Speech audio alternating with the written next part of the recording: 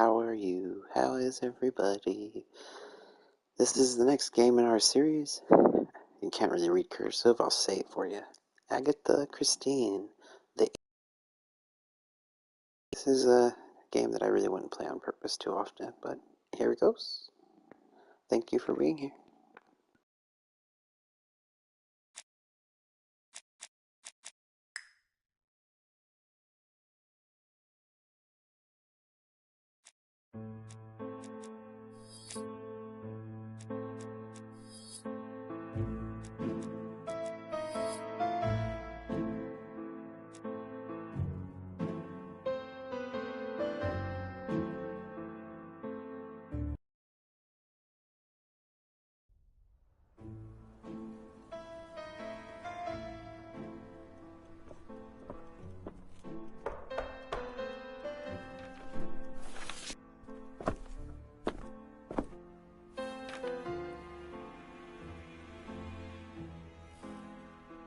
Some post for you, Poirot.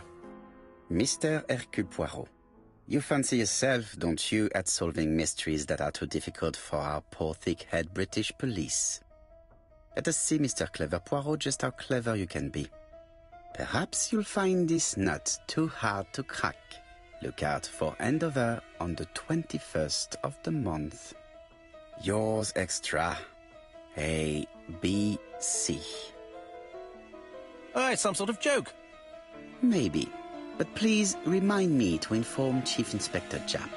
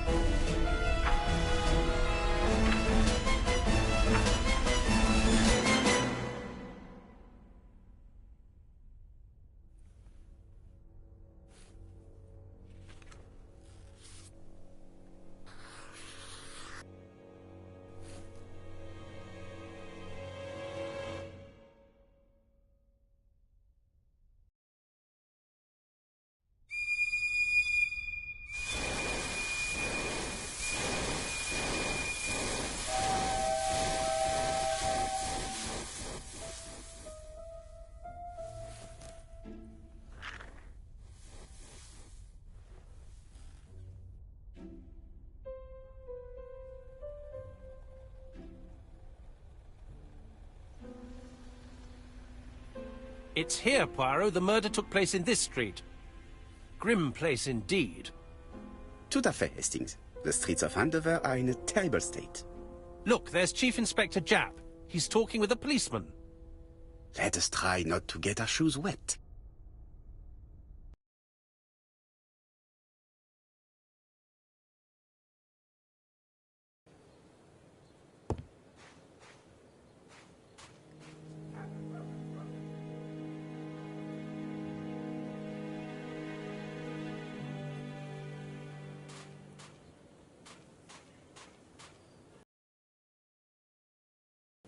Don't dilly-dally, Poirot. Japp will be waiting for us.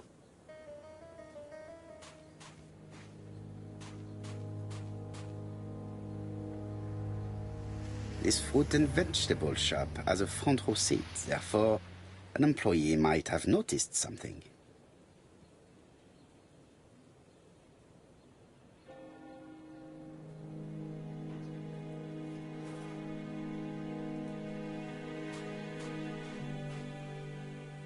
Over here, it's Hastings and Poirot.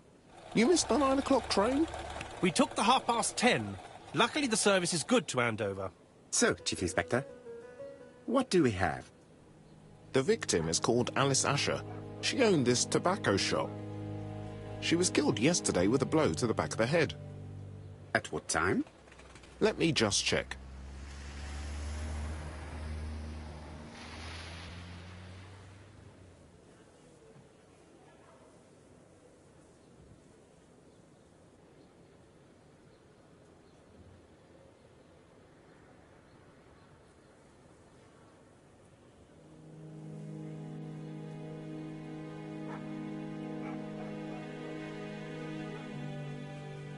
Is Japp being too relaxed?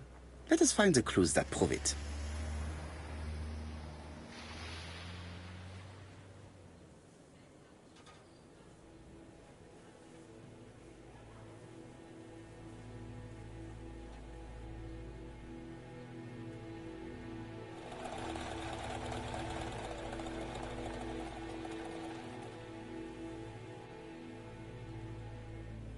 Chap is in a good mood.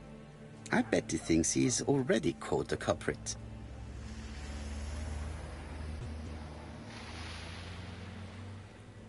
The last customer to see Mrs. Asher alive left her shop at 5:30.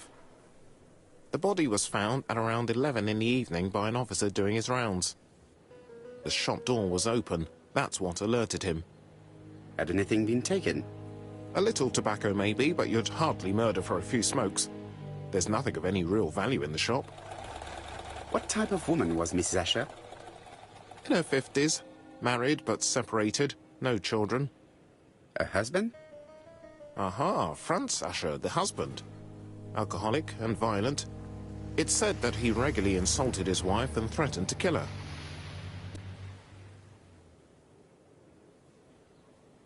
A little too easy, don't you think? You like complications, don't you? Well, this time you may be disappointed. Peut-être. May I examine the crime scene? Of course, old chap. I'll be with you in a minute, Poirot. Chap is in a good mood. I bet he thinks he's already caught the culprit.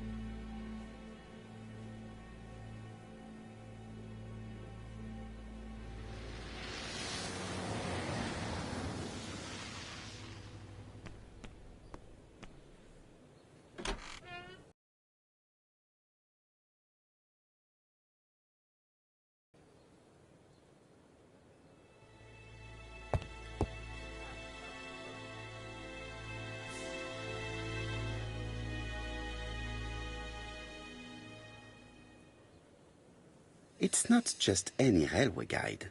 It's an ABC. It's open at the letter A. There are no prints on the book.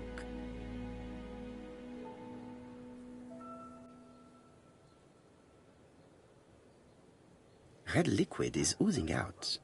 Is it blood? No.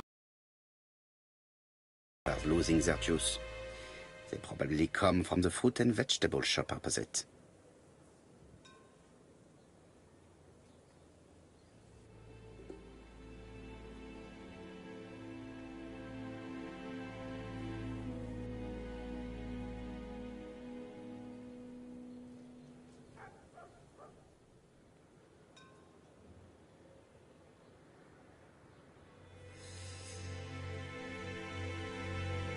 The counter is covered with fingerprints all on top of one another.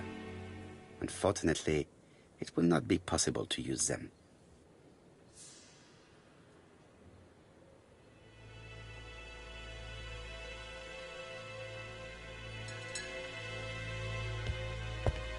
There are cigarettes packets in a mess on the shelf.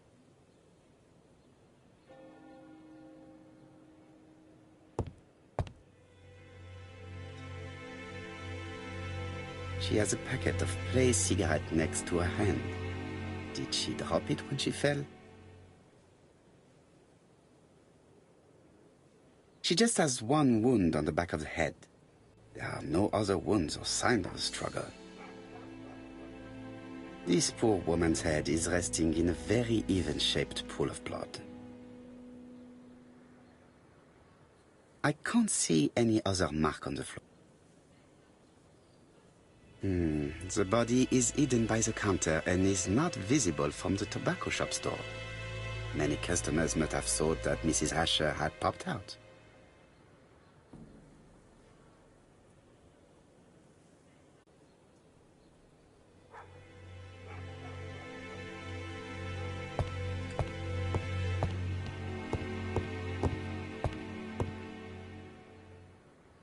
The place is unusually tidy for a crime scene.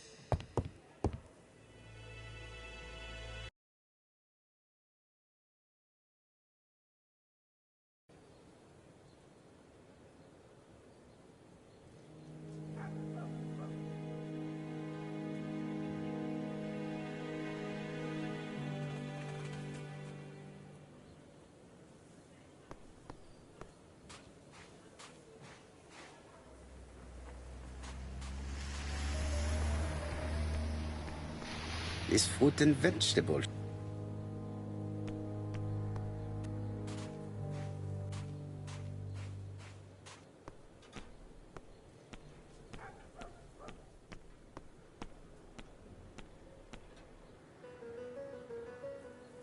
This place is run down.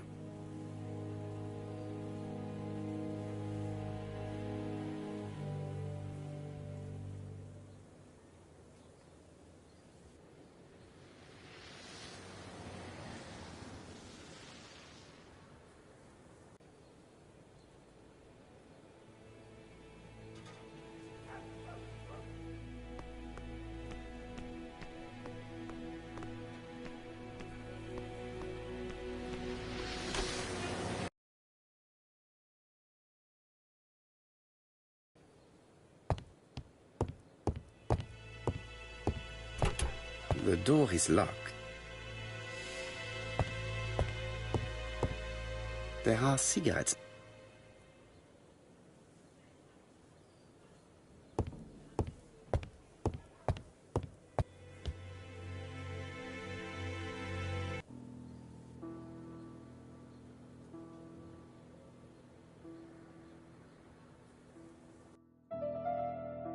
The till does not appear to have been touched. I have to check that nothing is missing from it.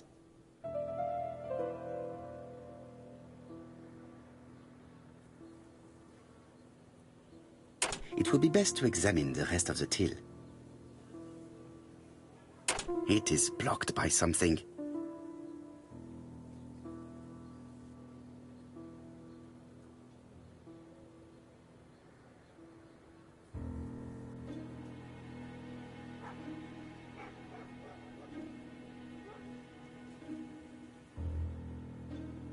Ah, a mechanism has just made a fan click.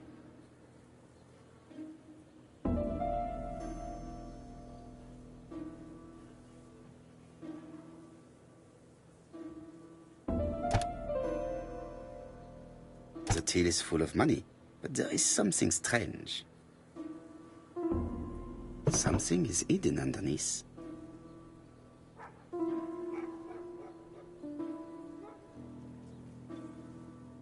Something is hidden underneath.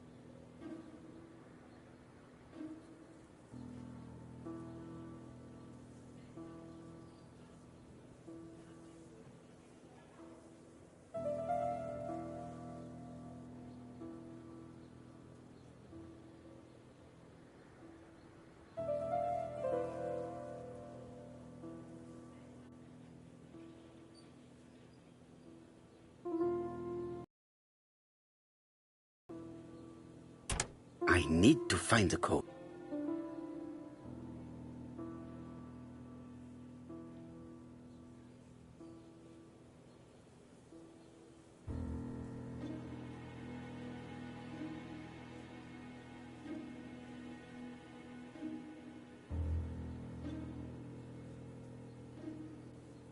Something is hidden underneath.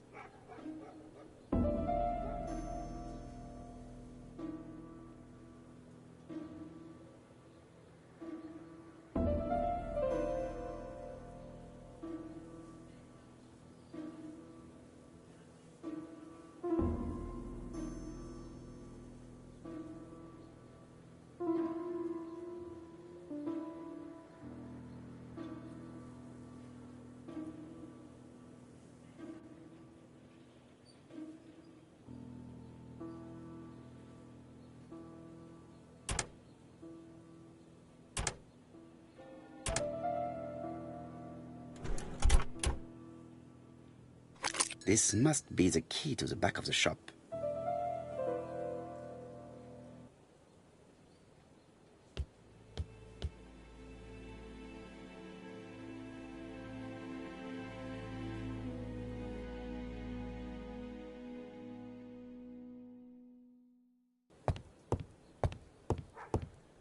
The door is locked.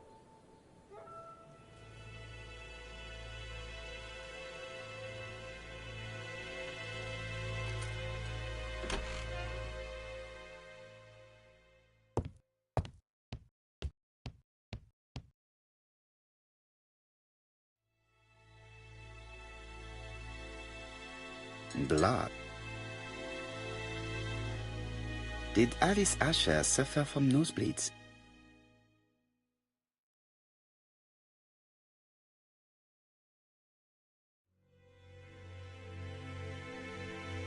An inscription in German. Souvenir of our honeymoon in the Black Forest. To my Alice forever, Franz Asher. The Ashers were a lovely couple when they were young.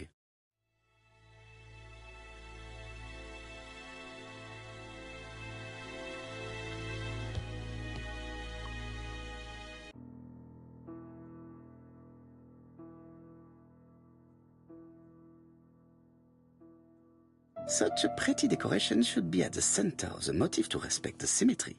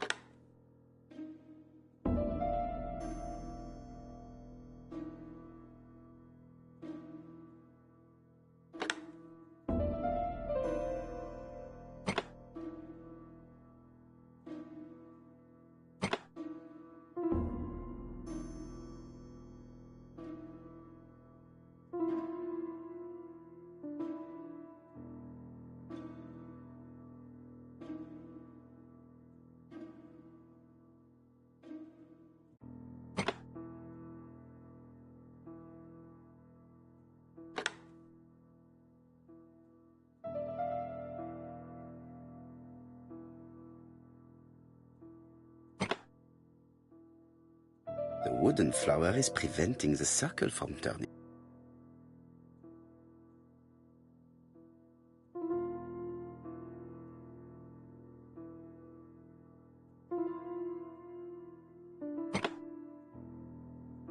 The wooden flower is preventing the circle from turning.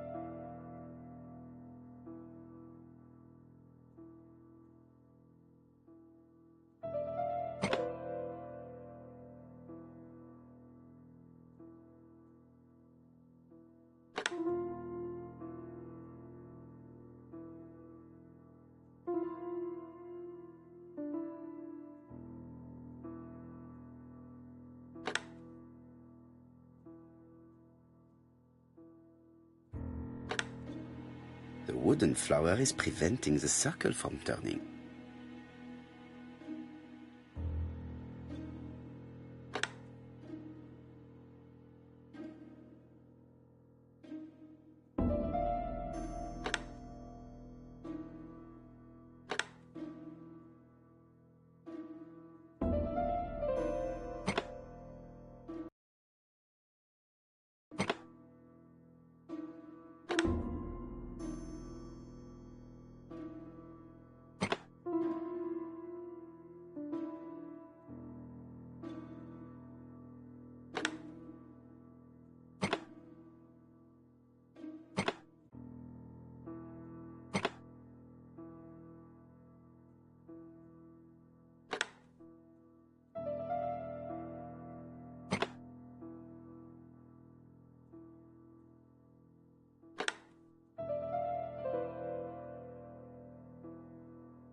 I heard a faint sound as if something was unlocked.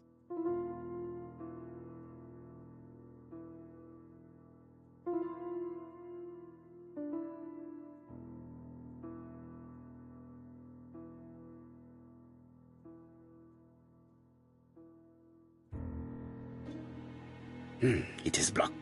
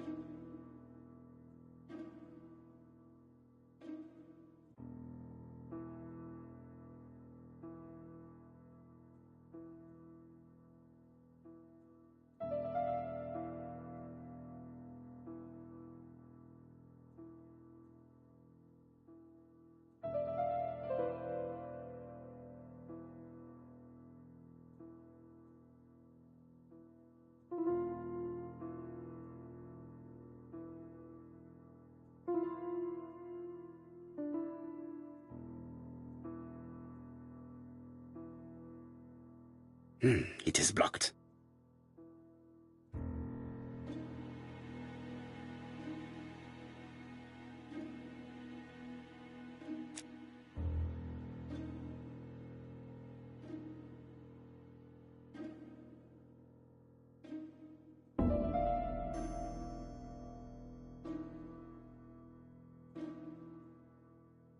These drawings appear to be attached to the chest of drawers. They won't move.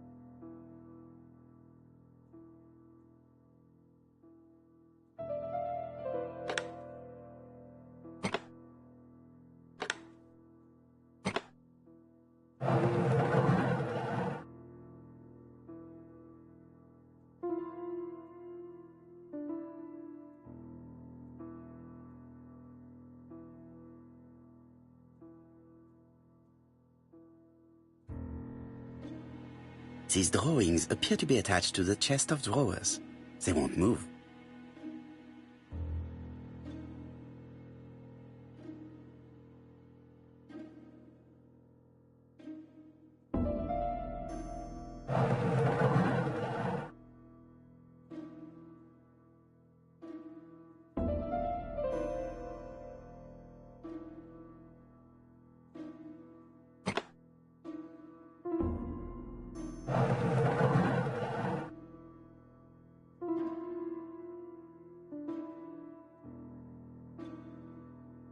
It is blocked.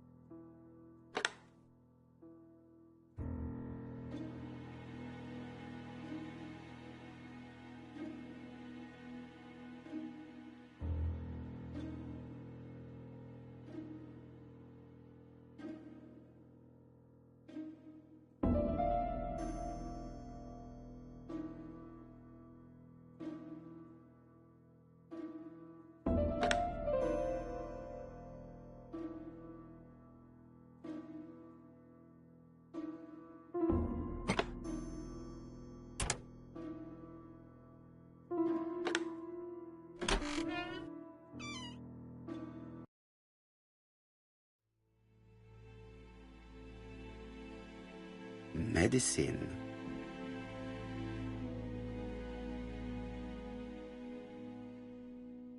Laudanum-based cough medicine, Mrs. Asher, and Dover Morley Laboratory, London. It's strange to find such an elaborate medicine from a leading London laboratory in the home of such a modest woman.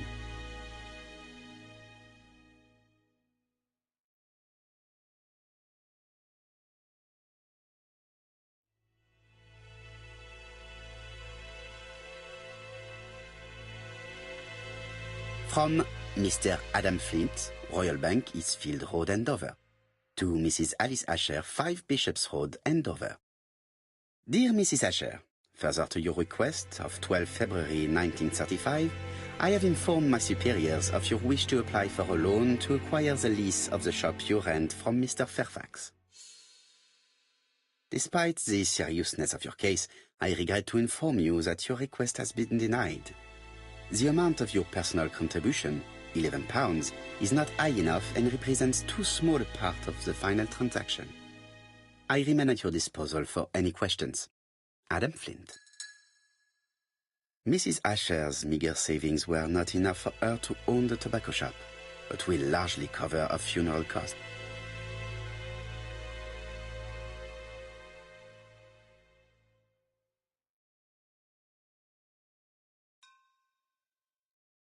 What a strange box. It looks like you have to slide the slats of wood to open it.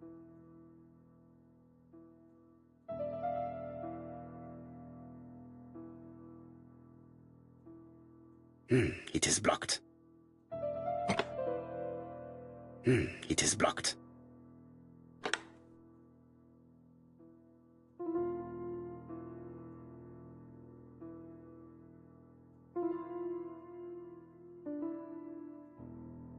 It is blocked.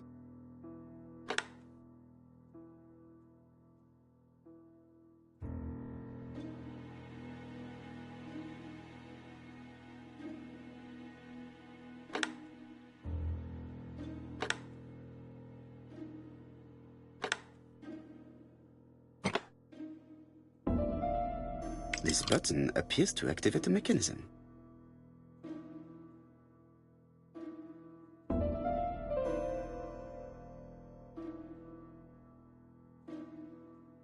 It is blocked.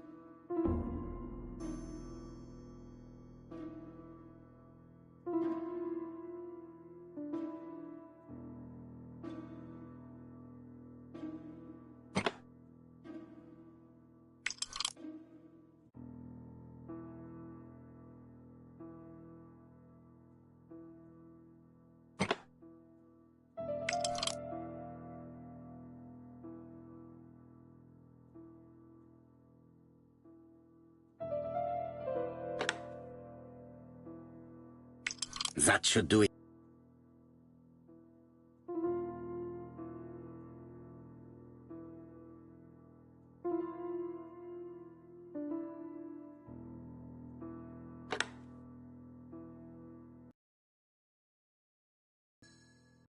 Who is this young woman? To my dear Aunt Alice, Mary Drower.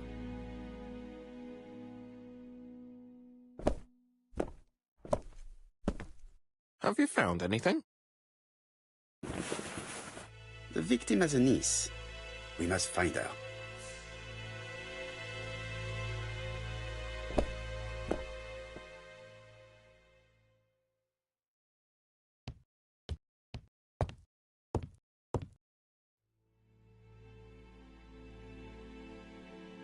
This interior is very simple.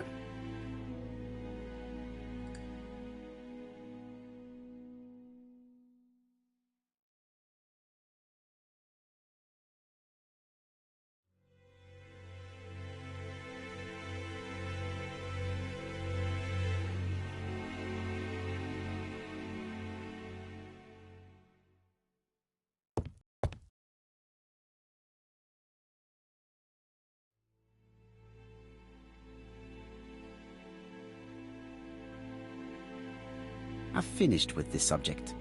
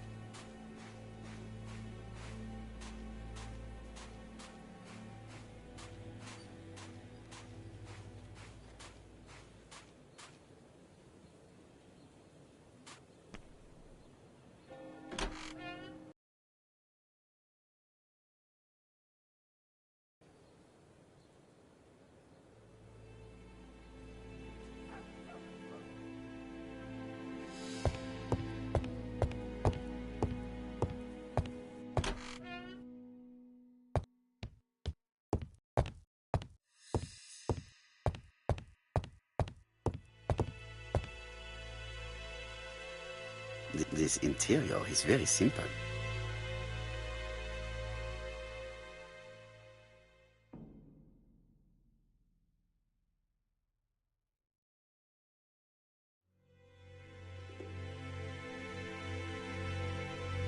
Mrs. Asher lived very simple.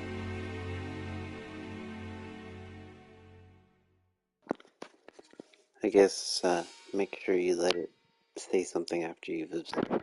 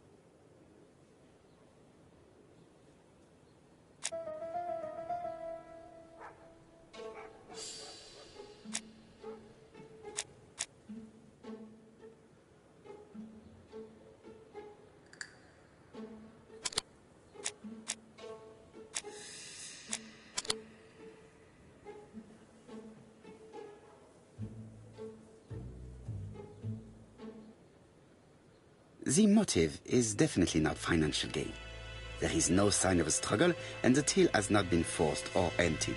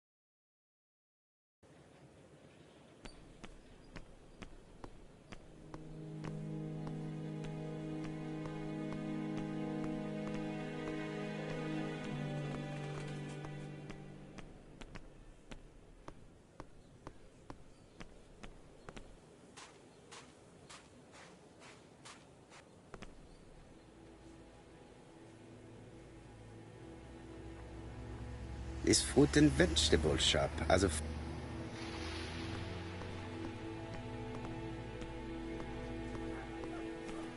This fruit and vegetable...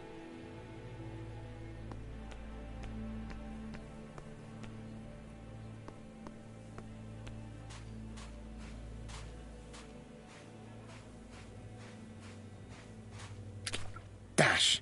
A puddle! How clumsy.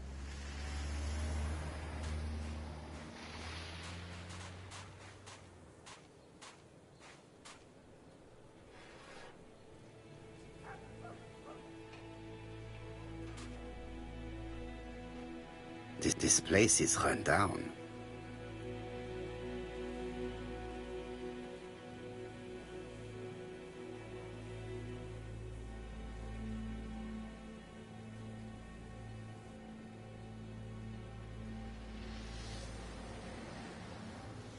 This is a really cutthroat neighborhood. Anyone could have committed the crime.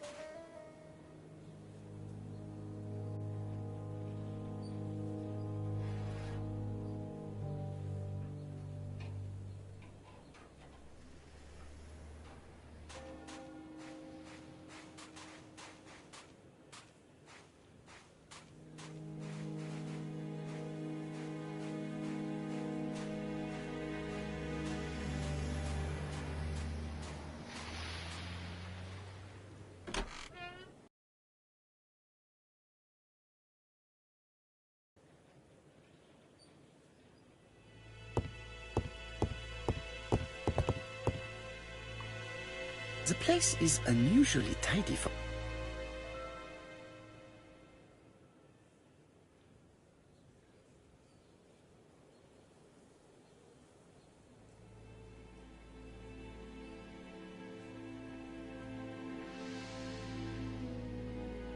Nothing suggests any sign of a fight.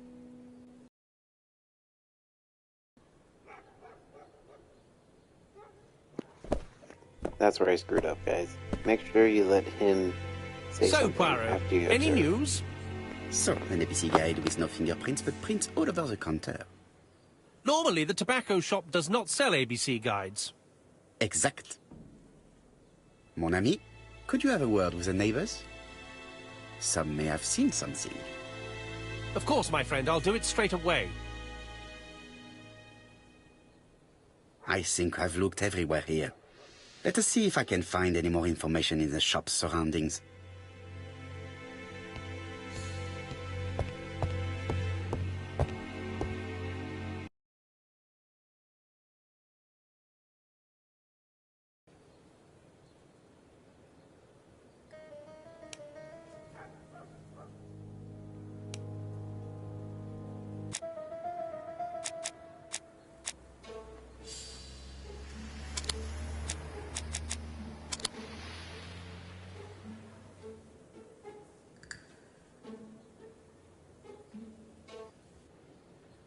The murderer deliberately left behind this ABC as a signature.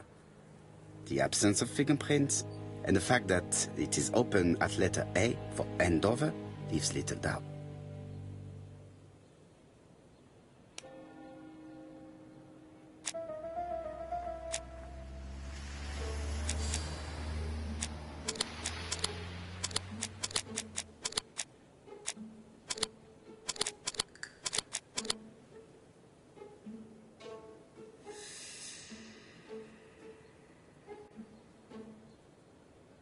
Mrs. Asher was killed here. The absence of marks in the shop and the regular shape of the blood stains indicated beyond a doubt. 4 pence a letters, a lovely large letters, 4 pence only. A bottle of poor quality vinegar. The smell could awaken the dead.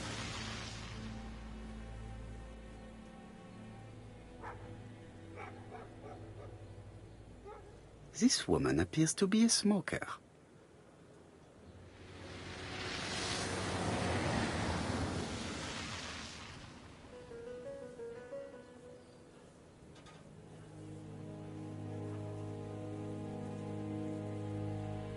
She's a big smoker.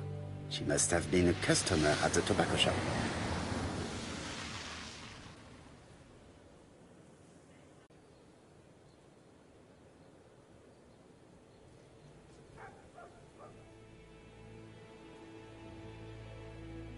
How much are your lettuce, please? A lettuce? That'll be 5 pence, kind sir.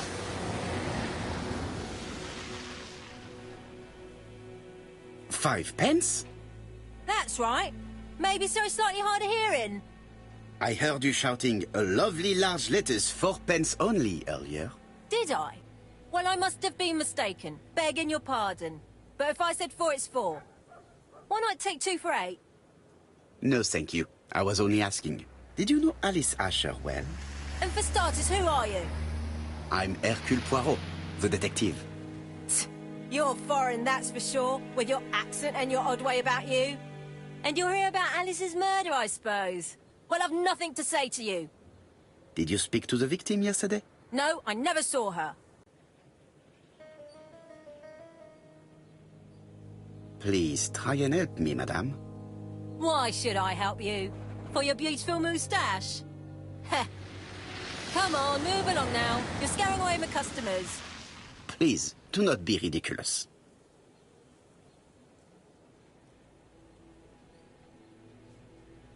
I know that Alice Asher bought strawberries from you yesterday. Well, you know more than I do, then. Run along now. I have work to do.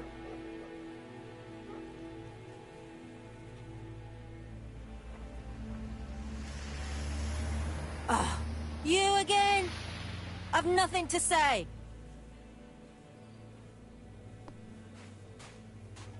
Strawberries, 6 pence a pound. Hey, Poirot. Is the greengrocer causing trouble? I'll sort her out. No, please, leave her, Chief Inspector. I'll get her to talk later. I've found the victim's niece. She's waiting for you in the back of the shop. Thank you, mon ami. I'll question her.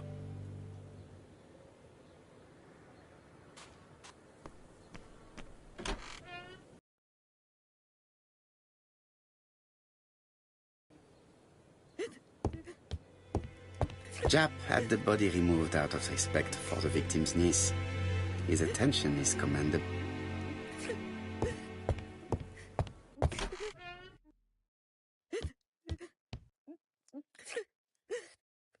Is her grief sincere?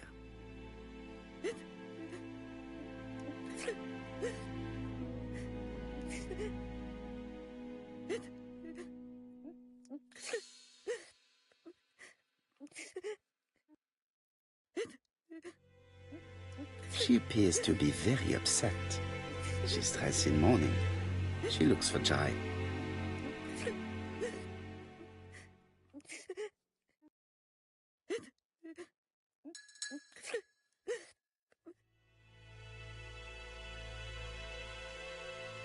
You were very fond of your aunt, am I right?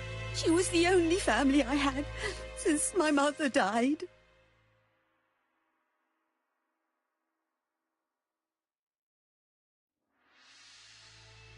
Your aunt did not have any children, is that correct? No. She was separated from her husband. What do you think about Franz Asher, your aunt's husband? He never left her alone. Poor aunt. She used to drop by all the time and make a scene.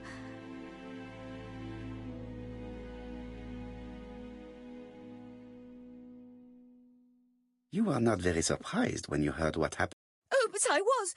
You see, it was a nasty piece of work, but up until yesterday it was just empty threats. He shouted a lot, but she wasn't afraid of him. Why, he used to slink away when she turned on him. He was afraid of her, if you like.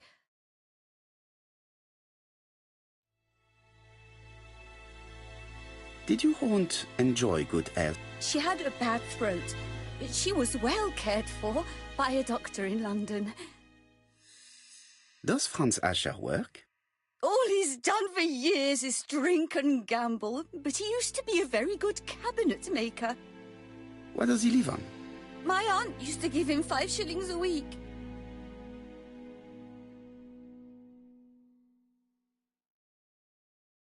Did Franz Asher extort this money from her?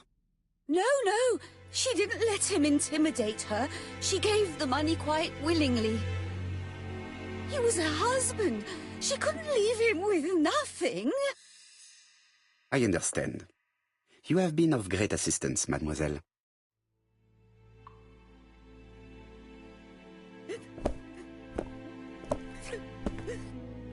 Please take this young lady home. My pleasure. Well, this Franz Asher does not seem to be quite so dangerous as Jab says. And since Alice Asher gave him money regularly, it was not in his interest to kill her.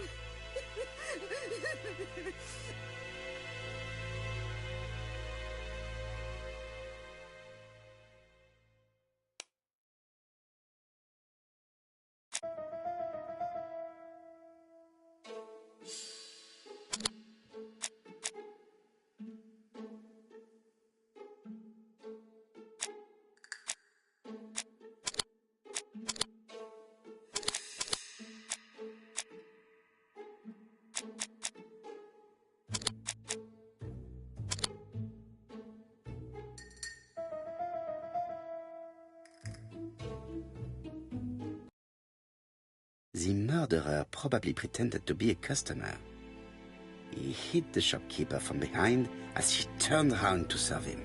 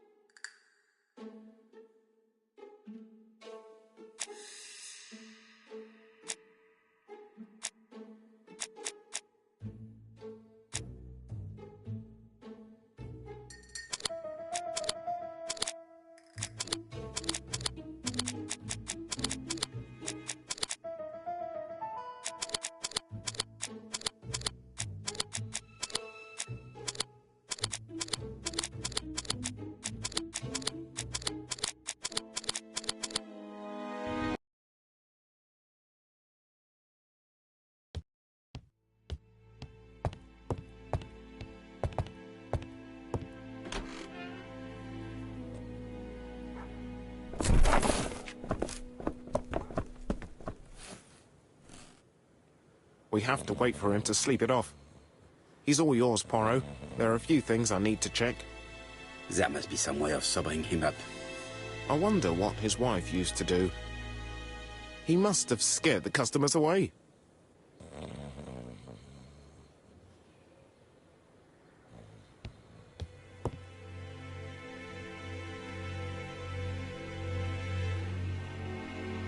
It's Alice Asher's notebook. Ah, that's interesting. It probably contains information about our possible debtors and creditors.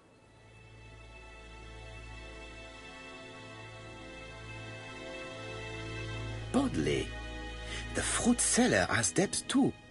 She will probably be more cooperative thanks to this piece of information. Mary Drower was telling the truth. Mrs. Asher regularly gave money to her alcoholic husband.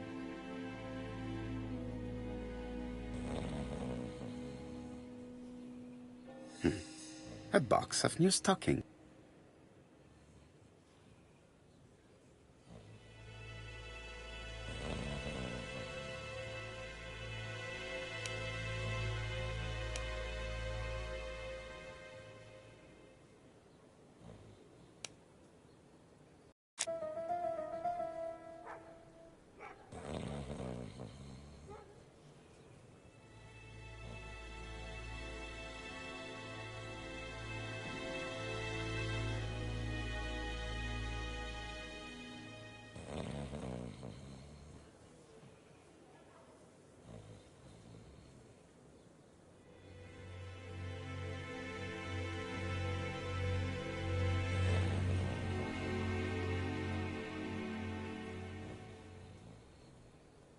He's not in any condition to be questioned.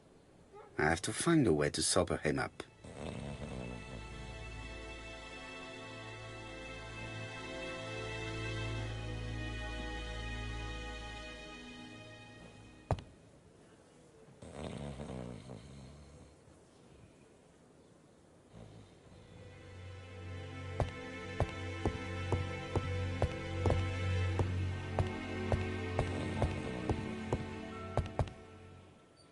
There are cigarettes.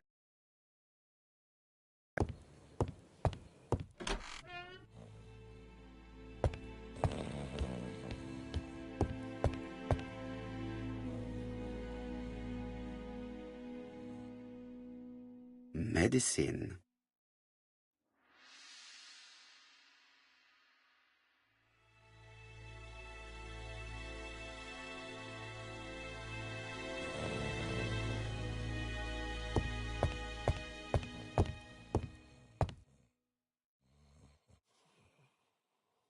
I've finished with this subject.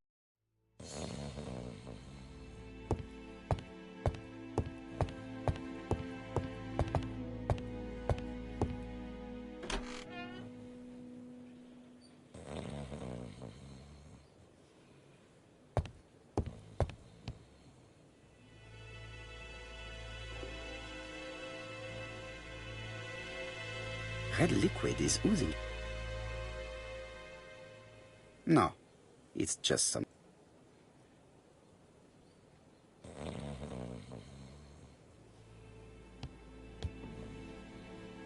I've finished with this subject.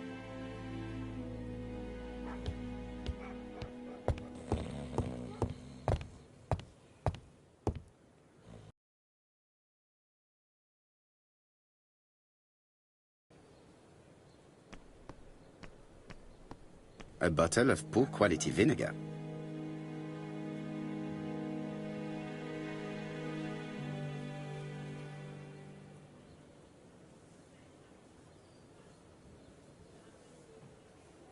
Your fruit is rotten. What? A foreigner dares to say that? According to the victim's account book, you owed her £10 for tobacco and magazines. That's a lie. She owed me £1. I swear. Now, please be so kind as to explain this.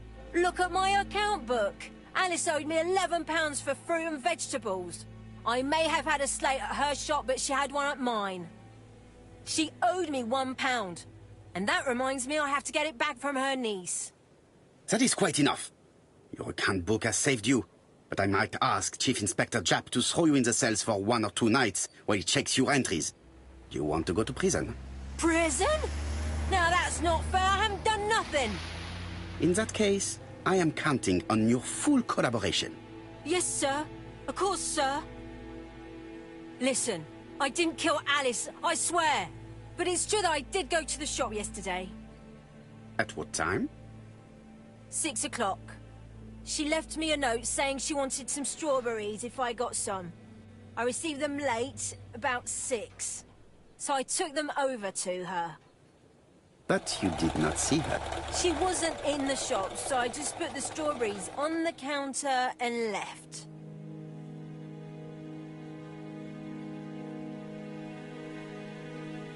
Did you see anything unusual in the shop? No. Well, maybe one thing. There was a railway guide on the counter. Alice didn't sell them. Maybe it's the customer who left it there. You were not alarmed? I thought Alice had just gone to get her medicine from her room and that she'd be straight back.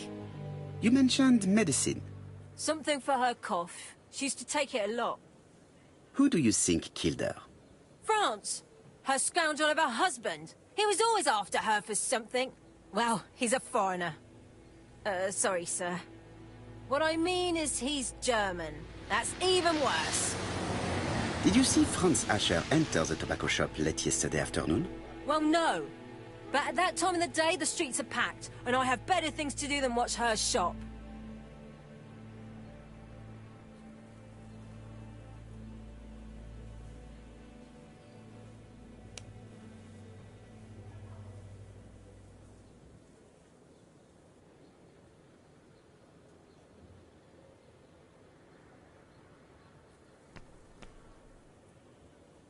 I'll just borrow your bottle a moment.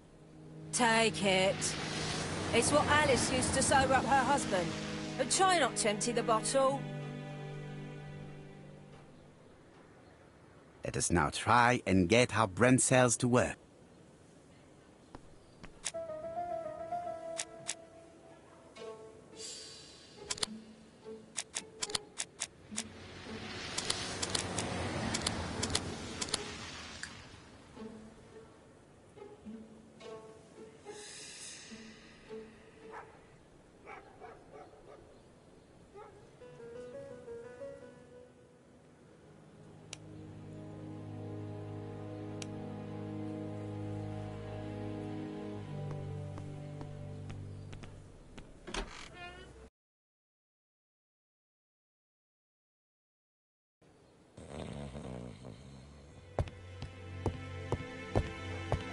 The priority is to question. The priority.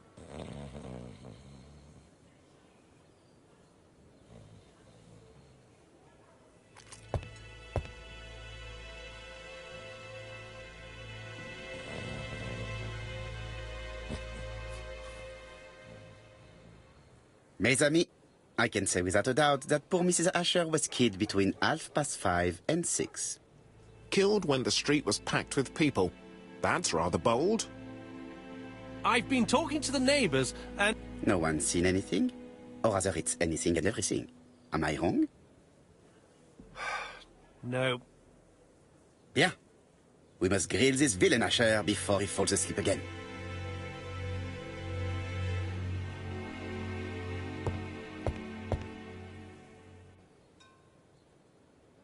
This man is in rather a bad state.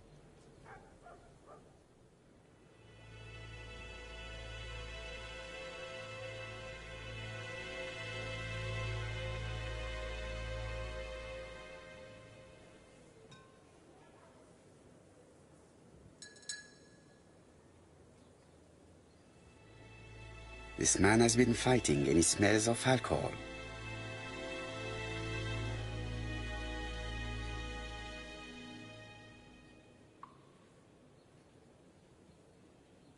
Care for a cigarette, monsieur? What's that? Scented cigarettes? No, thanks. Bien. I was trying to be friendly, but you are quite right. Let us get down to business. You threatened to kill your wife, and now she is dead. So what? You shouldn't take things so seriously, sir. Nothing but empty threats. We didn't get on all that badly.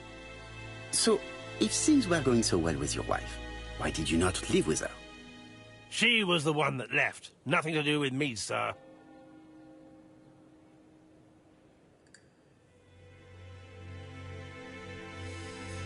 You can't have treated her very well for her to run away. No, sir, no. I wouldn't say I'd ever laid a finger on her, but it was only normal. She was my wife. Are you often involved in fights? I don't know what you mean.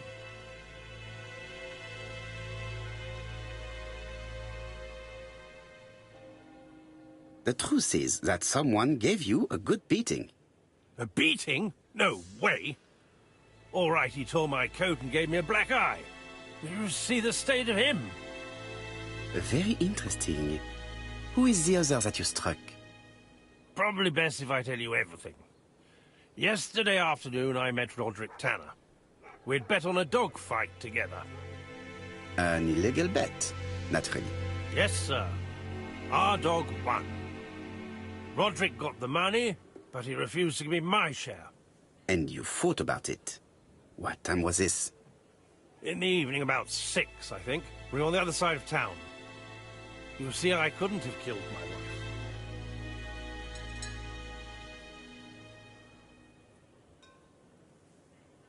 Asher's alibi appears to be confirmed. All the same, I'm going to call and check that he did have a fight with this Tanner on the afternoon of the murder. You can never trust this sort of chap. One thing is certain, Asher was a ruffian who used to beat his wife. But he is not very educated. It certainly was not him who wrote the letter signed ABC. Let's resume, Hastings. We know the murderer pretended to be a customer. He did not kill her for money, that appears to be certain. I agree with you on that point. And the murderer left an ABC guide as a signature. Therefore, it's likely he wrote the letter. Indeed, but that doesn't explain why and how he did it. You are quite right. Why he did it is a mystery. But as for how he did it, we do know enough to try and reconstruct the events.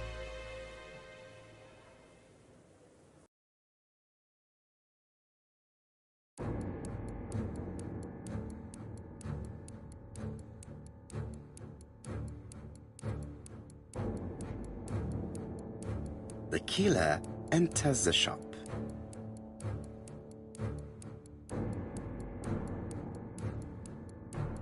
Mrs. Asher turns around to greet a customer.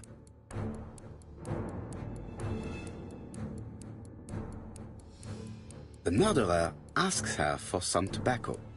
She turns her back to him. He seizes the opportunity to strike her.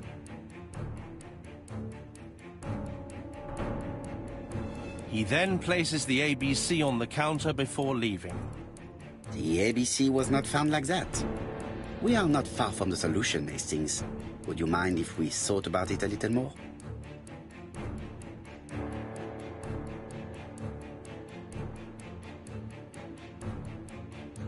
The killer enters the shop.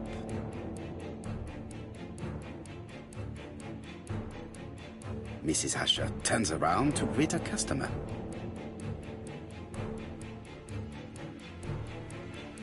The murderer asks her for some tobacco. She turns her back to him. He seizes the opportunity to strike her. He then places the ABC upside down before leaving. Everything appears to match the crime scene, mon cher Hastings. That is exactly what happened.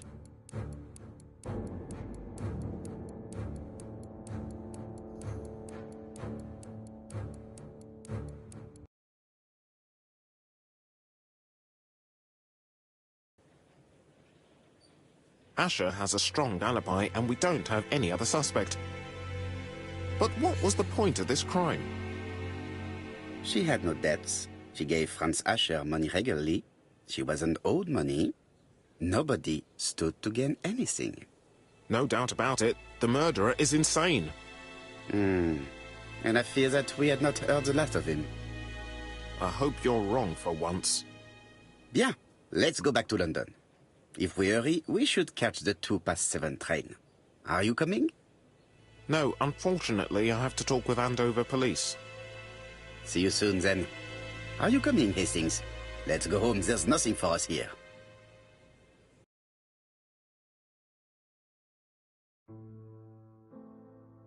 Well, do you have any idea about the killer's identity?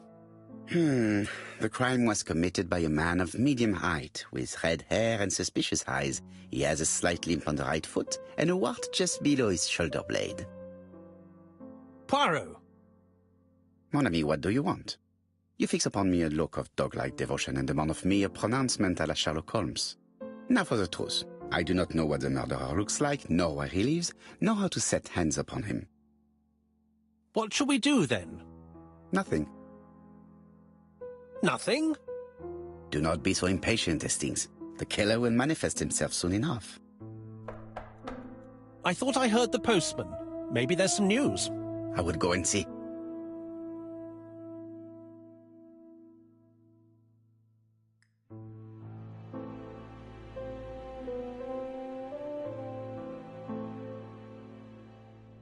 Daily Flicker, June the 22nd, 1935. Battle over control of bank system. What will the government do for money? Andover, murder of a tobacconist.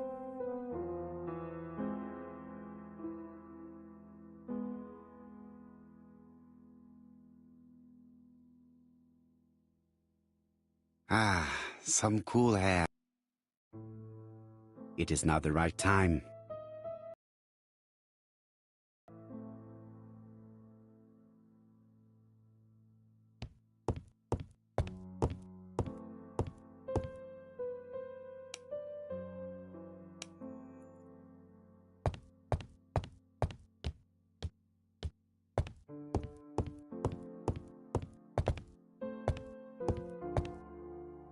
No doubt about it. Hastings is going bald.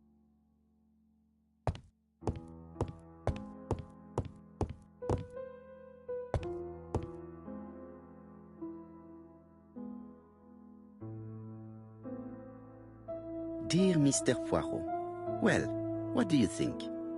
I believe that I won this round. The end of our affair went like clockwork, don't you feel? But the fun has only just started. I would like to draw your attention to Bexhill-on-Sea on the 25th of this month. We're having a crazy time. Best wishes, ABC.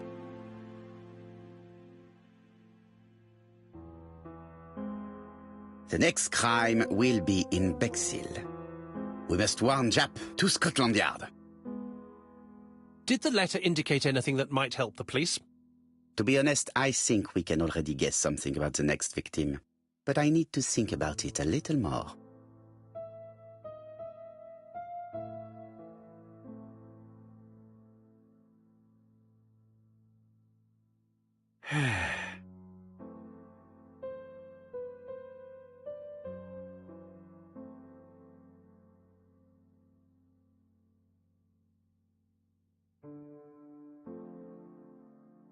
Dear Mr. Poirot, well, what do you think? We're having a crazy time.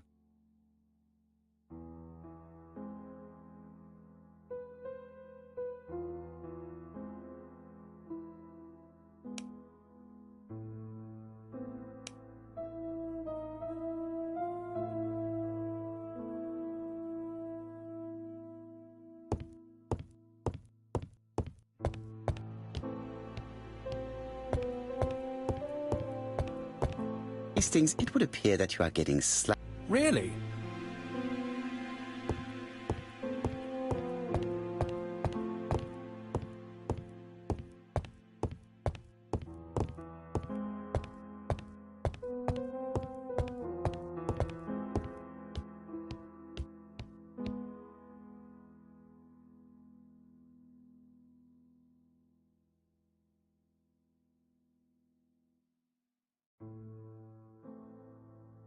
Andover, Hampshire, population 31,200 inhabitants.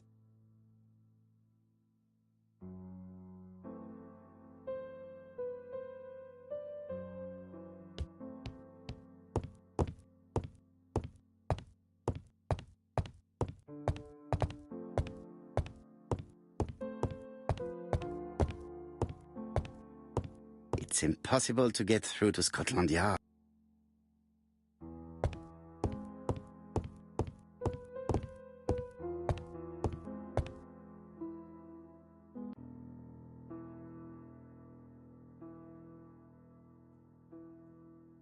Let us examine this more closely. Certain characters in the two letters may have similar defects.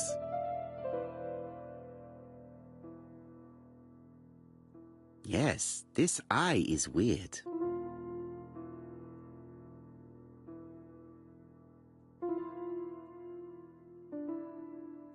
Let us examine the characters in this word.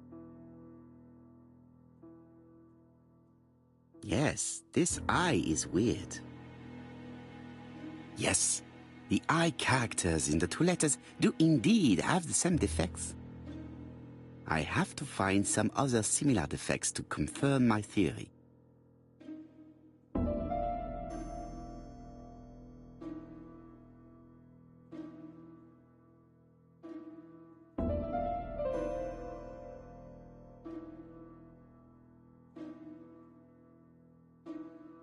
Let us examine the characters in this word.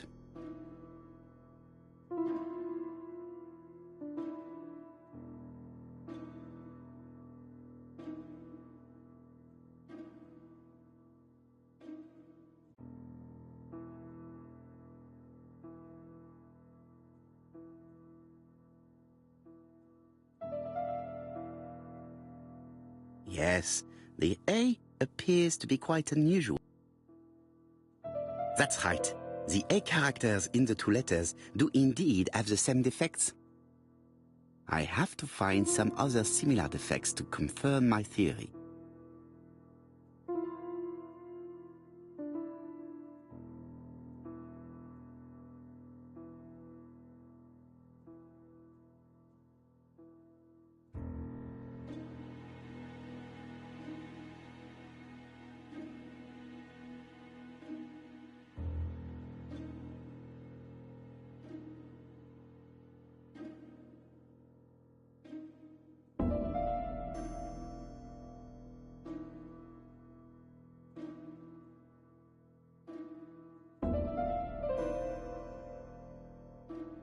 Let us examine the characters in this word. Let us examine the characters in this word. No, I already established that the letter I was crushed in the two letters. I have to find some other similar defects to confirm my theory. The W is not printed properly.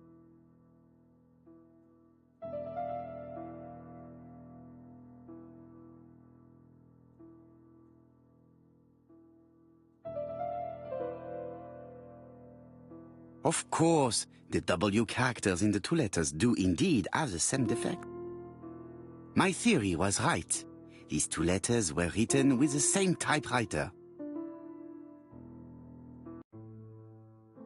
Both letters were written on the same typewriter and show the same characteristics. You surprise me, Poirot. You usually ignore material proof. But there is nothing usual about this case, Hastings. Nothing must be overlooked. Let us now try and get our brain cells to work.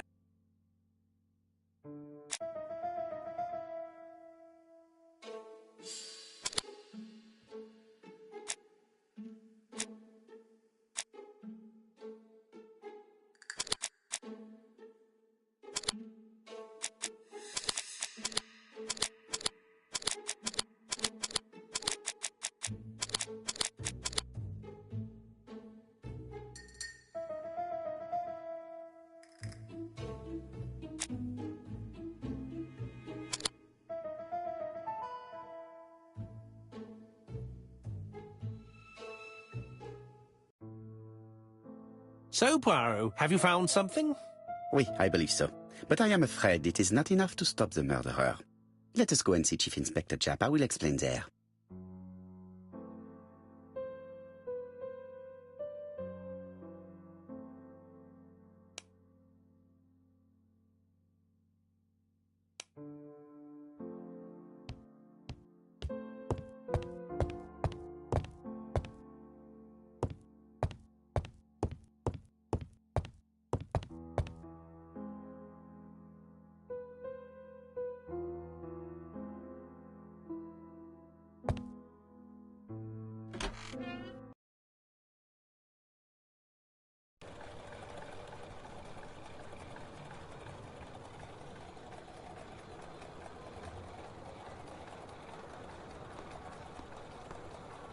It may be time to go to Scotland Yard. To Scotland Yard, please.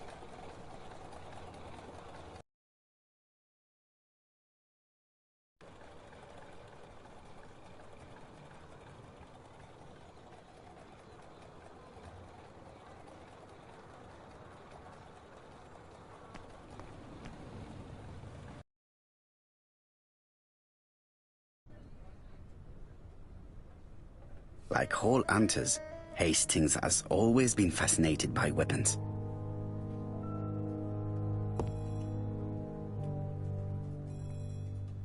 Japp has invested a great deal in his career.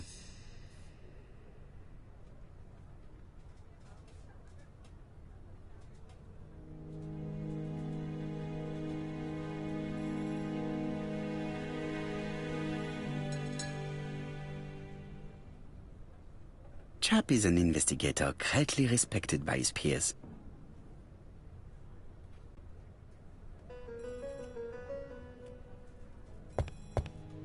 Japp's interview room. Many cases have been solved in this little office.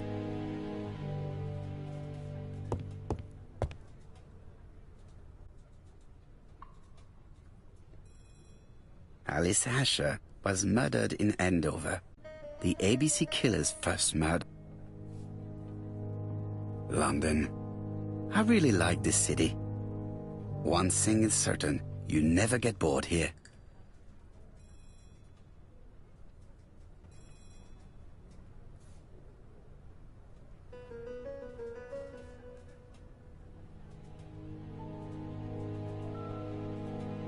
Japp appears to be Snowden.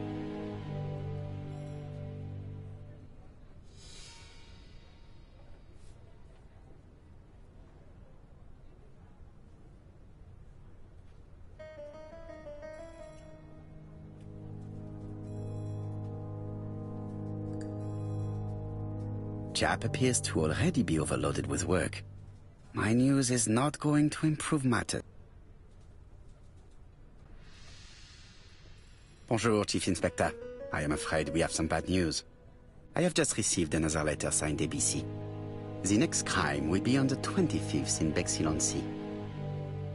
Are you completely sure it's from the same person? I have compared the two letters. There is no doubt about it. I suppose you think he's going to carry out his threats. I fear so.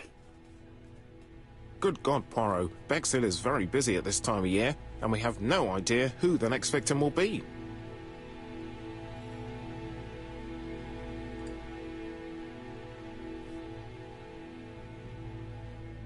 I suspect that the name of the second victim will start with B. What on earth makes you think such a thing? I thought about it when I saw the name Asher clearly written over the shop door of the unfortunate woman who was murdered in Andover last month. When I received a letter mentioning Bexhill, I deduced that the victim, like the town, might have been chosen by alphabetical order. So, it's an alphabet fiend. I'm going to have a list drawn up of all the people whose name starts with B. I hope there aren't too many of them. Bien. We should leave you to work, Chief Inspector. You have a few days to prepare yourself. Thank you for coming, my friends.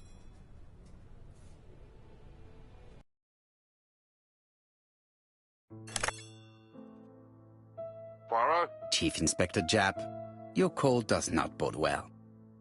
Indeed, we have just found the body of a young woman on the beach in Bexhill. An ABC was placed on the body. We'll be there as soon as possible.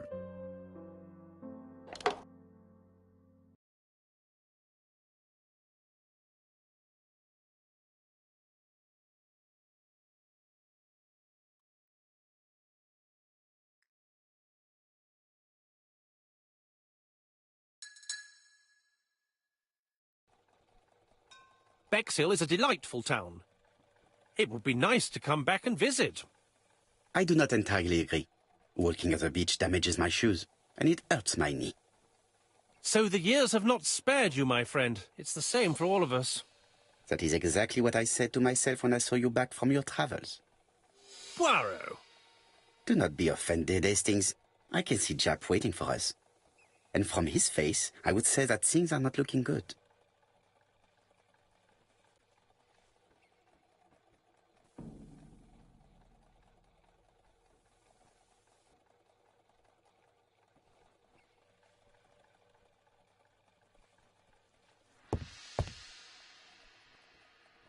Bexhill seems to be a pleasant little town.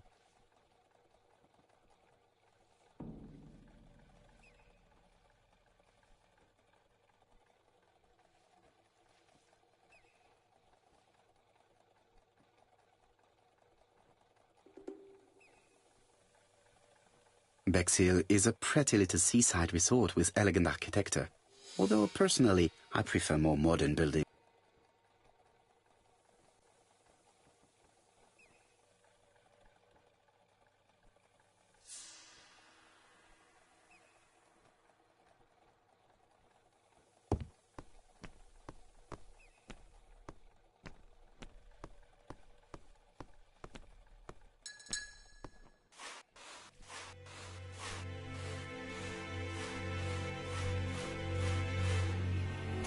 This hut is locked.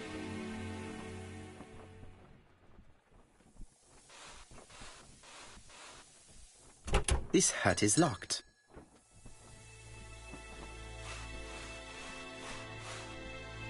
This hut is locked.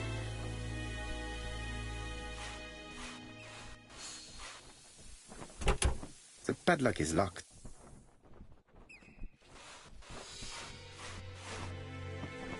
This hut is locked.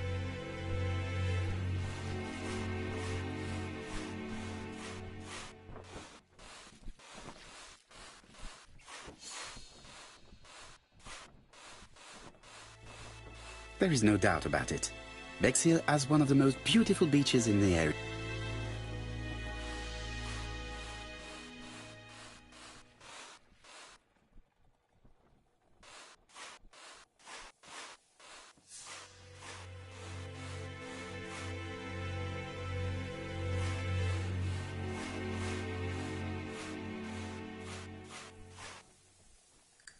How do you do, gentlemen?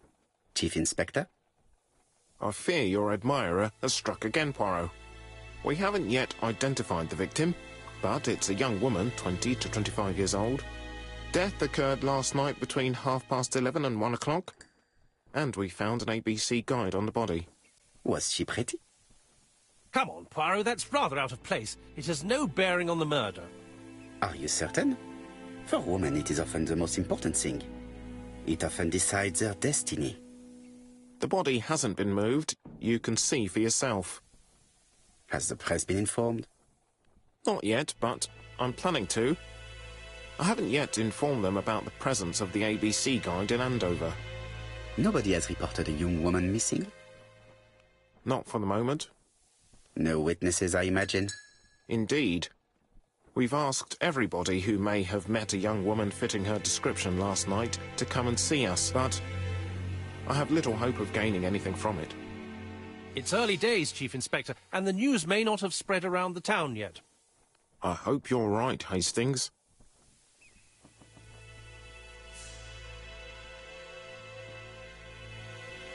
Hastings appears to be ill at ease. He appeared to be relatively indifferent to Mrs. Asher's murder. This seems to be troubling him greatly.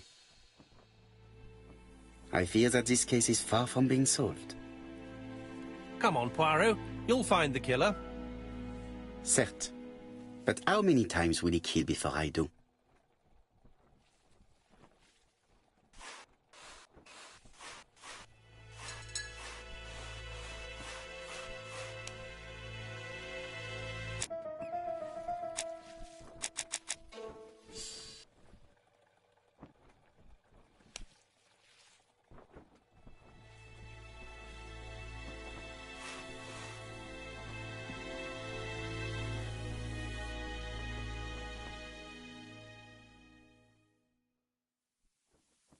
The guide is open at the page for the Bexhill train times.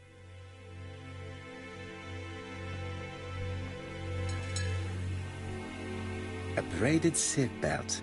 It may have belonged to the victim. This key is too small to be one for a house. Without a doubt, it is for a padlock. She was a great beauty. Strange that chap didn't notice it. These marks have been left by a rope or a braided cloth. The young woman wasn't wearing shoes or a coat and was not carrying a bag. That's strange. Either the murderer stole her belongings or she put them somewhere safe. Maybe so that she could bath.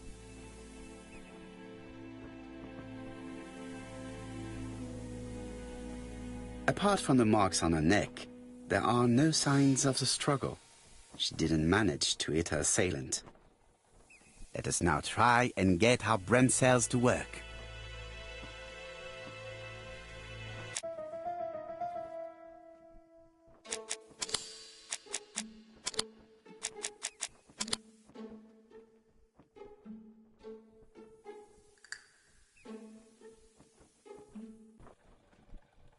The poor child must have been strangled with his braided belt.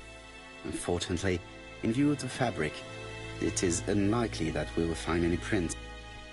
Let us now try and get our brain cells to work.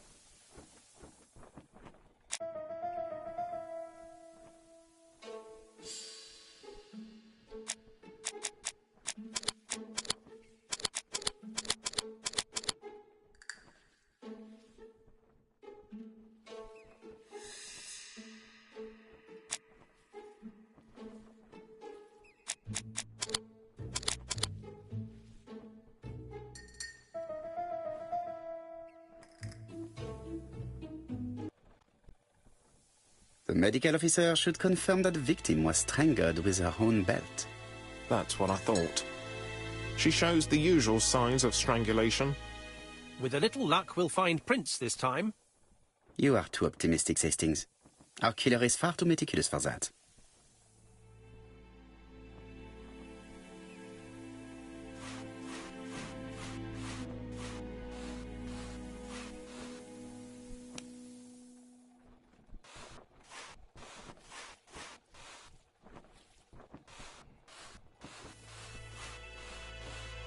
This hut is locked.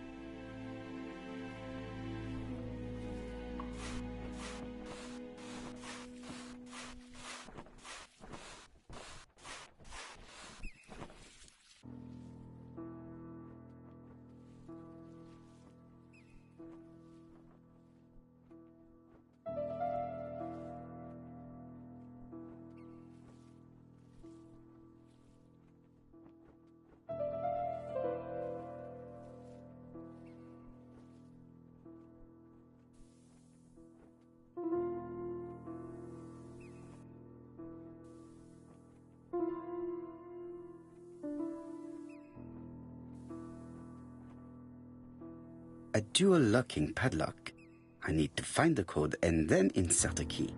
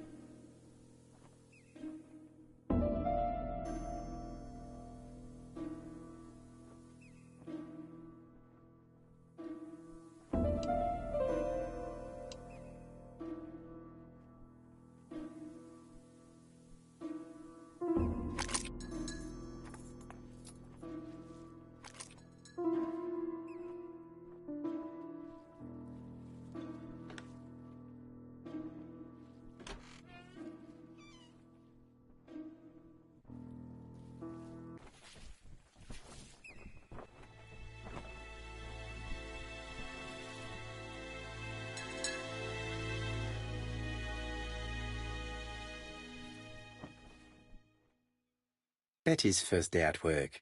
Mom is very proud of you. Elizabeth Barnard, 7 August 1931. So, the young lady did have a name starting with B, and she worked as a ginger cat, an establishment that must be slightly further along the beach.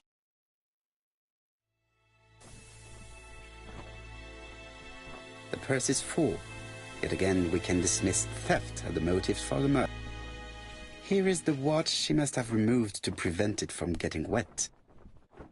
A top-brand lipstick. She liked to take care of her appearance. As well as a photo of the victim with some company. It could be useful to me.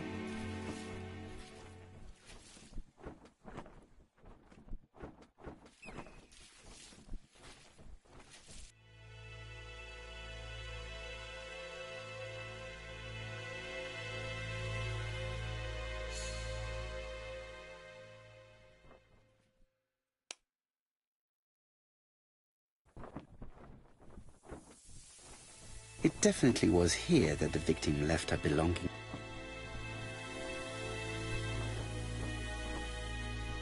Jap has gone to the police. The victim has been identified and her family had reported her disappearance. She was called? Elizabeth Barnard, mainly Betty. She worked as a ginger cat at the cafe slightly further along the beach. But Poirot, how on earth? Never mind. Do you have her address? Yes, she lived with her parents on the street leading to the beach, number 22. Shall we go? You are far too impatient, Hastings. Let the poor people take in the news first. Let us go and visit the cafe where Betty worked.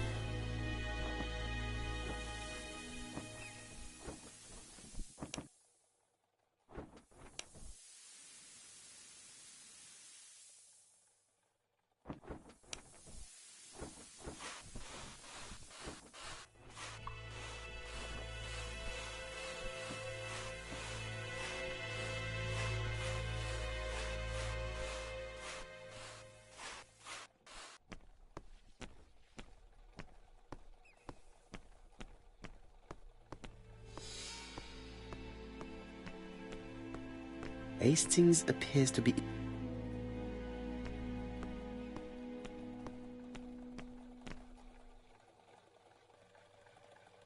With all these tourists, these shops must be thriving.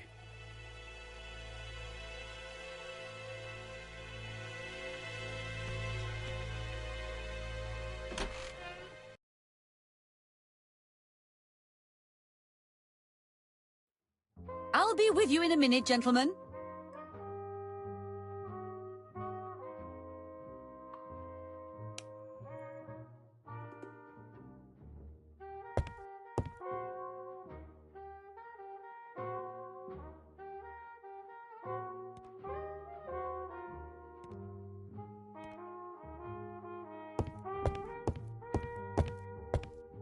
What a pity.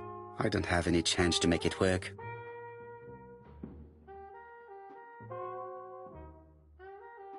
Something tells me that she's the owner of the ginger cat.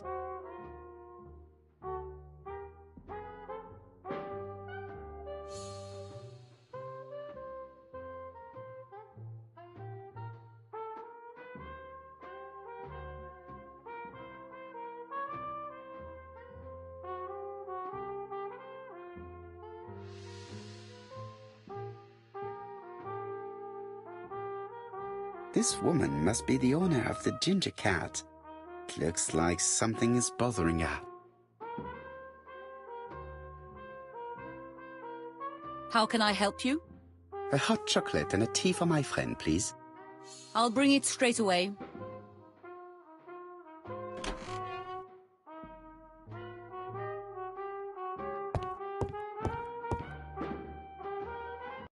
I need to know the time range during which Betty was working on her own.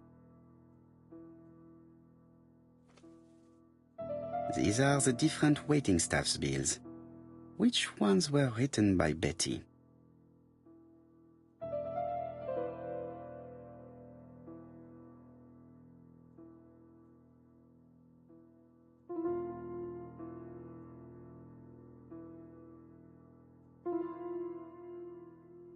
I should consult the register first.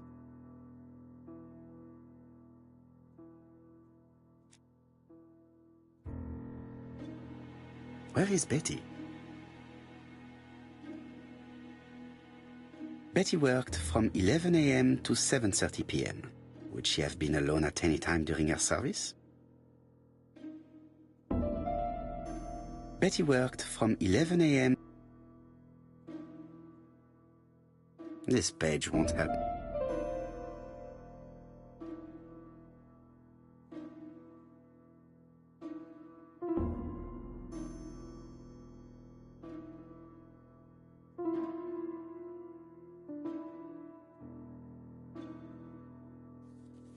This bill may have been written by Betty. There is probably another one.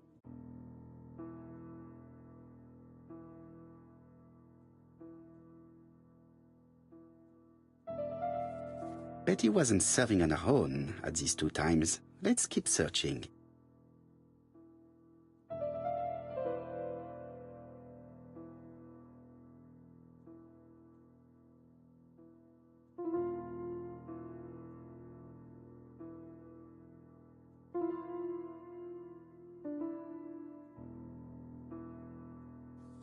This bill may have been written by Betty.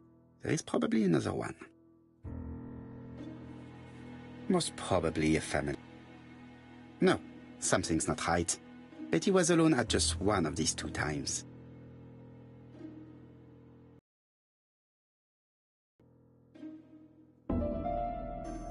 Most probably a single man, a whiskey lover. Maybe the murderer? This bill may have been written by Betty. There is probably another one. No, something's not right. Betty was alone at just one of these two times.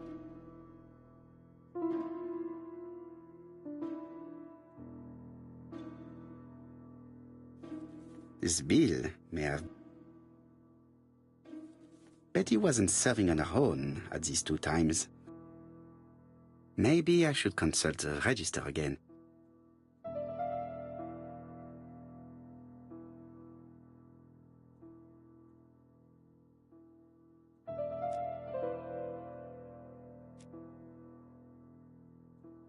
Interesting. Betty was alone between 5 p.m. and 7:30 p.m. Who did she serve? No, this person is not the last one to have worked with Betty. No, this person is not the last.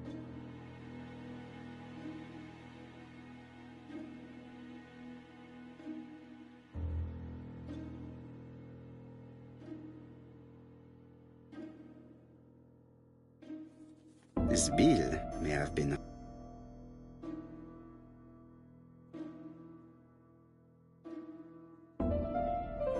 Betty wasn't serving on her own at these two times.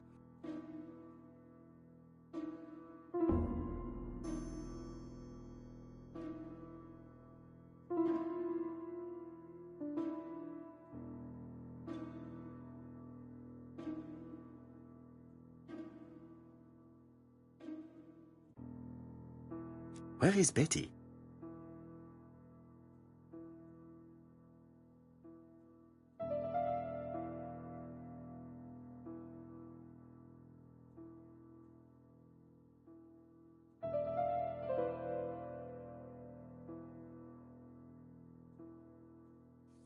Most probably a family. This bill may have been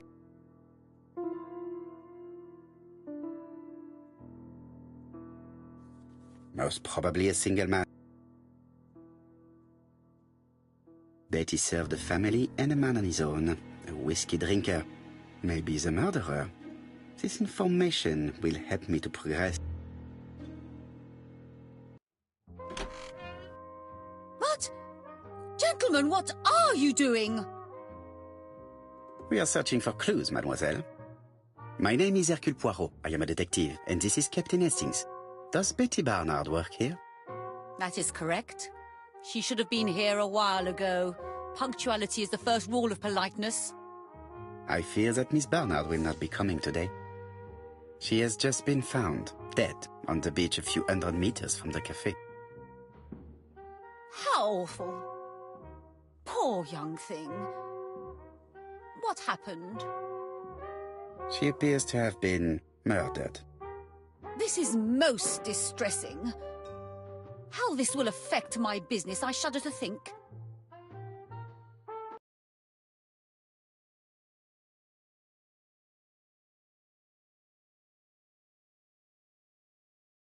Do not be so sure. Miss Barnard's tragic death may be a good advertisement for you. It makes one despair of human nature. Poor young girl. She was a hard-working and pleasant young woman. I didn't know her that well. She'd only been here for 2 summers. I know that she had a young man. He used to call for her sometimes.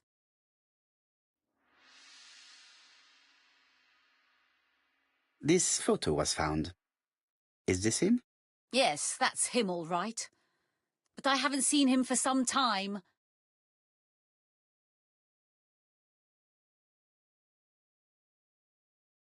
Do you think there may have been some problems between them? I'm not on those sort of terms with my staff. Now, please excuse me, I have work to do.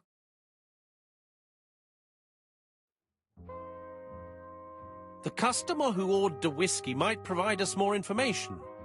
He may have been the last one to see Betty alive. It is an interesting idea, Hastings. Maybe he is a regular guest. What do you think, mademoiselle? I don't think so. Our regular guests tend to order tea and cakes. At this time of the year, there are a lot of tourists about you never see again. That's what I thought. Time to visit Betty's home.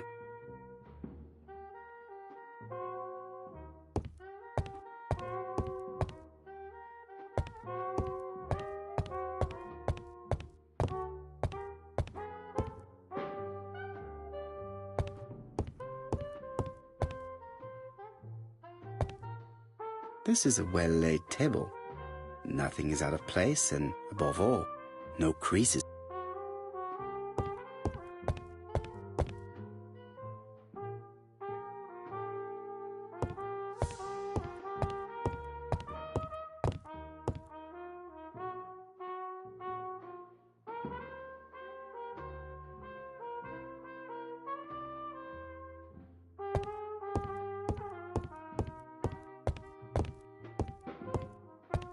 Miss Marion is not the sort of witness that my friend...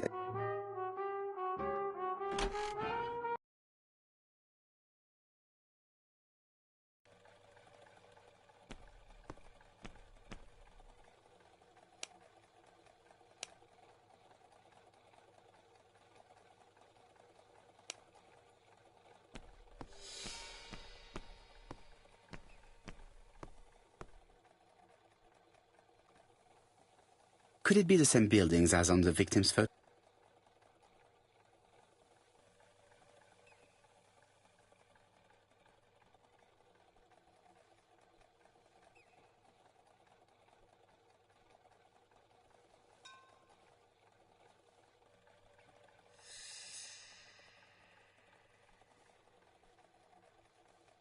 This is definitely where the photo I found in the hut was taken.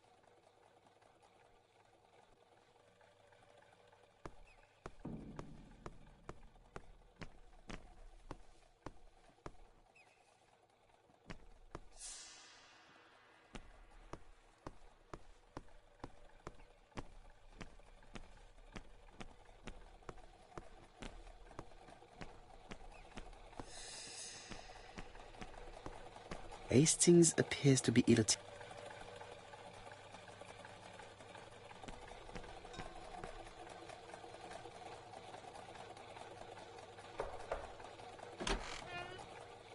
How do you do, mademoiselle? My name is Hercule Poirot. I know you. You're that detective we hear all about. I do not know if that is a compliment, but I will take it as one for now. You are Betty's sister, I believe? Yes. My name is Megan. Can we come in? Please do.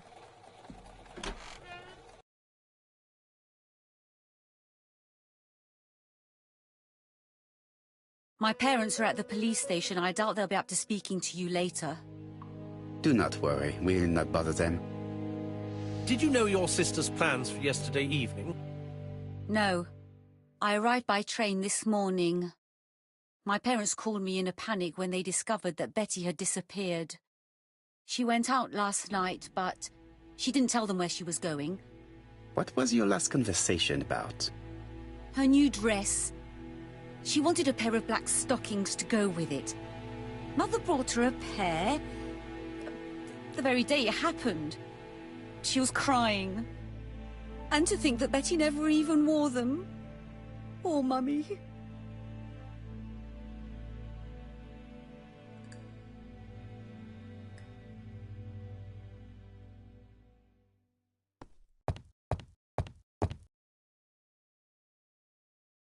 The Barnard appeared to make music a priority in their budget.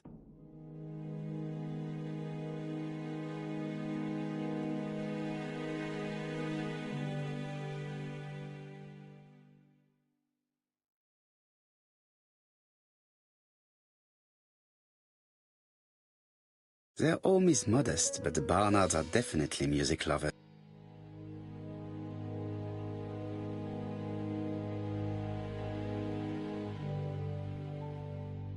What is she feeling at the moment?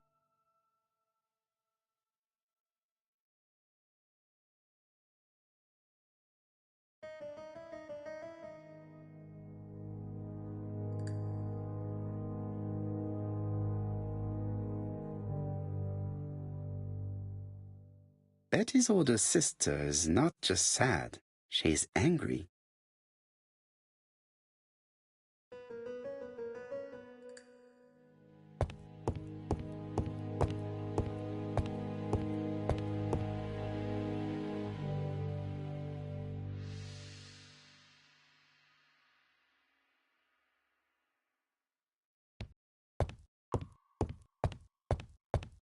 Hastings always pays more attention.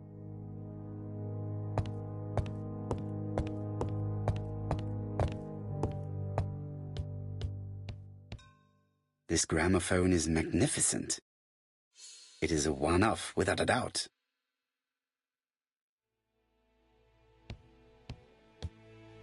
Family photos and files.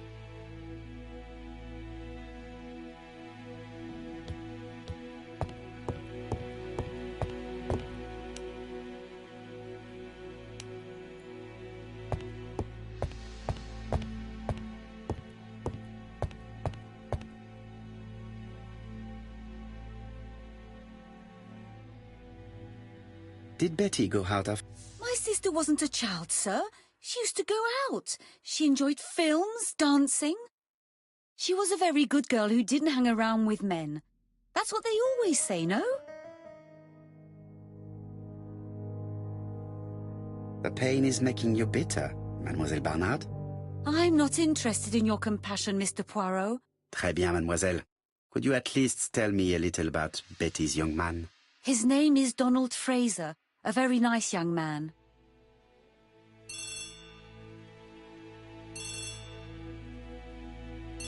Oh, excuse me, I have to answer that. But of course. Betty's room is opposite the stairs on the first floor. Feel free to take a look if you think it might be useful.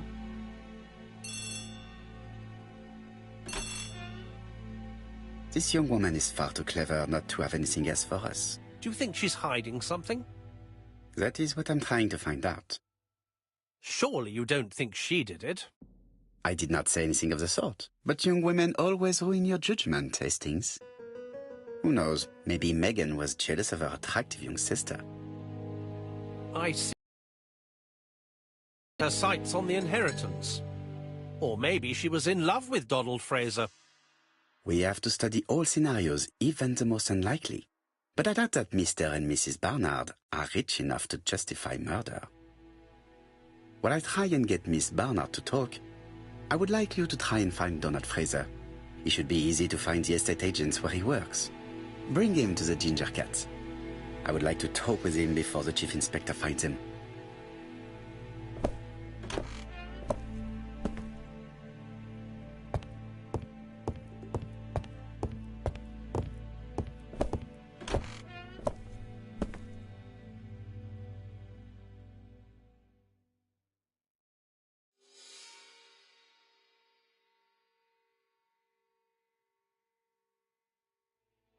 Looking at all the clothes she took out, Betty must have had a problem deciding what to wear. Maybe she had a date?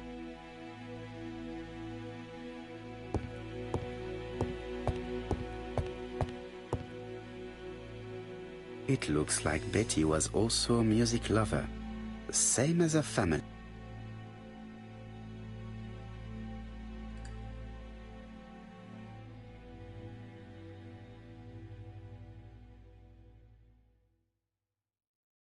Without a doubt, Betty used to sing.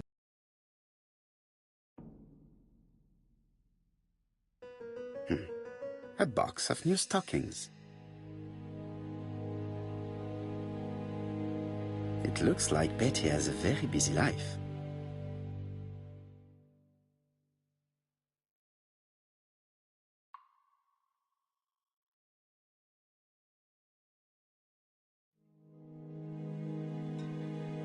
Betty liked luxury and going out, and being as pretty as she was, she probably did not have any problem getting herself invited.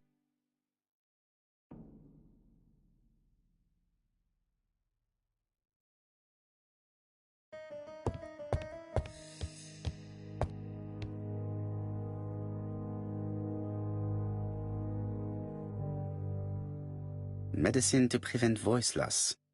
Did Betty have problems with her voice? This small key should be useful to me.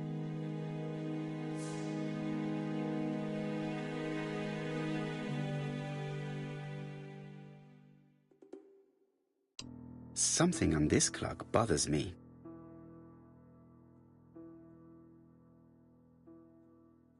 This metal disc is stuck.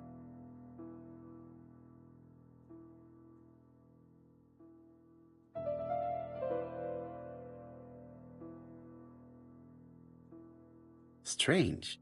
A sheet of paper is blocked in the clock.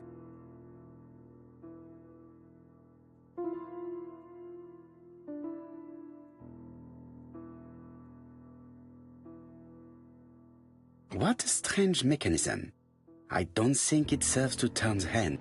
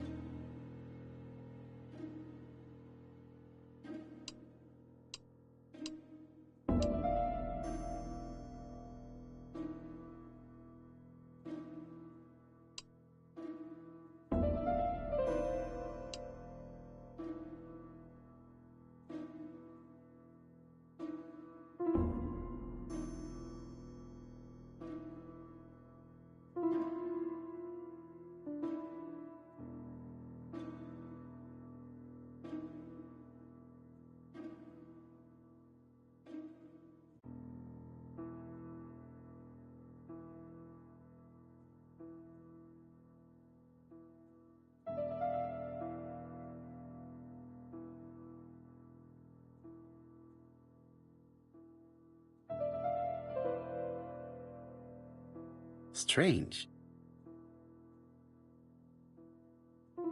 This wooden panel is blocked. I can't open it. Strange. A sheet of paper is blocked in the clock.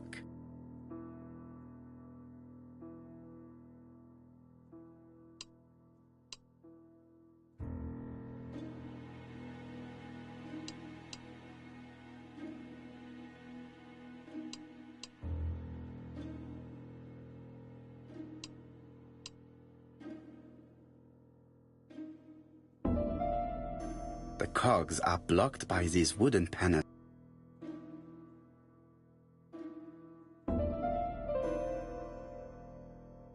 The cogs are blocked by these wooden panels.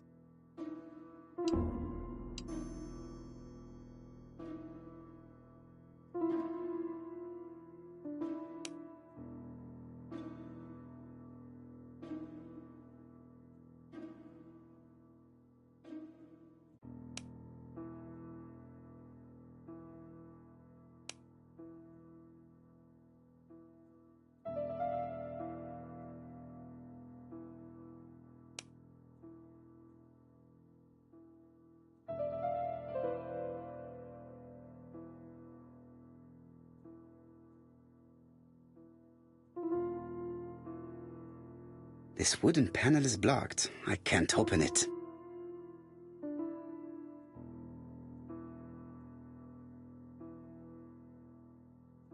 This wooden panel is blocked. I can't.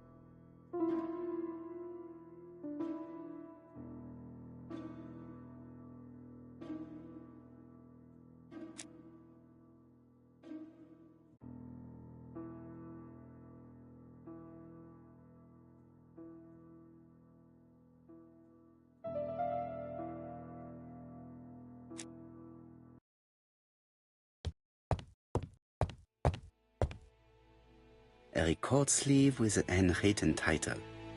Betty must have recorded the demo. I'd be interested to hear it.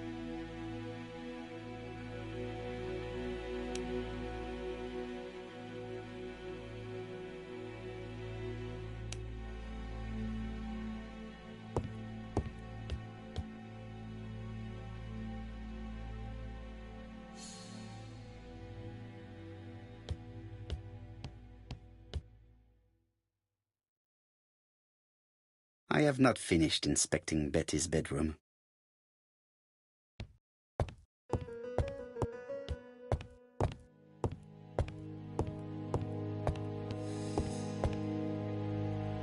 Something on this clock bothers me.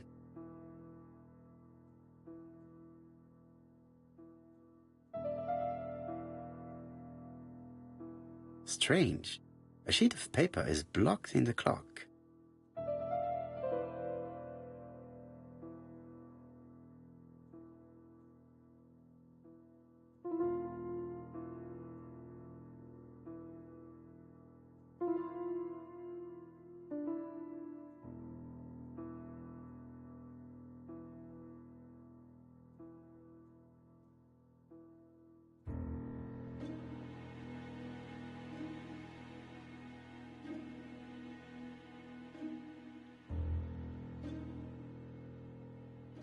There, that's better.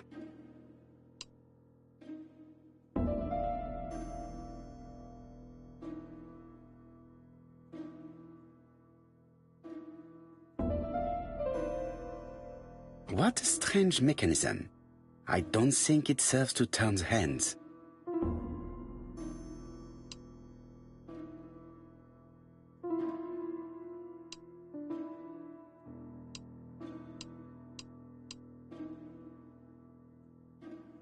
The cogs are blocked by these wooden panels.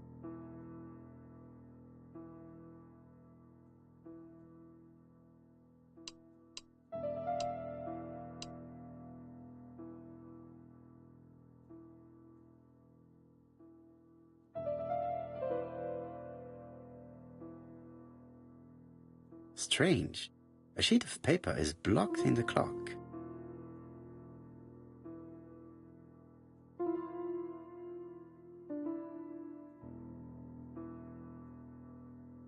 This metal disc is stuck.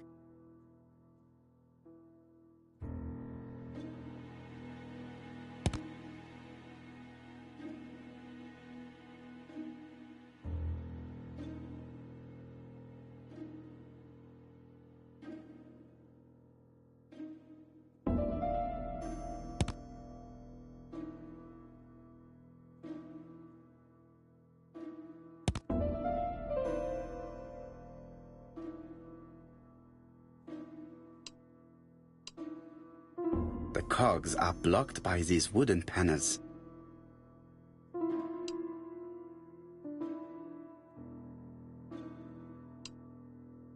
The cogs are blocked by these wooden panels.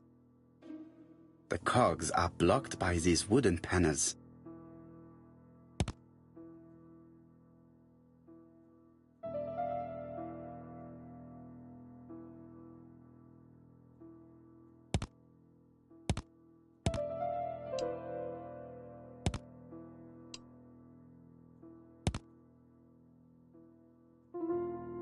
The cogs are blocked.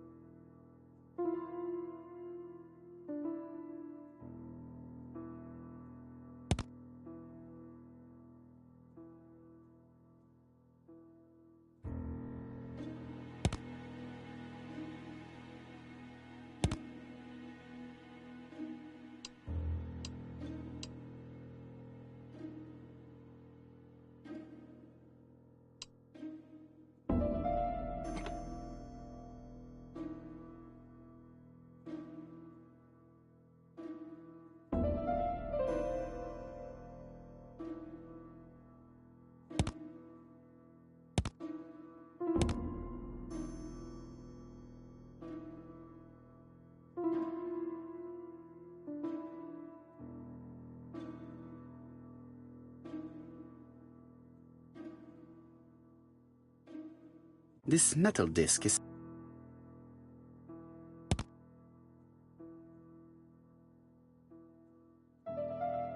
This wooden panel is blocked. I can't open it.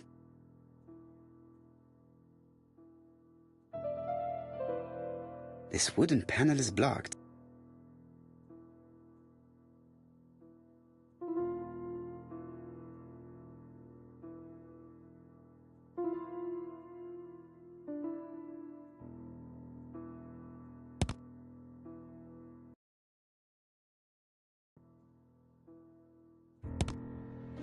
I definitely need an object to make these cogs turn.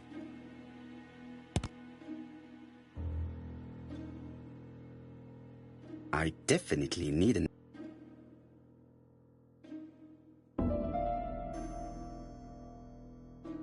I definitely need an...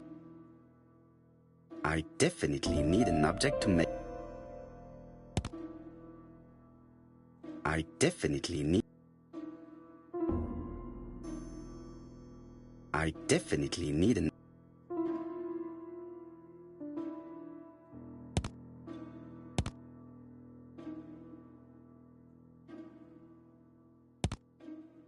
I definitely need an...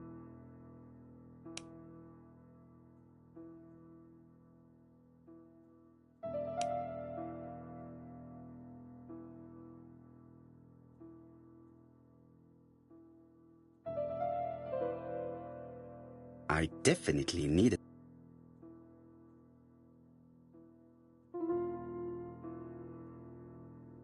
I definitely need an up.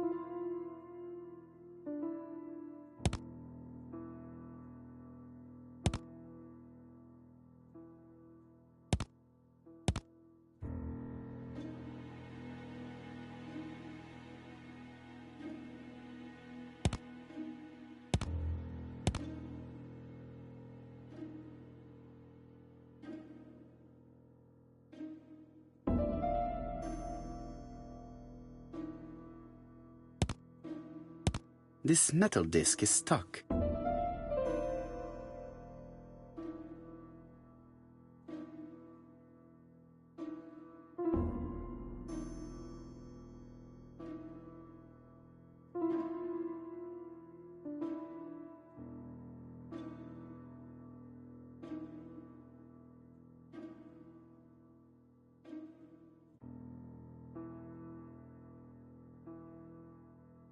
Strange. A sheet of paper is blocked in the clock.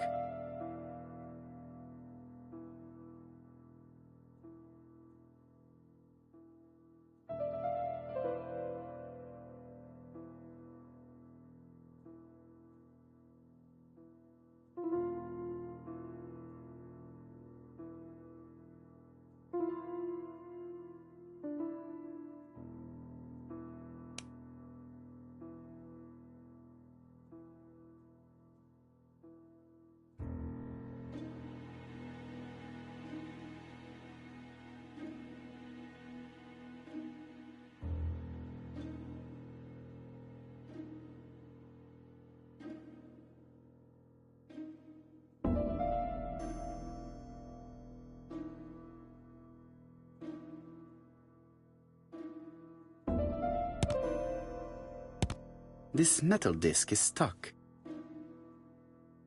This metal disc is stuck.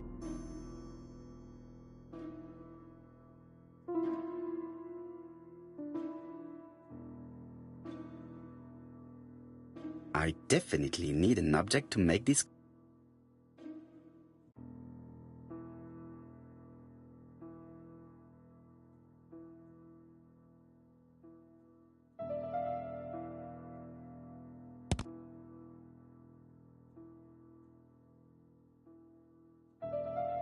I definitely need an.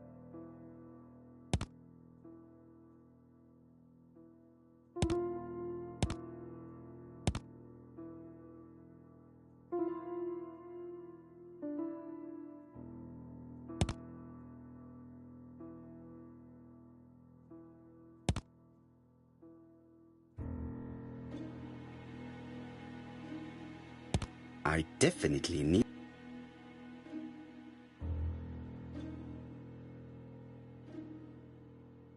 I definitely need an object to make these cogs turn.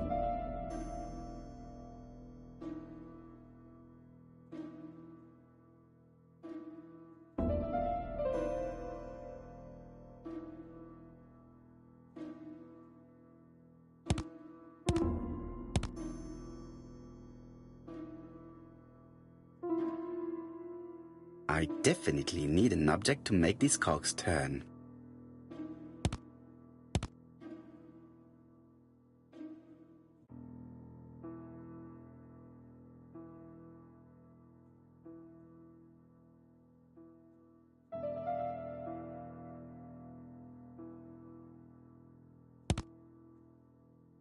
This metal disc is stuck.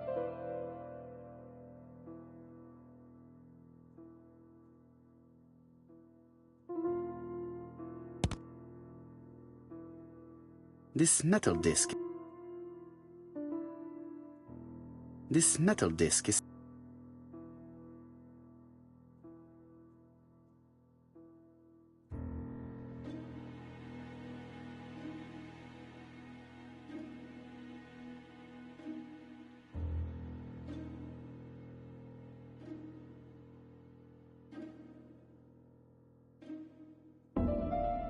This wooden panel is blocked. I can't open it.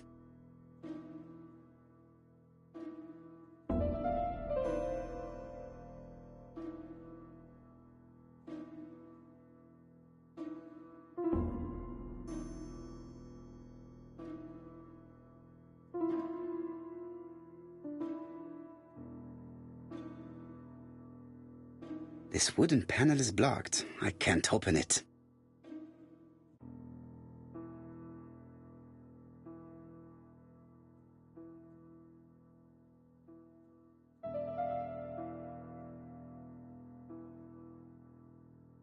This wooden panel is blocked.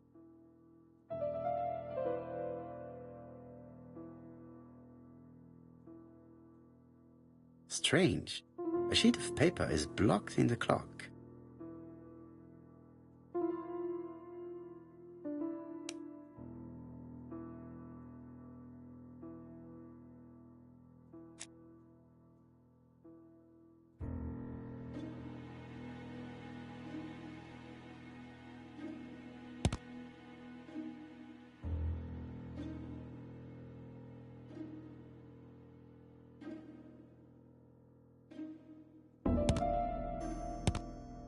I definitely need an object to make these cogs turn.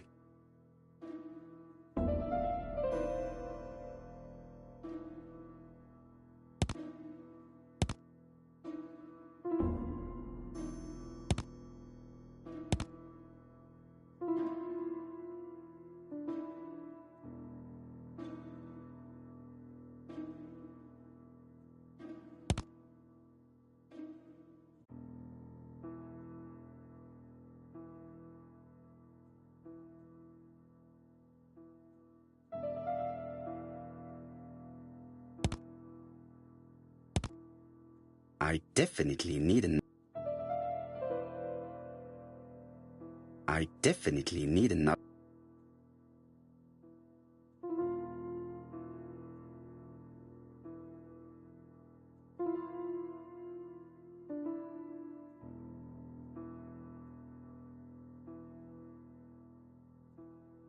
I definitely need an object.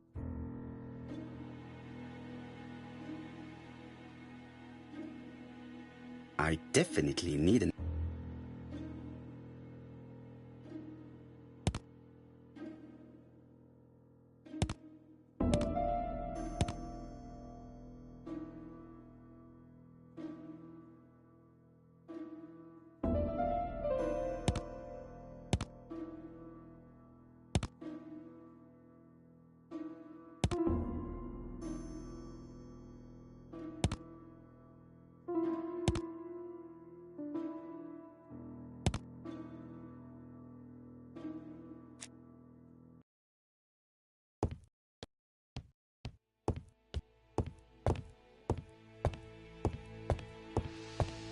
Looking at all the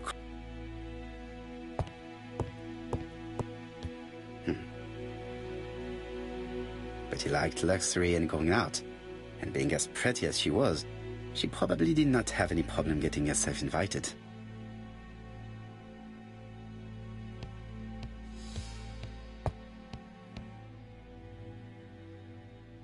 I've finished with this subject. Medicine to prevent.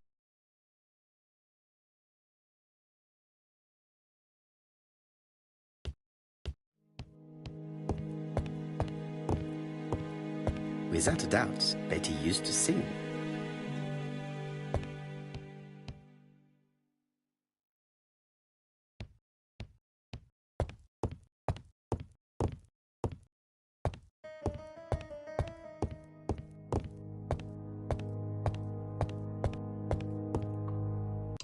Something on this clock bothers me.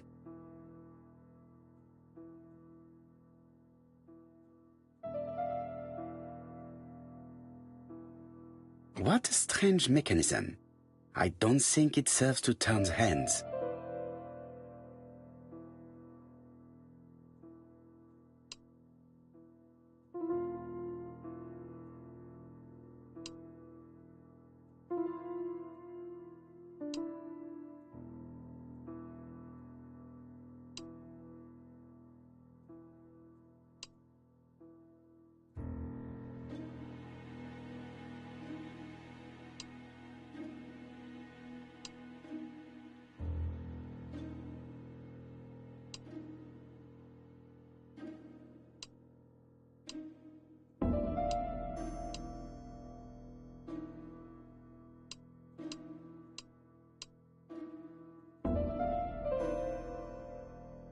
The cogs are blocked by these wooden panels.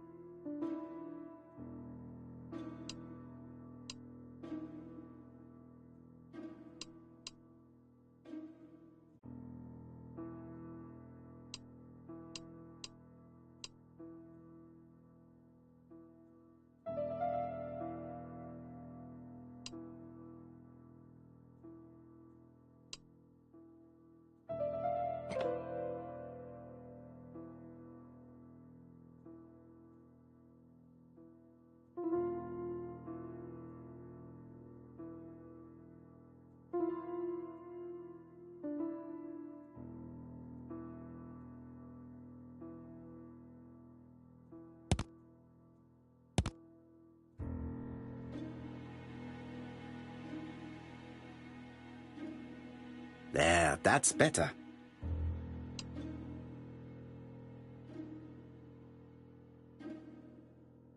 I definitely need...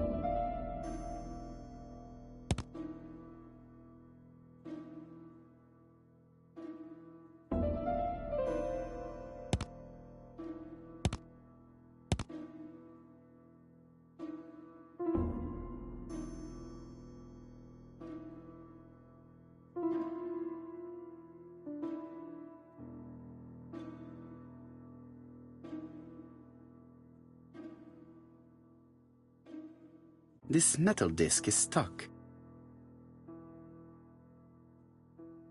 This metal disc is stuck. This metal...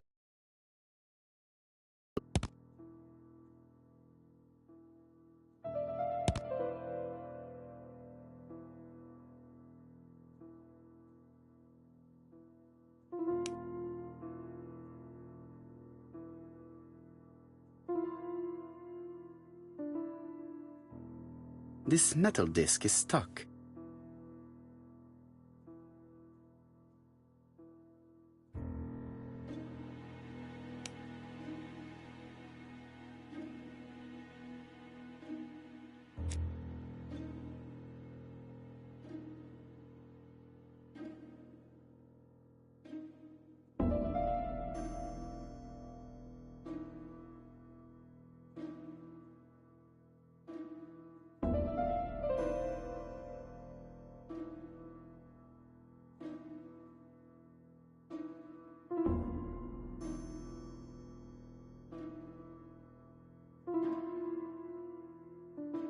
This wooden panel is blocked. I can't open it.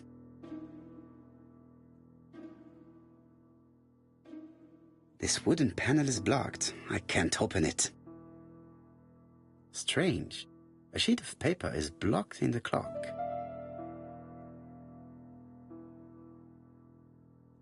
This decoration appears to be firmly fastened.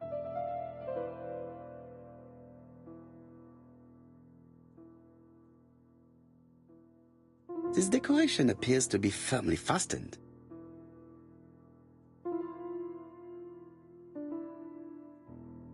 This decoration appears to be...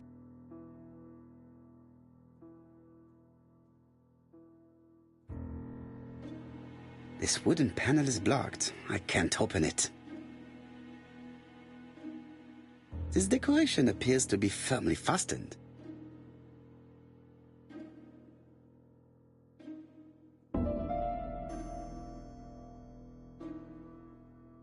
This decoration appears to be firmly...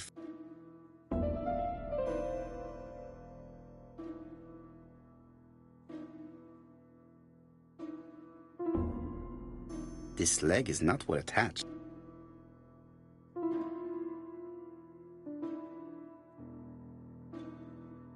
This leg is not well attached.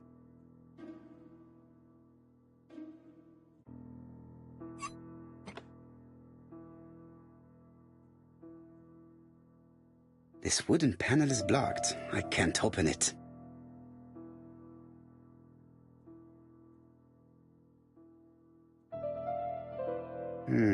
Could the screw be slightly loose? Good. It should be possible to open the wooden panel. Look, a key. This could be useful.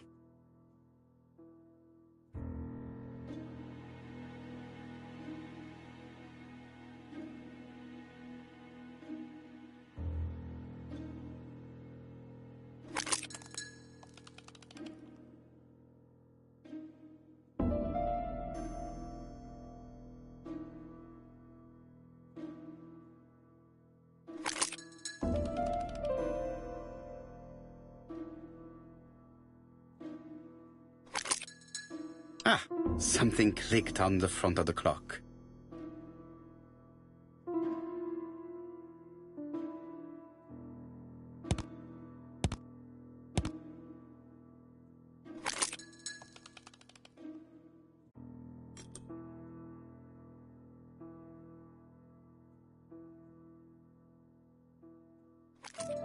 This could be useful.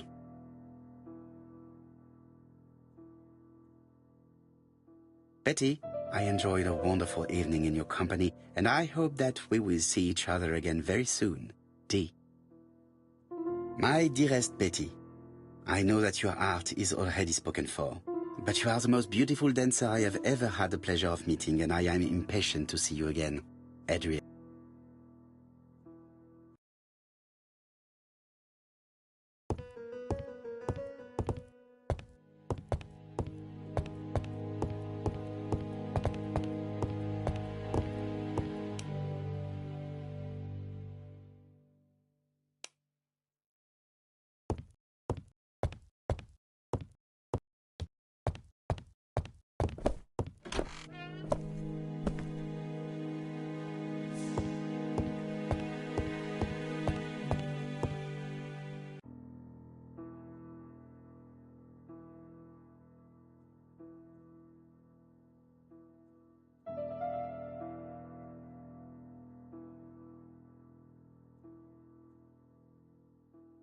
Let us see. What is this cupboard hiding?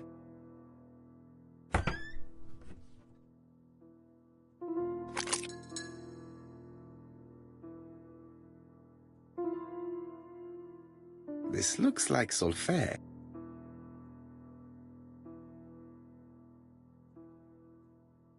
This looks like solfège.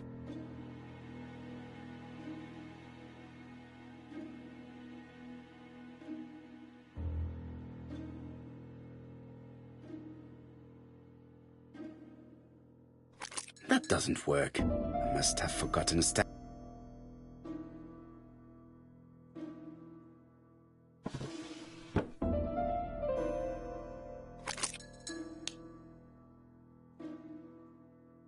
There is bound to be a clue somewhere.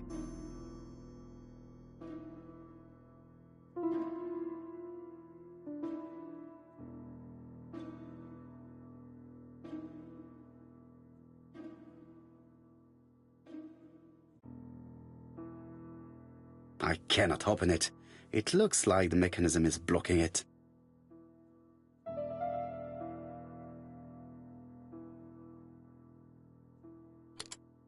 That doesn't work. I must have forgotten a step.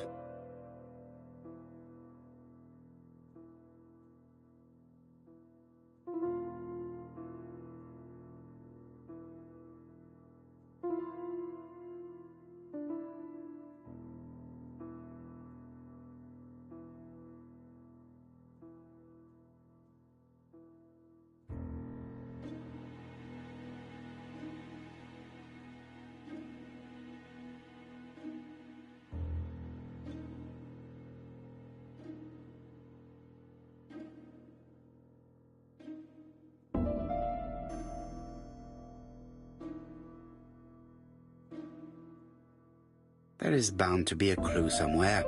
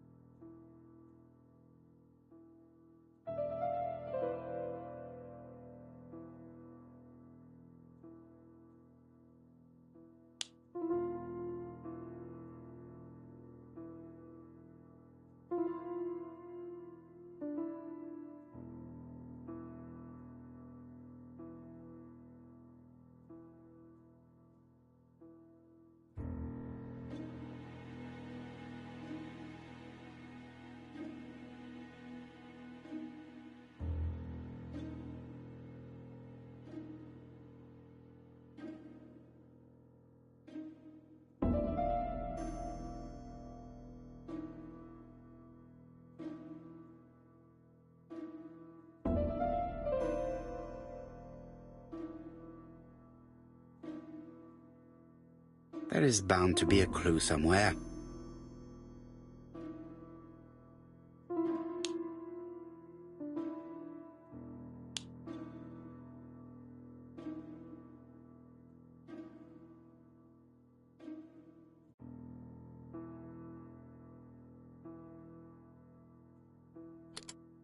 That doesn't work. I must have forgotten a step.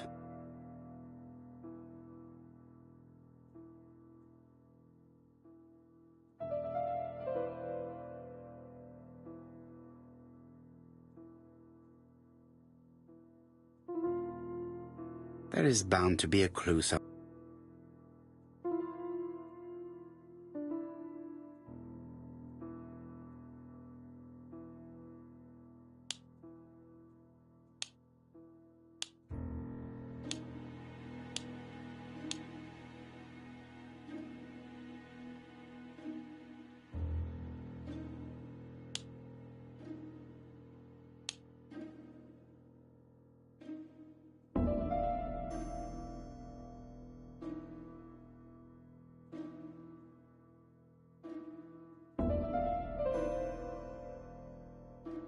This looks like solfège. There is probably a link with what I saw in the drawer. This looks like solfège.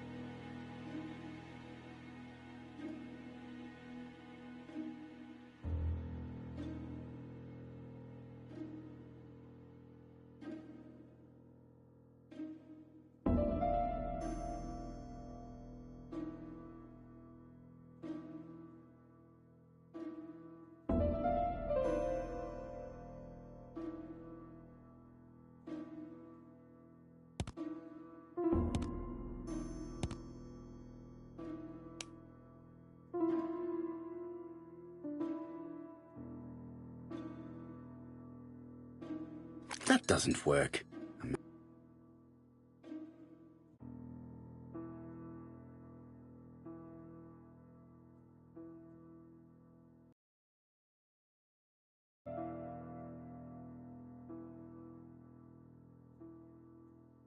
That doesn't work. I must have...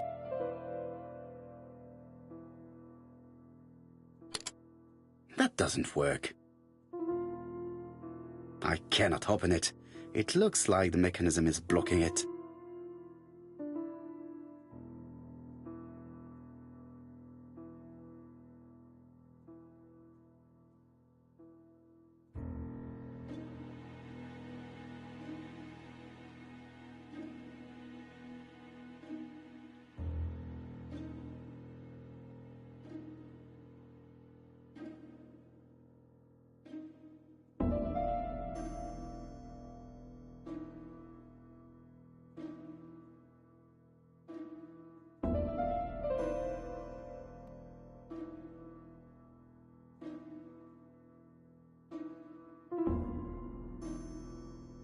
There is bound to be a clue somewhere.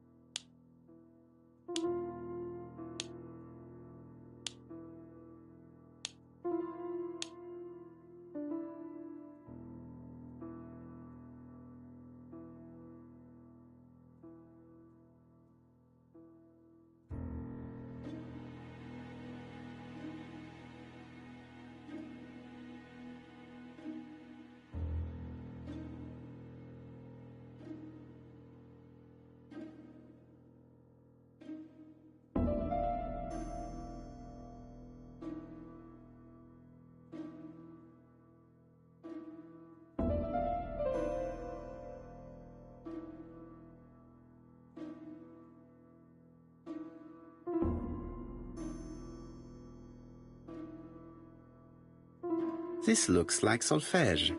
There is probably a link with what I saw in the drawer.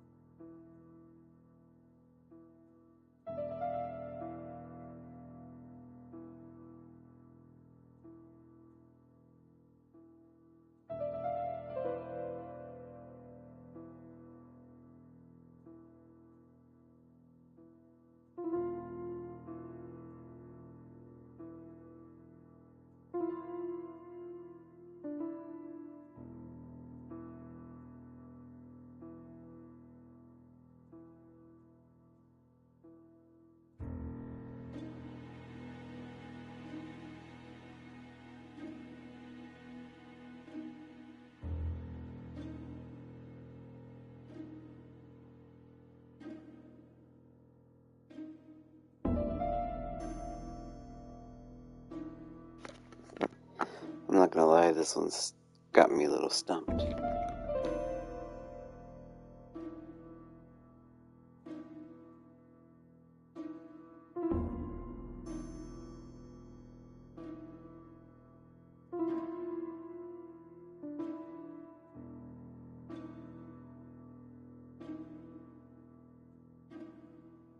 There is bound to be a clue somewhere.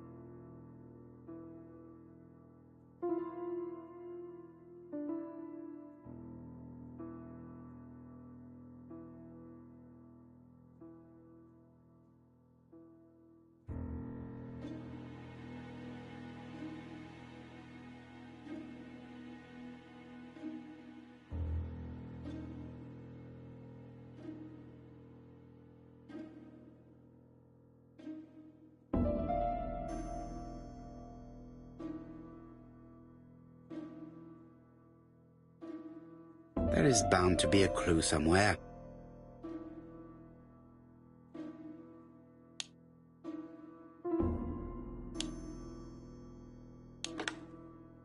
I heard the sound of a mechanism being triggered.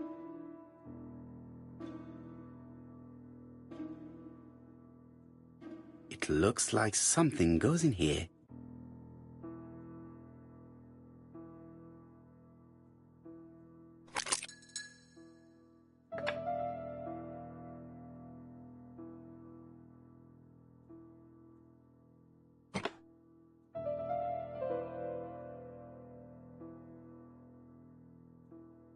That doesn't work. I must have forgotten a step.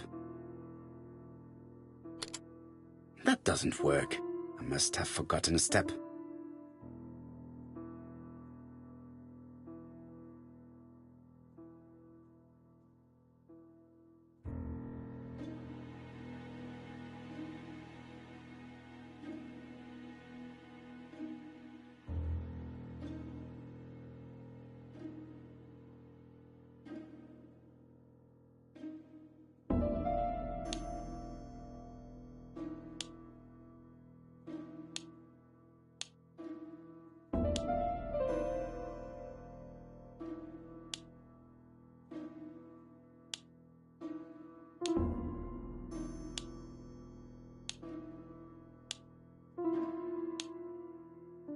I just have to put the record on the gramophone and start it.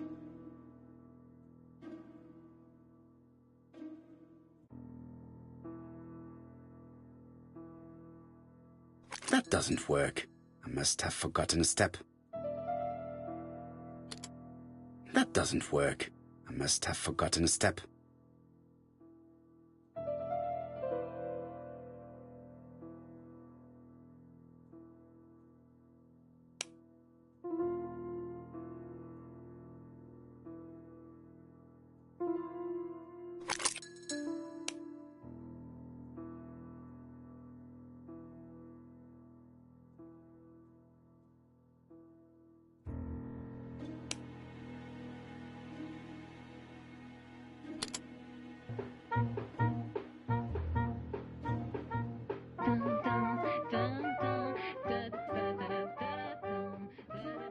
Oh, Donald!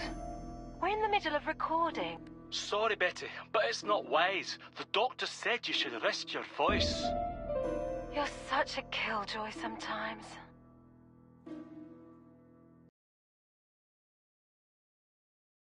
Betty was such a good singer. It's true. Did she have any problem with her throat? Yes, she had to be careful with her voice. Of course, she didn't follow the doctor's advice. If Don didn't insist, she... Well, it's too late for all that now.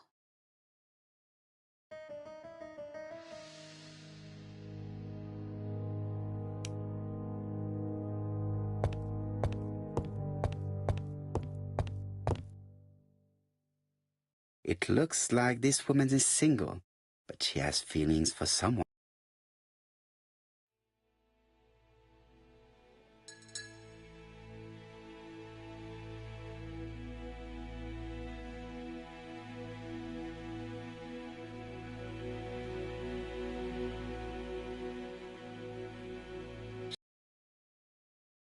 Photo. But is it really a sister that she's studying in this manner?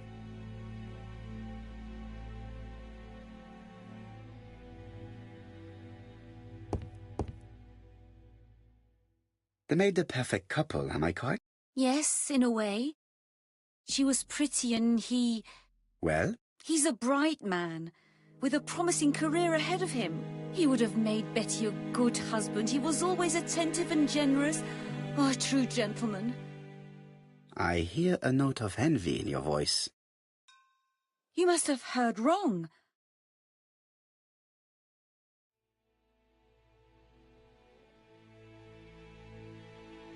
Donald appeared to be very much in love with your sister. Yes, he was mad about her. Mad, you say? Being madly in love can often be destructive, and Mr. Fraser was known for being jealous, I believe. No more than average. Men are always slightly possessive, especially when they are with a pretty woman. I am not your enemy, Mademoiselle Bernard. And you are not my friend either, Mr. Poirot, sir. Yes, but your lies are not helping Mr. Fraser, or you for that matter.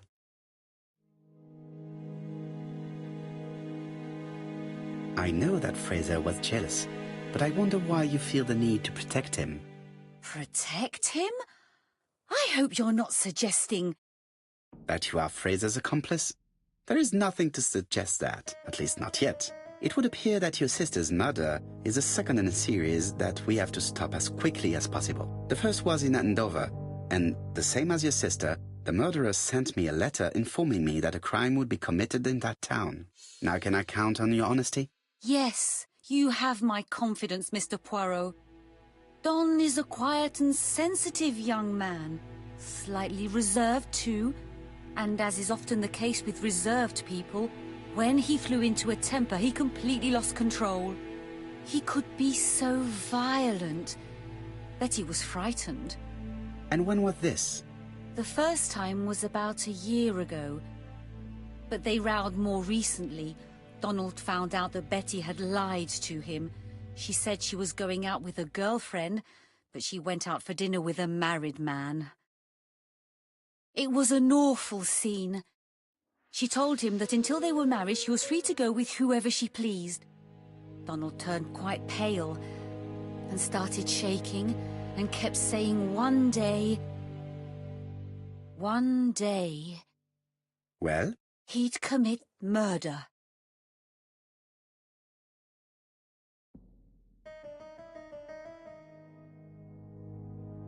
Do you think that is what happened? No, Mr. Poirot, I don't believe that. You yourself said he may be a recidivist madman. Don loved Betty with all his heart. I can't imagine for one instant that he would hurt her. Very good, Mademoiselle Barnard. Thank you for your help.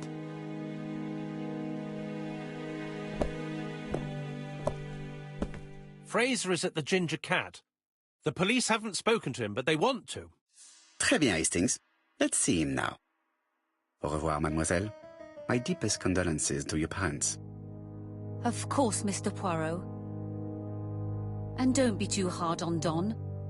He's more fragile than he looks. If you say so. Let us now try and get our brain cells to work.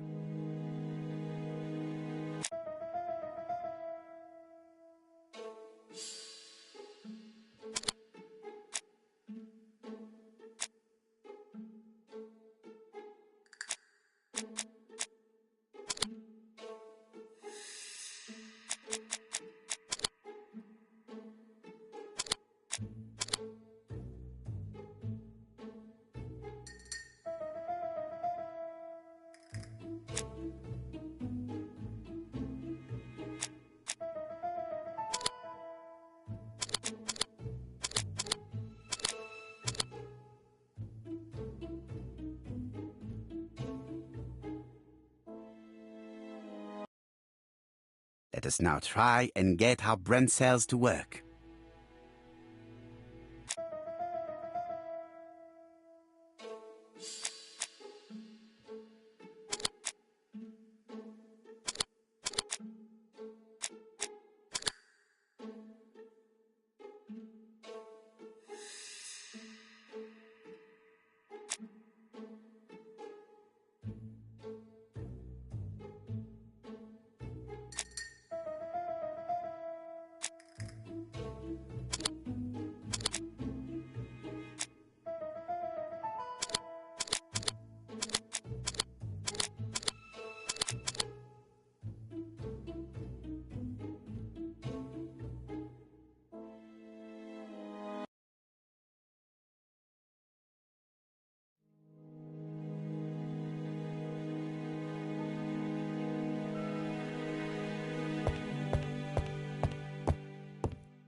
Hastings always pays more.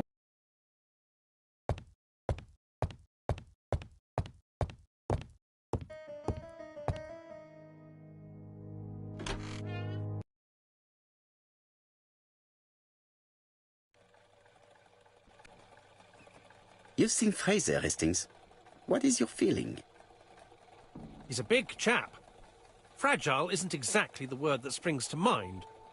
I talked to his landlady before seeing him. She went to bed at 11. Fraser wasn't home yet. Bien. Megan Barnard said he is a reserved character but with a nasty temper. We will see if this is the case.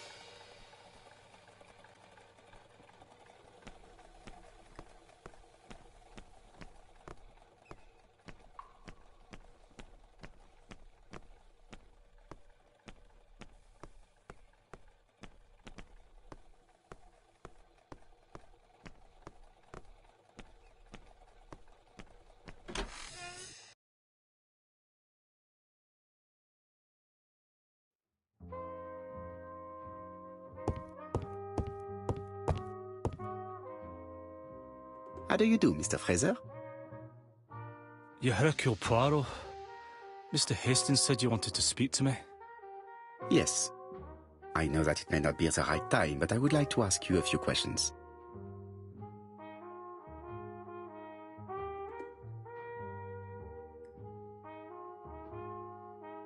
This man looks suspicious.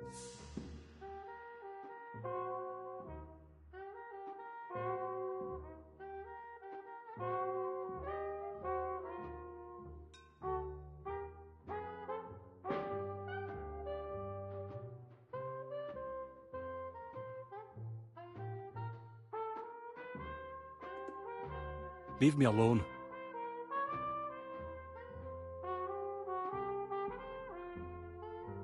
Donald Fraser is in a terrible state, as if he hadn't slept all night. And he's drinking White Horse. Leave me alone.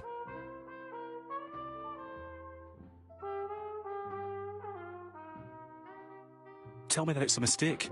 That Betty isn't dead. Sadly, your lady friend has been murdered, Mr. Fraser. Oh, Betty, if only you'd listened.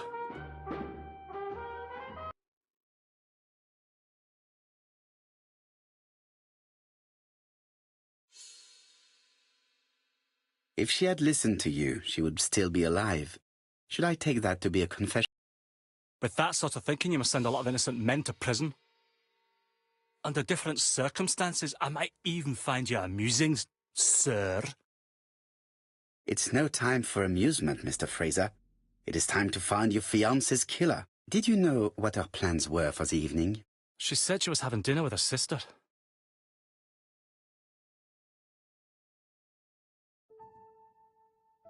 Yet, Megan only returned to Bexhill this morning, Mr. Fraser. I didn't know. Right. May I ask you what you were doing yesterday evening? I spent the evening working. Your colleagues can confirm this? No, I often take work home with me.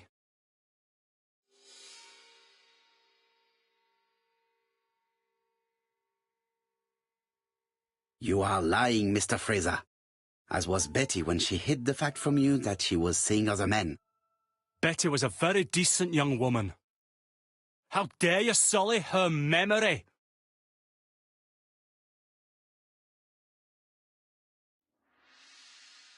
I am not interested in memories of her, Mr. Fraser. I am looking for a killer, and I need you to be my closest ally. That is, unless you have something to hide. Of course I don't. Très bien.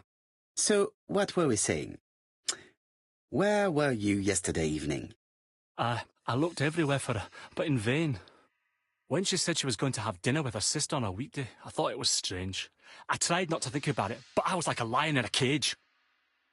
I was convinced she was lying. So I went round all the restaurants in the town. When I didn't find her, I went to the next town. But nothing. I must have got home about midnight or 1 o'clock. Did anybody see? I don't think so. I didn't talk to anybody. I was so furious.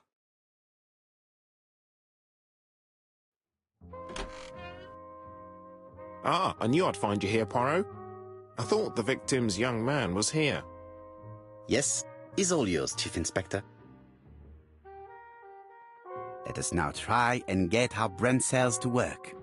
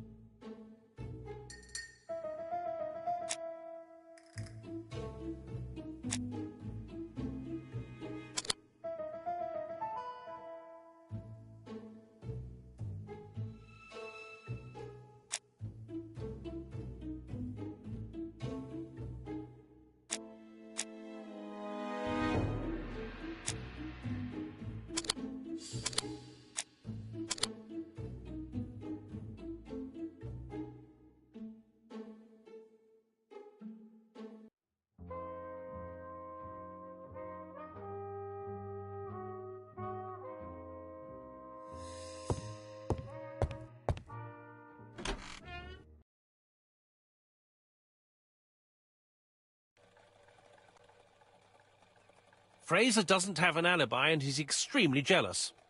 You are very skilled at summing up. And yet you haven't asked Jap to arrest him. It is too soon. But I agree, without the letters announcing the crimes, Fraser would already be behind bars. Bon, I think we have enough elements. Let's reconstruct the events at the scene of the crime. I can't imagine how the murderer wasn't seen, though. Surely she must have struggled. Let us try and imagine the scene.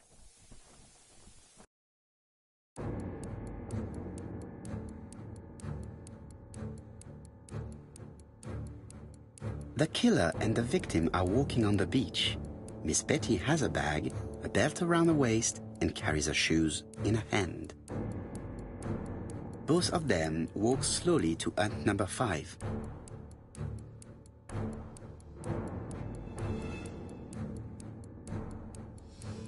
Both of them walk slowly to hut number 6.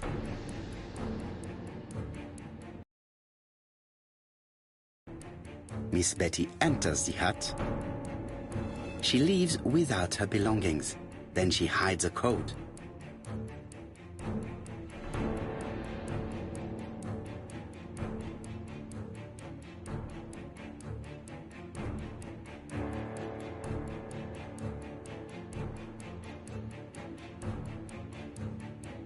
They keep walking. Then she removes her belt. The murderer moves behind her and then attacks her by surprise. The body falls, lifeless, on the sand. Everything appears to match the crime scene, mon cher Hastings. That is exactly what happened.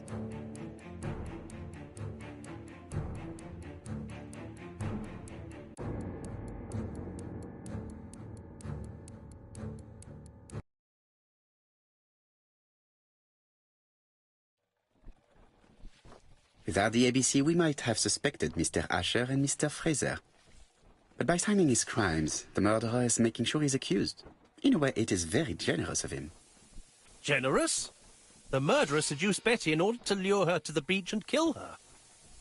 Indeed, the young woman was certainly careless, but not stupid enough to follow a stranger. What are you planning to do, Poirot? Return to London, mon cher Hastings.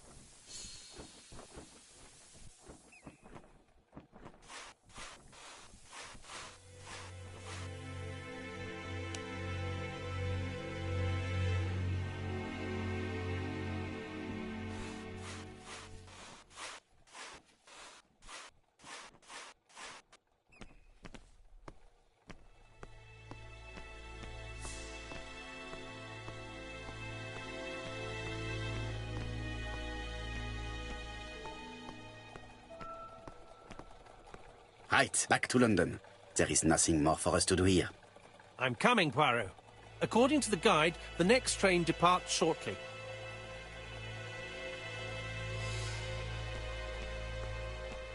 Right, back to London.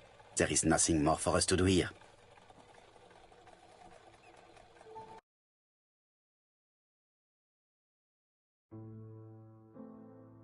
Jap has decided to reveal details to the press. The alphabet murder is now famous. It is not a bad idea. The more people who know, the greater our chances of finding out something of interest. Poirot, I have a bad feeling.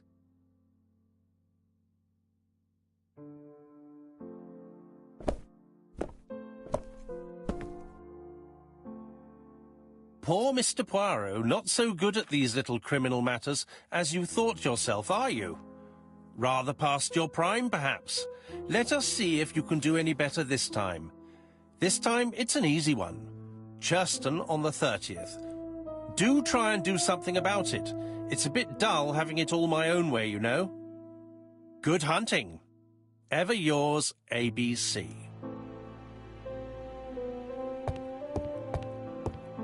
Good hunting. Did you hear that, Poirot? The murderer seems to be taking it all as a game, a challenge. He will strike on 30th in Churston. We must warn Scotland Yard.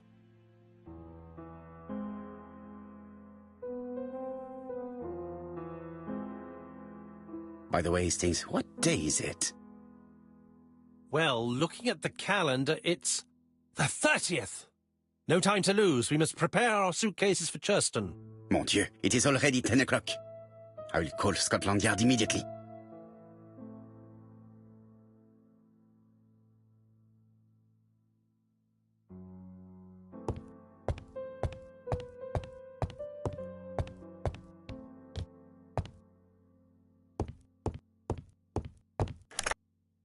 Hello, chap.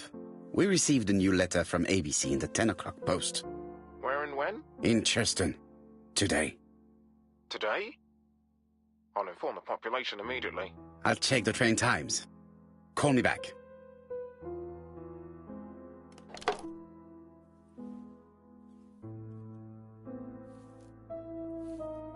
It is not a good time.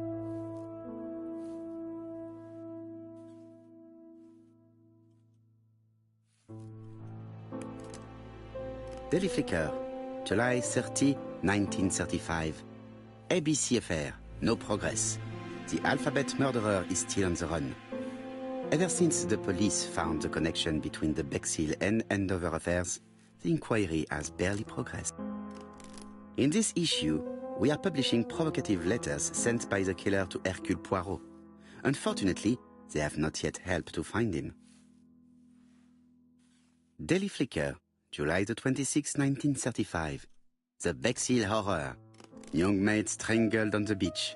Killer struck at midnight.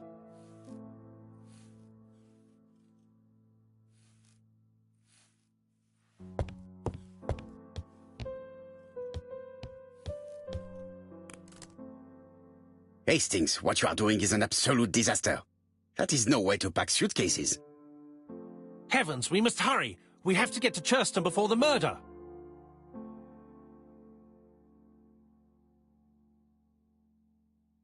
You're right, Hastings. It is an emergency. At last, Poirot, you're being reasonable. Poirot, you were right. I've just consulted the ABC guide. There's no hurry. The next train doesn't leave till 11:45. You see, there is no need to hurry. We will not be in Churston until tomorrow morning. After the murder. But why has the murderer warned us so late? It's not what he usually does. Did he do it on purpose? Very good question, Hastings.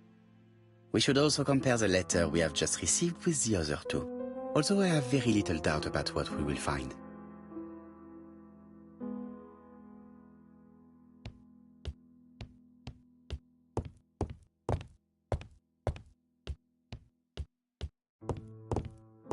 It is not a good time.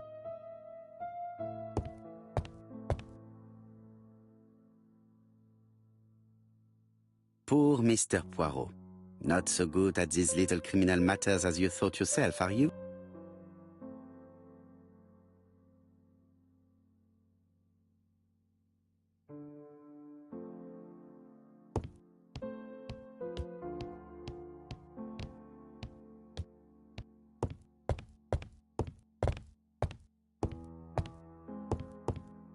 In his haste, Hastings tore the envelope.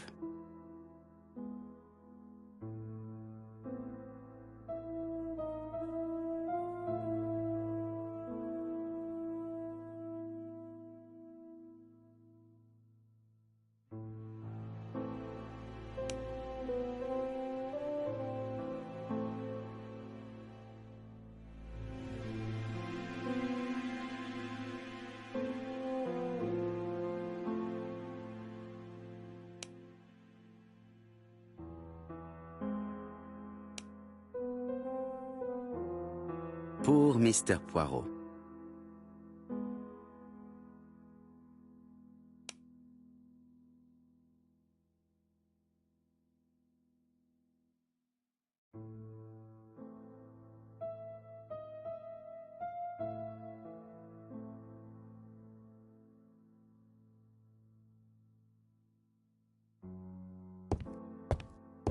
Mon ami, it is a pleasure to be working with you again.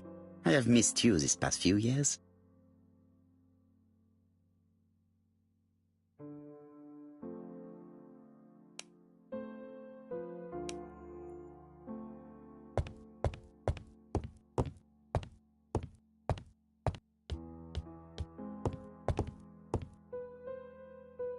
Right, let us compare this new letter with the second one. Let us examine this more closely.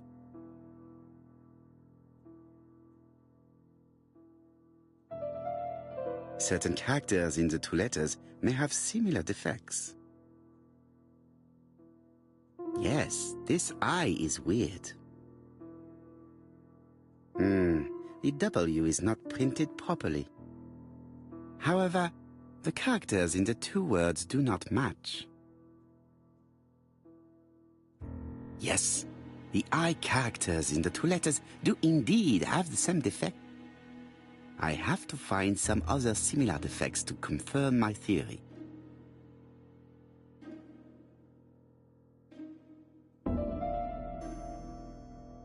Let us examine the characters in this word. No, this character does not appear to have any defects. Let us examine another word.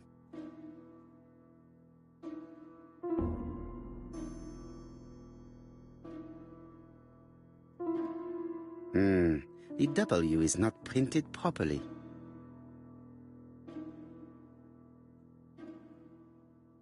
Of course, the W characters in the two letters do indeed have the same defect.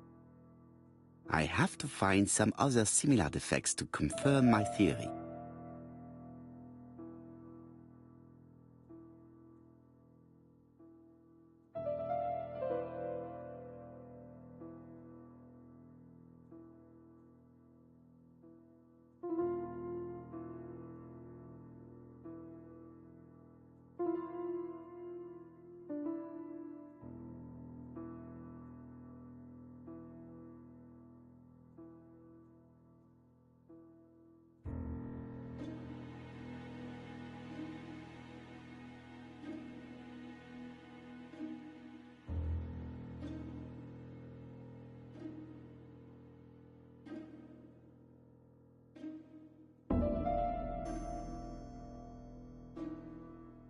Yes, the A appears to be quite unusual. That's right. The A characters in the two letters do indeed have the same defects. My theory was right. These two letters were written with the same typewriter. Let us now try and get our brain cells to work.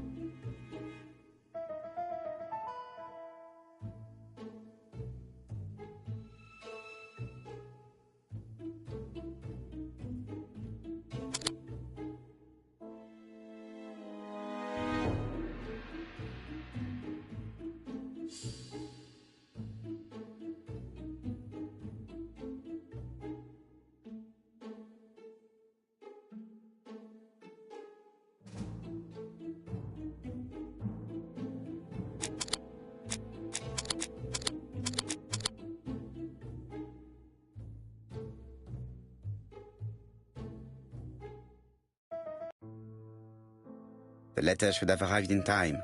The postmark shows that it was sent 3 days ago. However, our man made a mistake in the address, which explains the delay. All the same, the post office took their time correcting the error. Come on, Poirot. Your address is not quite as well known as that of Scotland Yard. Poirot, the telephone.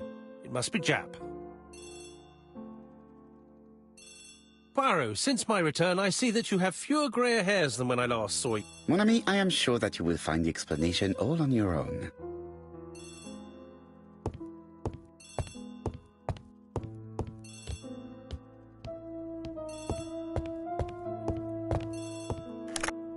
I have some news from Churchton. Bad news, I'm afraid. Sir Carmichael Clark was murdered while out on his evening walk. Sir Carmichael Clark. The name is familiar to me. He was a famous throat specialist, one of the best in London. A wealthy man, he retired to Combside, a beautiful house by the sea. He collected antiques. Are you going there? Yes, let's meet on the train.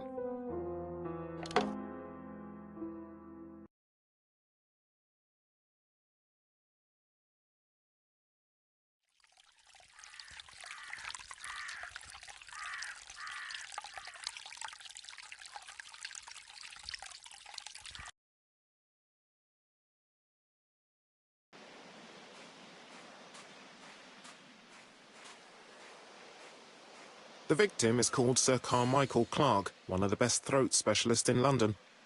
The body was still warm when we found it. If we'd been warned earlier, we definitely could have saved him. It appears that the murderer made a mistake when he wrote his letter. A mistake? Lucky for him. And what if he did it on purpose? No. He's defined his madcap rules and he's sticking to them. It's a matter of pride for him. Shall we go up to the house, Poirot? You go, my friends. I will come soon.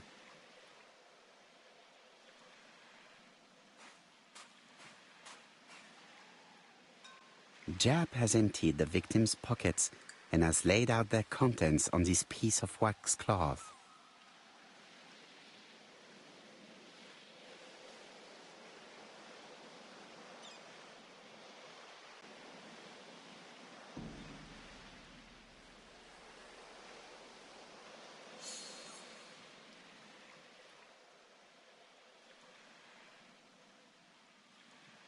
An oriental dragon. It's an old piece, much older than the pocket watch on which it was fastened.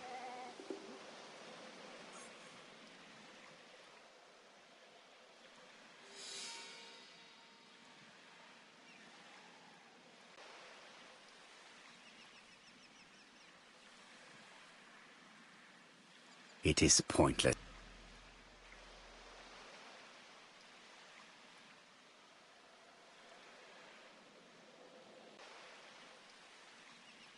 Nothing appears to be missing from this wallet.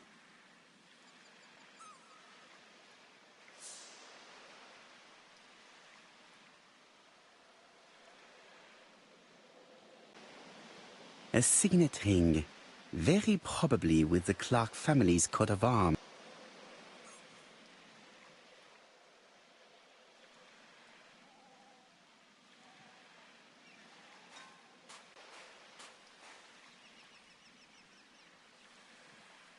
This place is very calming.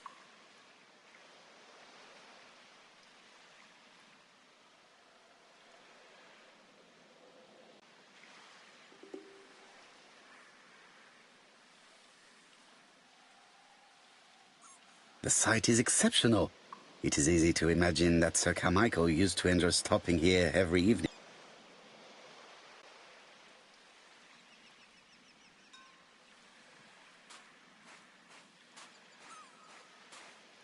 The body is just in front of a bush, one of the only bushes in the surrounding area. The vegetation behind the bush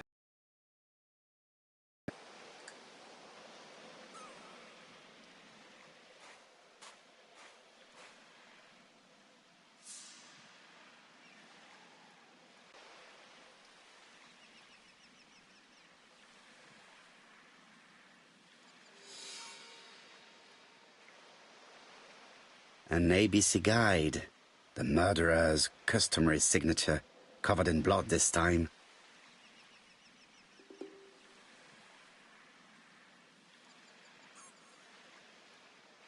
Apart from the wound to the throat, the body is untouched. No cuts, no bruises. Sir Carmichael's throat was cut. It's a clean incision, a professional murder. The gravel on the path has been sprayed with blood that covers a conical-shaped area, which starts at the body and becomes wider as it moves further from the bush. Let us now try and get our brain cells to work.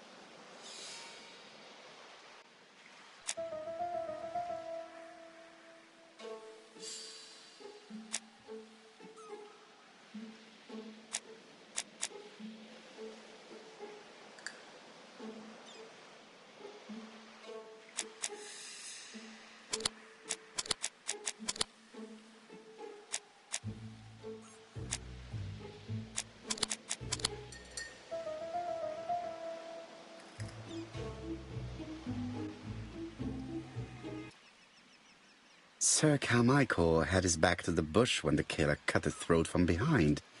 A fatal blow that sprayed blood over a range of more than 1 meter. Let us now try and get our brain cells to work.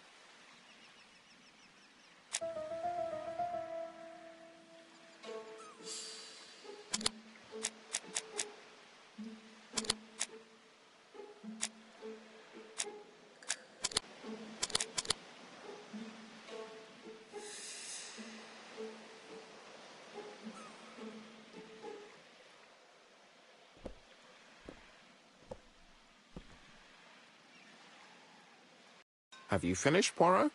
Chief Inspector, many questions remain unanswered, but I am certain of one thing.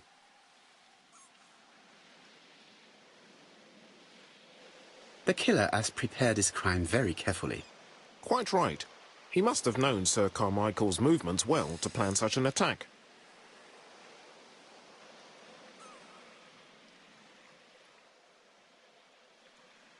The murderer struck with terrible savagery. Yes, blood flowed. It's the first time he's attacked a man. He armed himself accordingly. Have you spoken to the victim's family, Chief Inspector? I've spoken to the brother, Franklin Clark. I didn't get much out of him. He's yours. I must get the body removed.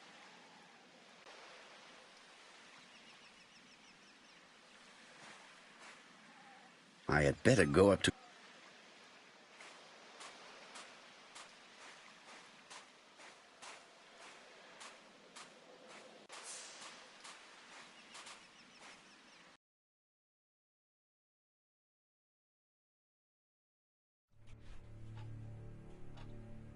To be honest, this inspector seems rather obtuse. I'm counting on your friend Poirot to catch my brother's murderer. Ah, here he is now. Please, Mr. Poirot. Mr. Poirot, this is my brother's secretary, Miss Thora Gray. Pleased to meet you, Mr. Poirot. Would you like some tea? No, thank you, mademoiselle. I find it hard to digest.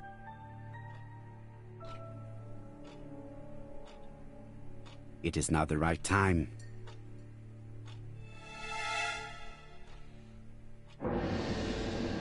There is something elegant about her.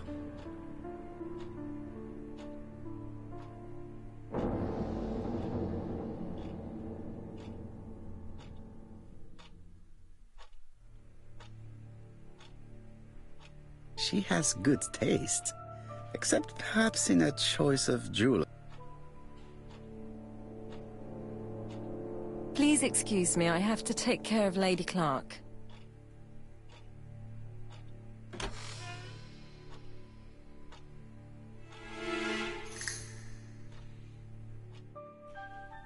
Hastings does not like very hot tea. He's going to blow on his cup for a good while before drinking. It is a once-in-a-lifetime opportunity to question him. My brother's wife is gravely ill. You will probably want to question her, but I fear that it won't be possible today.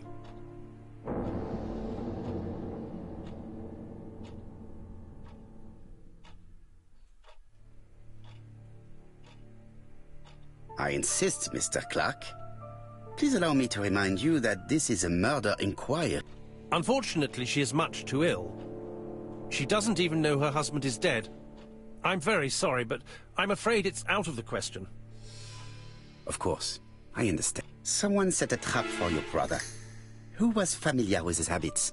Everybody knew he took his evening walk at 8:30, and that he always followed the same path.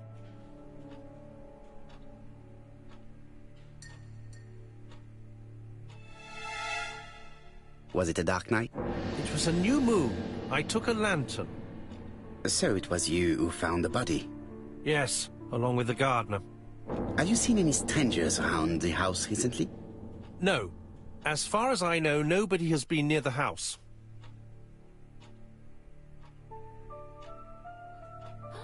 Miss Clark. Oh, Lady Clark must have fallen from her chair. I have to help Miss Gray get her up.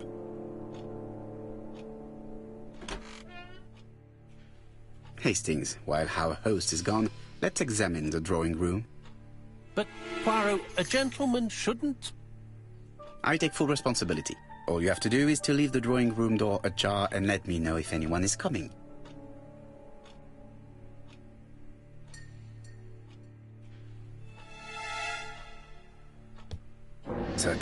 alphabetical's collection could rival that of a major museum.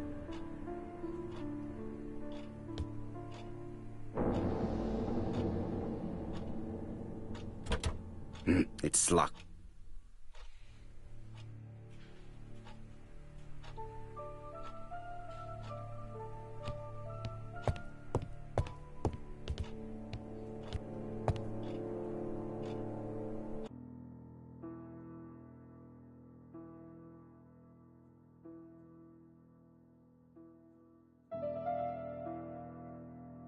Turtle, the dragon, the crane and the tiger.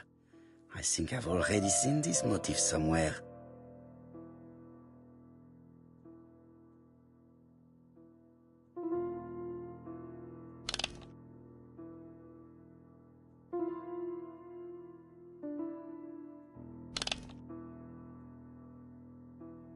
The cardinal points.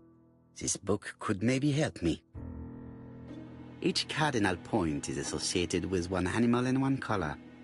In the middle sits the imperial dragon, and out of respect, all the others are turned towards it. Each cardinal point.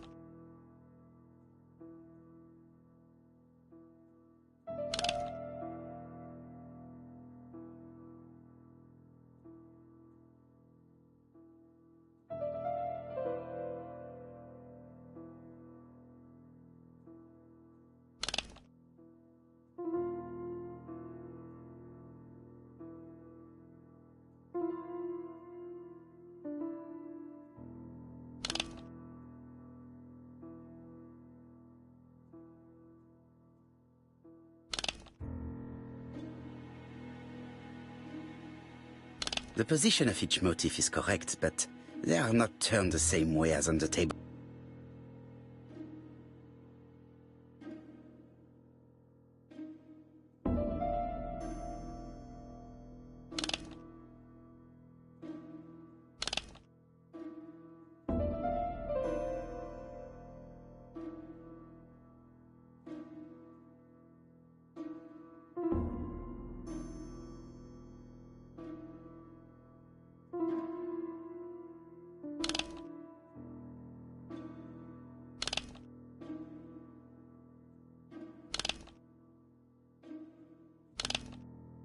The position of each motif is correct, but they are not turned the same way as on the table.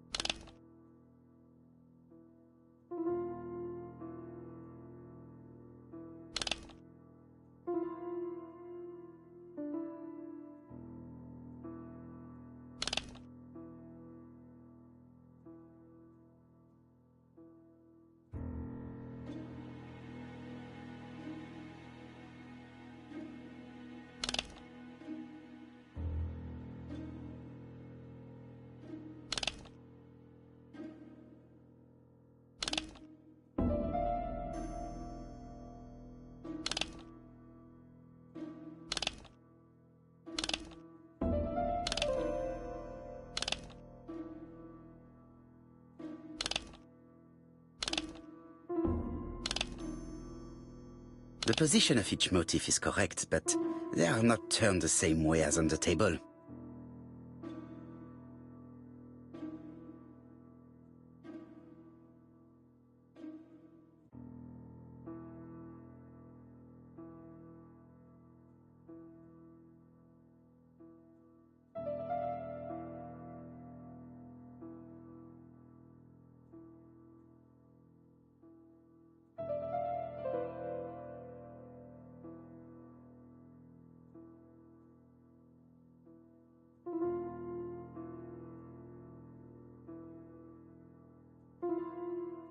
It is blocked.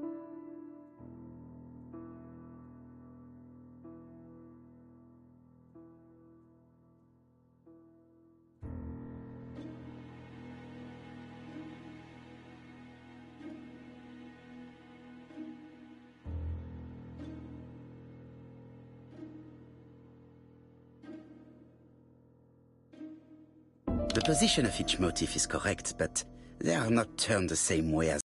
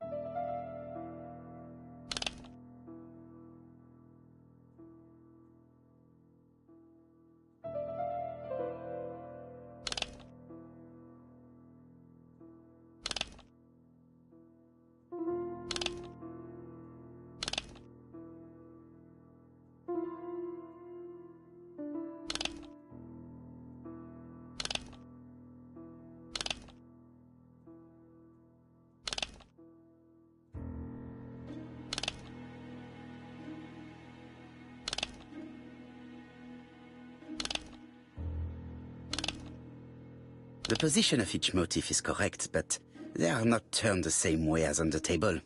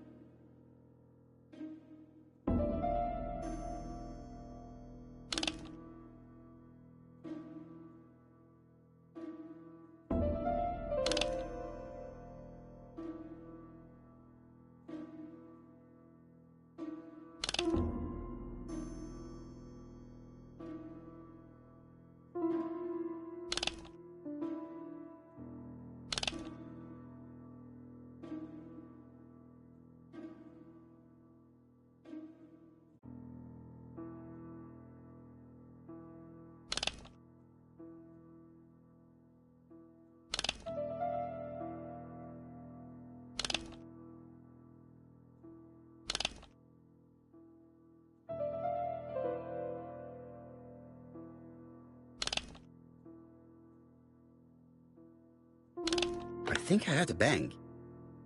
Could it be this couple? This is interesting.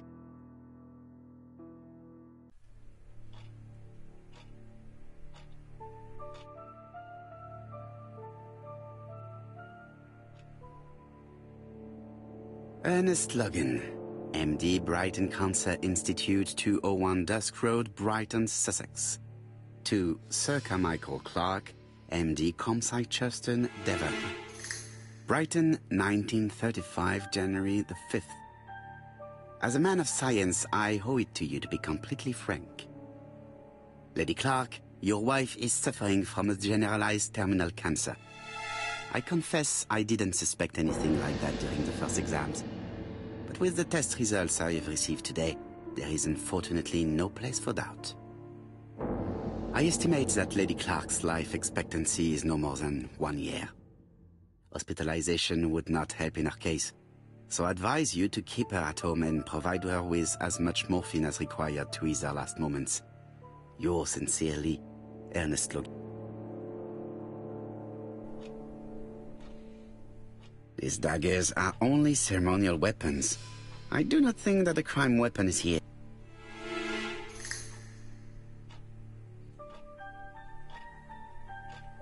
Here's Miss Gray. Sorry to keep you waiting. Lady Clark's condition requires regular care. I believe you want to ask me a few questions. Indeed, mademoiselle. This porcelain is remarkable. Is it old? It's about 3 centuries old, I believe. Wait, let me find the reference. It is not the right time. It is not the right time. She appears to be very flustered.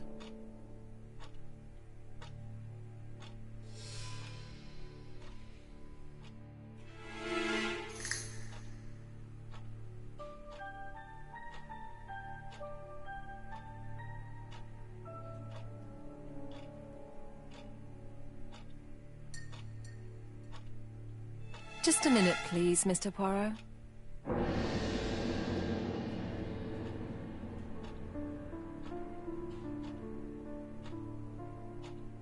She's unable to hide her emotion, and her makeup has been disturbed. I think that this young woman has just been kissed. Here? Teapot with black dragon, Gangshi period, end of the 17th century. It is a rare piece with unusual colors. You have a good knowledge of art history. Acquired while working with Sir Carmichael. I used to help him manage his collection and choose his new acquisitions.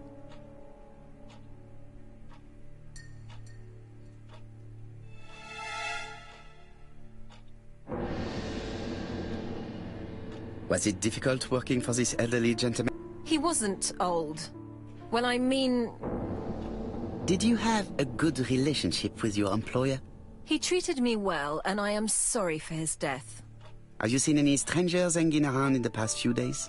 No. Nobody has been near Comside. Tell me what happened last night. After dinner? Well, I did some sewing, and then I went to bed. I was woken by the telephone at 11. I heard Franklin Clark speaking with the gardener. They left with some lanterns, and they found the body.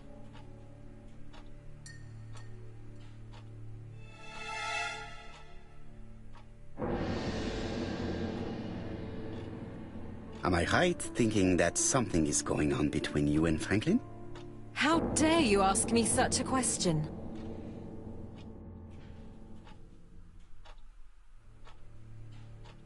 Mademoiselle, it is difficult to hide things from me. He kissed you earlier, did he not? My goodness, with Sir Carmichael's death, I was feeling so awful, so worried. I was unable to resist. I am not judging you, mademoiselle.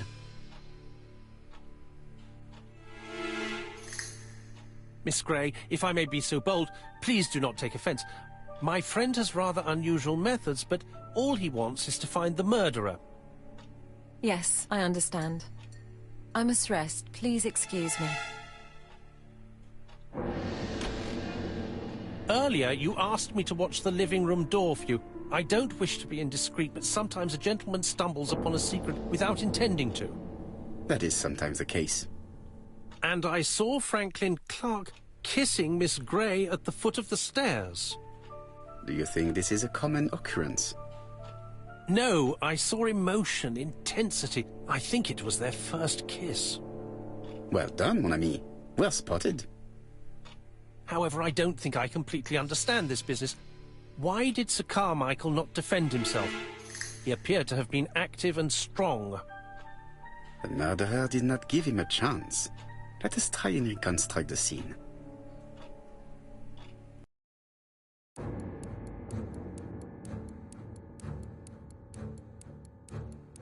Sir Clark is taking his customary walk. Our killer is hiding behind a bush.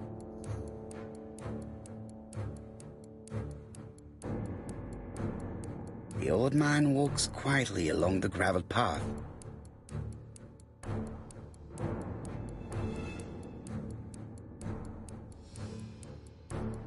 Then he turns towards the sea to gaze at it.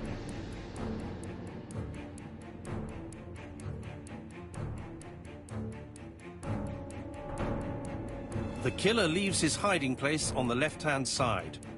He walks over the gravel on the path. The noise alerts Sir Clark, who turns around. No, Sir Clark was attacked by surprise. He could not see his assailant. Let us think again, mon cher.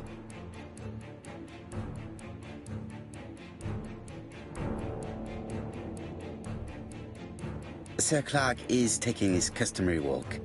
Our killer is hiding behind a bush. The old man walks quietly along the gravel path.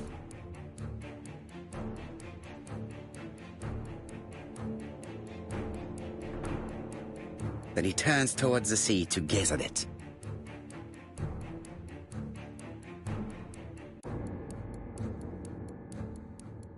The killer leaves his hiding place on the right-hand side. He approaches silently over the grass. Then he throws himself on his prey and cuts the poor man's throat. He then lays down the ABC before leaving. Everything appears to match the crime scene, mon cher Hastings. That is exactly what happened.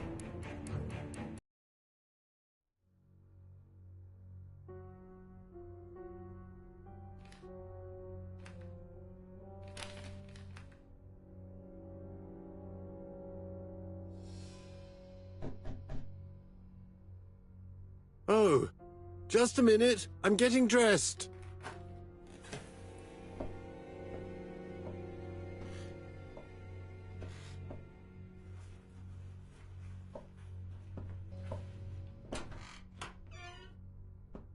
Mr. Kirst, have you recently returned from Churston? Yes. Indeed I have. Have you seen the shoulders with the killer? Imagine that. Mr. Kirst, are you all right? You don't seem well. My apologies. My throat is burning and my head feels heavy. It's ever since the war, you know. Since my injury, my head has never been the same.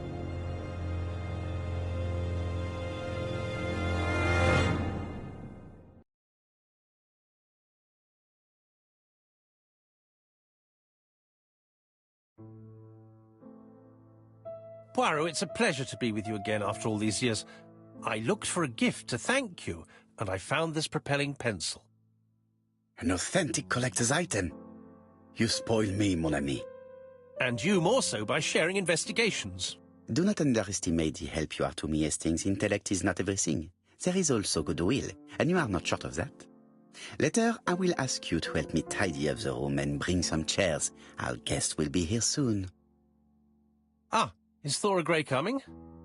Naturally. She is a fascinating young woman, n'est-ce pas? Oh, come on, Poirot. I'm a married man. And Miss Grey has already been courted by Franklin Clark. Poirot, our guests will be here soon. We must prepare ourselves.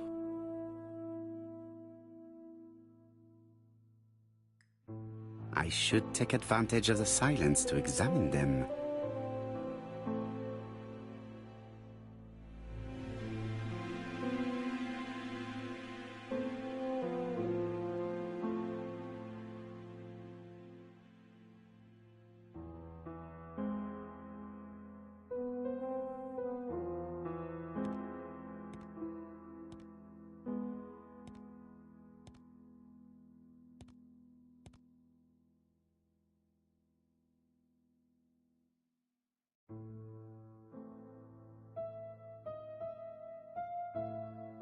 Donald is always on head.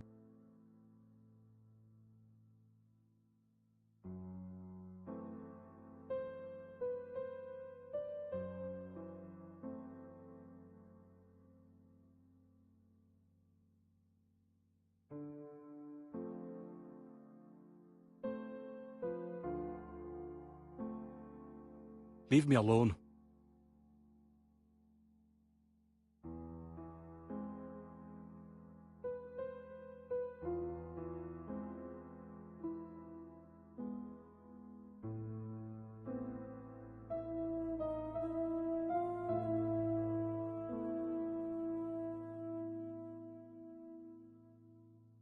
Donald Fraser is very nervous at the moment, even if he's trying hard to control himself.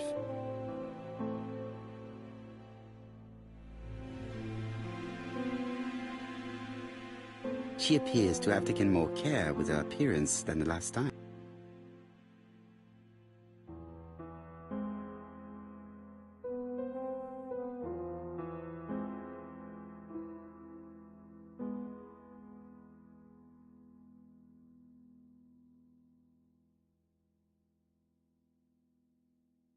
She's looking at Mr. Fraser out of the corner of her eye. Did she make herself beautiful for...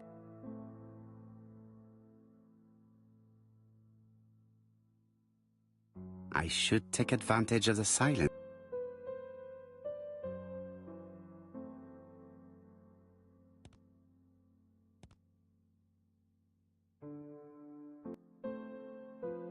Then, but I am not sure that this blonde is an angel.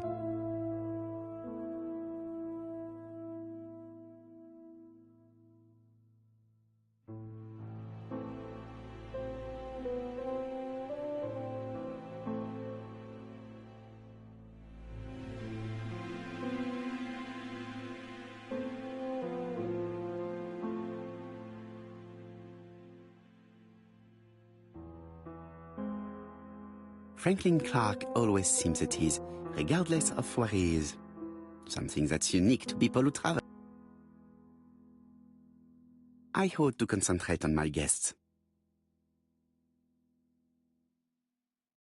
I wish to thank you all for coming. I wanted to bring everyone close to the victims here in order to unmask the murderer. Get to the point, Mr. Poirot. What do you want from us? Megan, dear girl, please be patient. Mr. Poirot, how dare you address me by my first name? Please excuse me, mademoiselle. What I ask is that you search your memories. The murderer must have left some trace. Yes, he must have prepared his crimes very carefully. Tout à fait. He did not get to Bexhill at midnight in order to strangle a young girl whose name by chance starts with P. Must we go into that?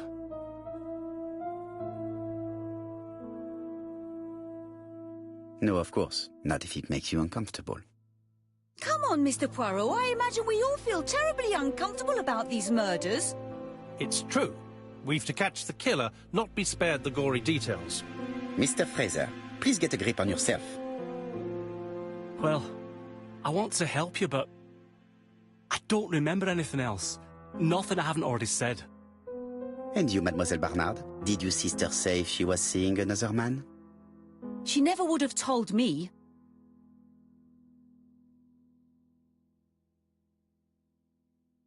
Allons, surely sisters have no secrets. She never spoke about any of that to me. Do you believe me, or do I have to repeat myself? Betty knew I didn't approve of her behaviour. Her flirting was spoiling any chance she might have had. Tell me, mademoiselle, what did you talk about with your sister? Silly things. Her new dress. She wanted a pair of black stockings to go with it. Mother bought her a brand new pair. The day it happened, she was crying.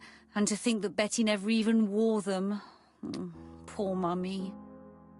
Your sister used to sing, I believe. Did she ever perform in public? She dreamt about it, but she had a very bad cough. It troubled her greatly.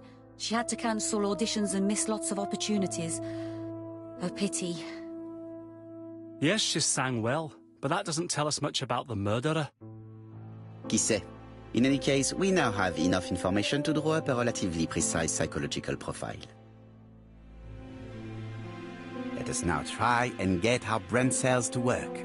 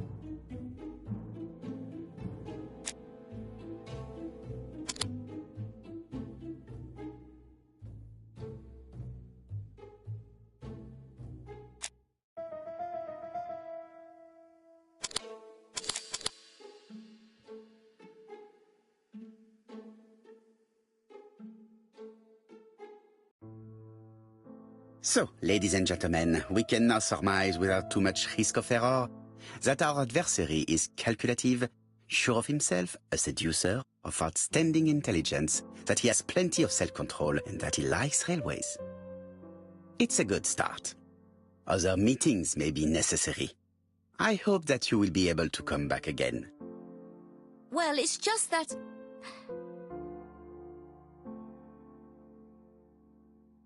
Well, Mademoiselle Drower, do you wish to help us or not? Oh, Mr. Poirot, don't be so harsh. It's normal that people helping with this inquiry should be reimbursed. Starting with you, Miss Drower. Please allow me to pay for your train tickets. Oh, sir, I cannot accept. But you must. Mademoiselle, I may not be rich, but my brother left a fortune which will be mine. Mr. Clark, that's very generous of you. Well, someone has to foot the bill. Mr. Poirot, would it be possible for you to come back to Devon? Lady Clark has expressed a wish to see you. We'll adjust her medicine so she'll not be too drowsy. But of course, I shall come the day after tomorrow if it is convenient. Thank you all for coming. We will meet again soon.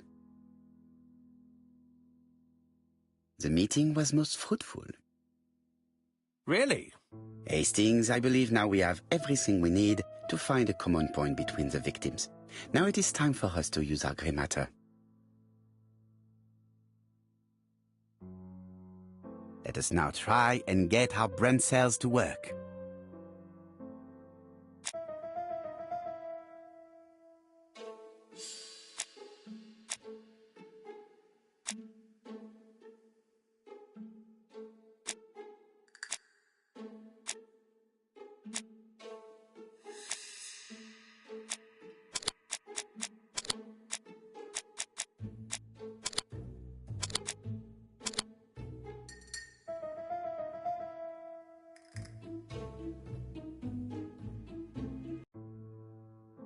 The first two victims suffered from bad throats, and that was precisely the specialty of the third victim, Dr. Clark. We have a lead. It would pay to take a closer look at the medical records of Dr. Clark's patients. We'll do so during our next visit to Churston. I will do it myself, mon ami. You must remain in London just in case ABC sends us another letter. Very well, as you wish.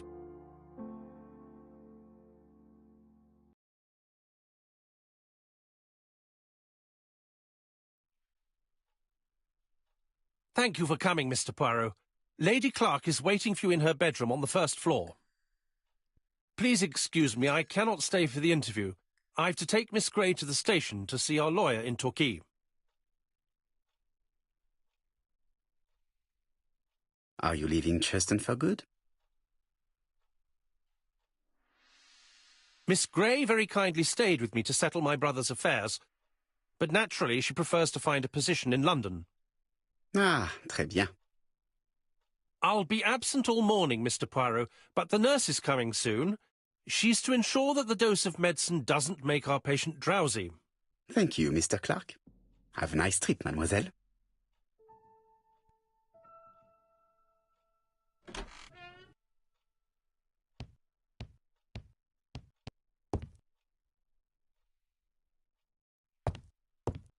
It is now the right time. It would be rude to make Lady Clark wait any longer.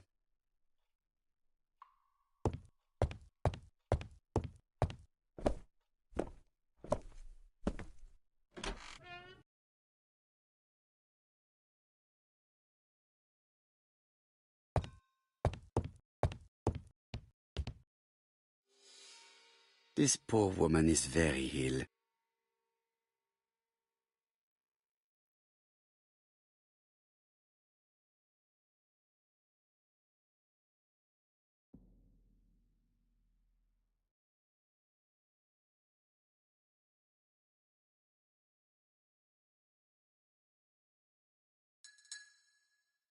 Please tell the nurse to hurry. Please.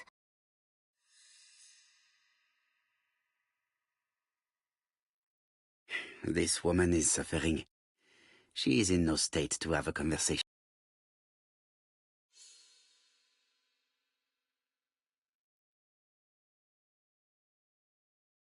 Mr. Poirot? My respects, madame. Thank you for coming. Thank you. Have you seen the nurse? She should have been here by now. Oh, I'm sorry. The telephone in the hall is ringing.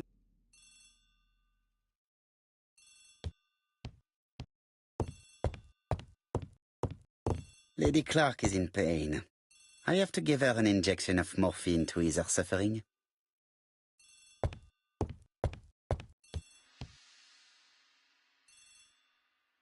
Please tell the...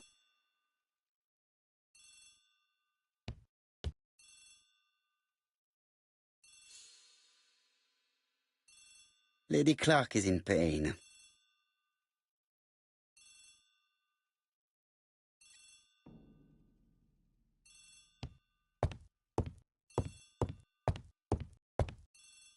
Lady Clark.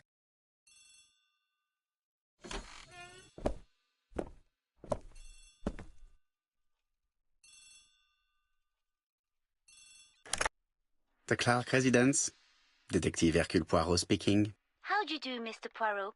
I'm Lady Clark's nurse. I wanted to let you know that I won't be able to come for her injection today. Might Miss Gray be able to do it? She has just left, but I will take care of it. Thank you. That's very kind of you. You'll find the skeleton key to open the medicine cabinet hidden in the lion trophy. You can count on me. Au revoir, mademoiselle. Oh, thank you kindly. Goodbye, Mr. Poirot.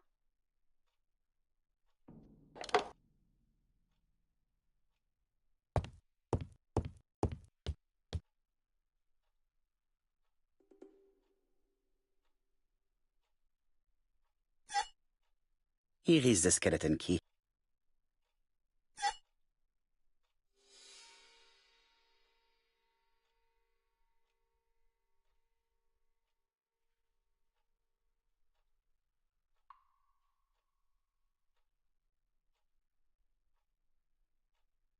April 1925, Aceh Province, Sumatra.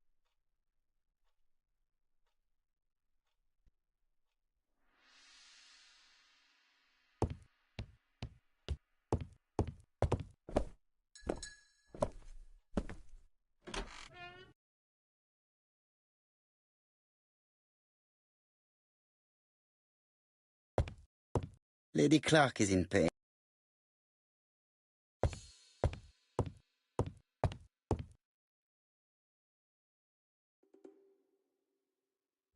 It's closed.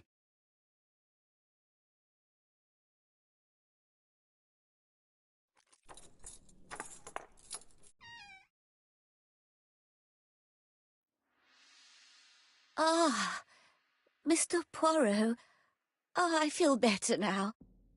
Thank you for your help.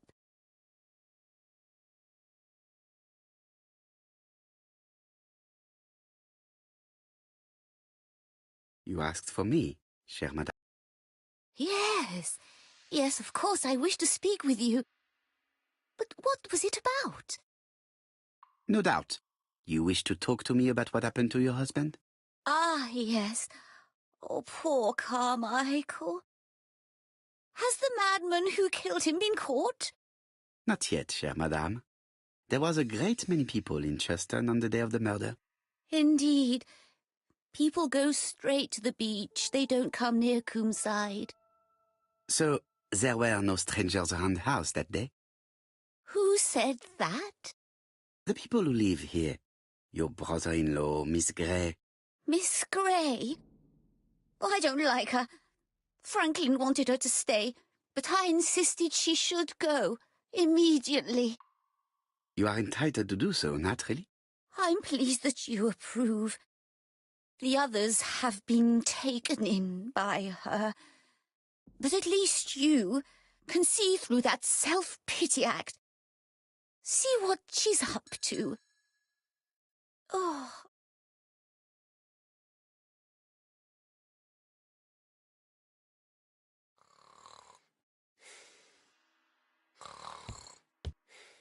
She is sleeping.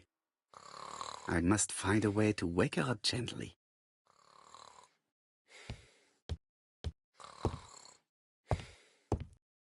This subject would probably be useful to...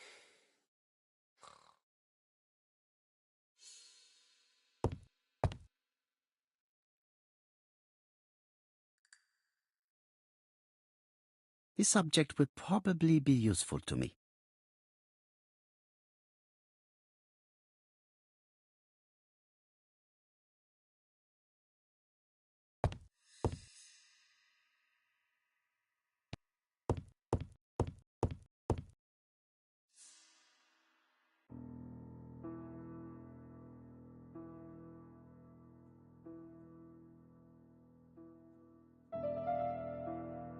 The mechanism appears to be broken.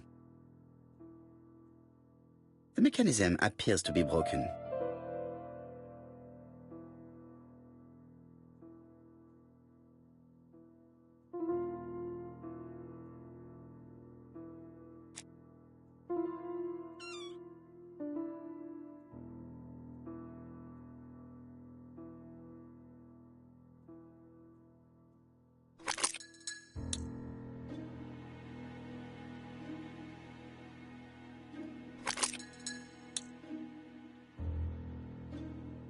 This part appears to be working. This spring appears to be broken.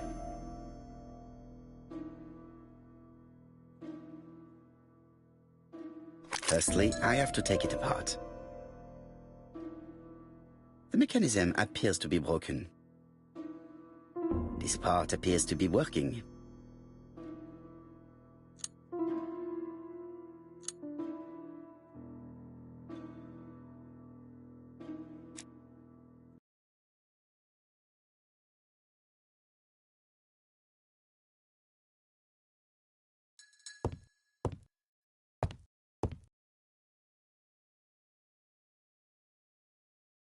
This subject would probably be useful to me.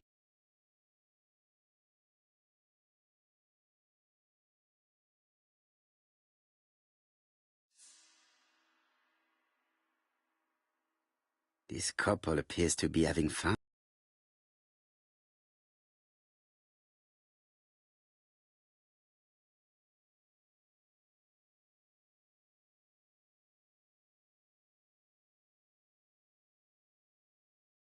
Lady Clark and Sir Carmichael were very happy, but they did not have any children.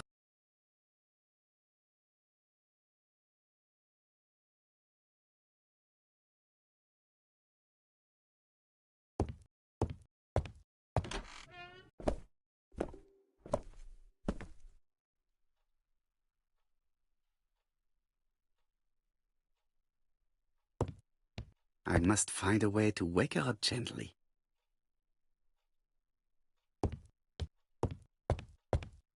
I must find a way to wake her up gently. It is now the right time.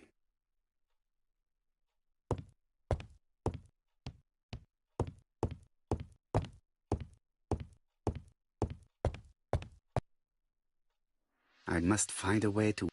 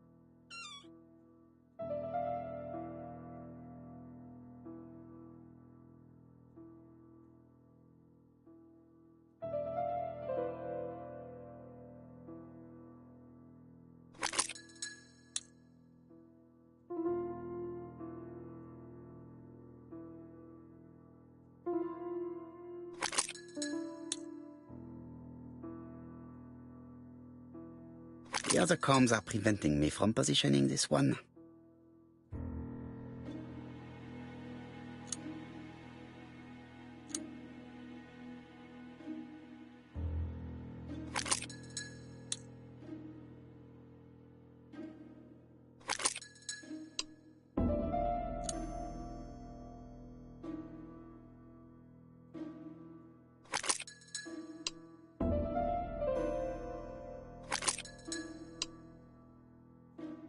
I have to put a new spring here. The mechanism appears to be broken.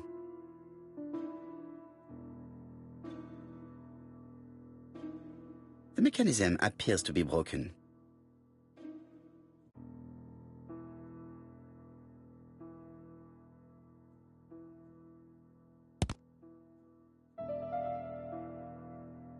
Firstly, I have to take it apart.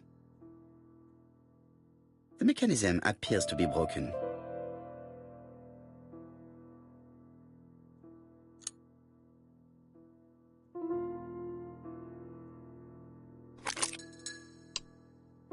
This part appears to be working.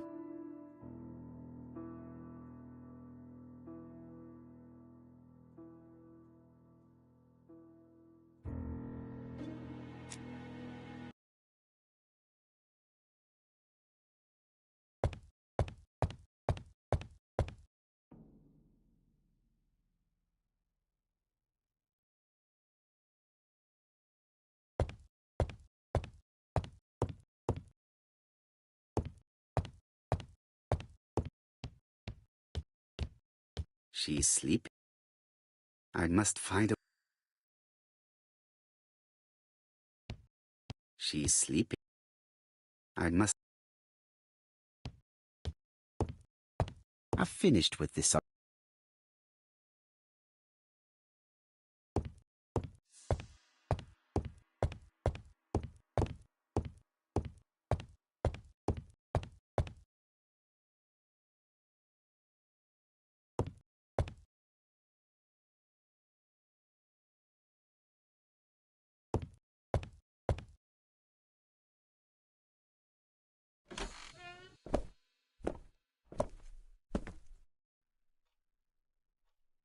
I am not going to leave campsite now.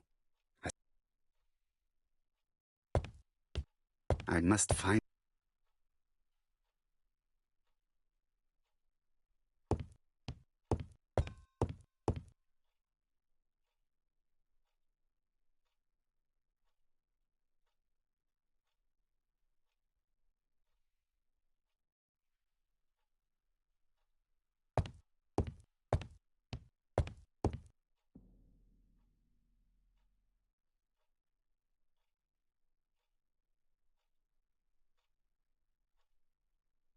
Après il...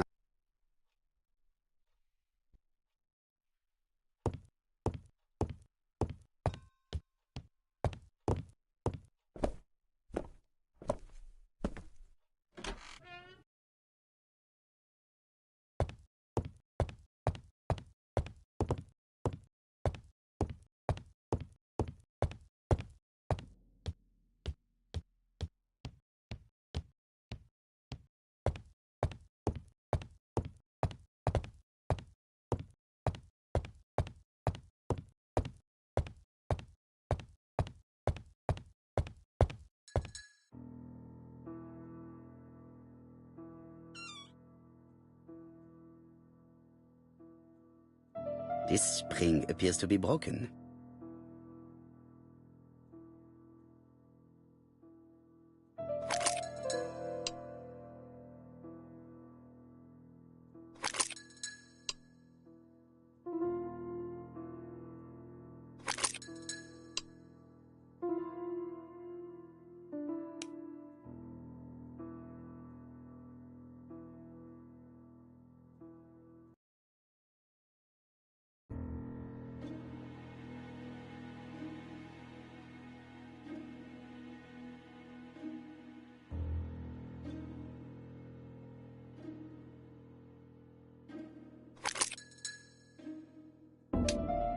I hope that Hastings will not be cross with me.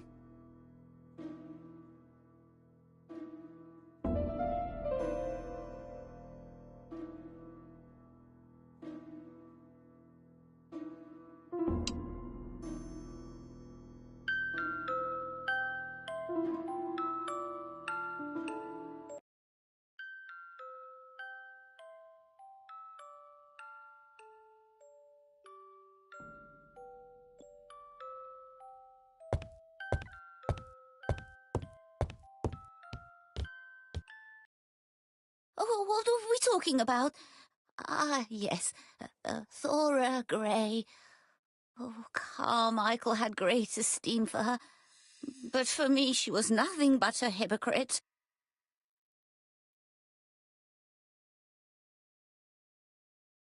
You're probably right, madame. You have seen through her. I'm so pleased that I've convinced you.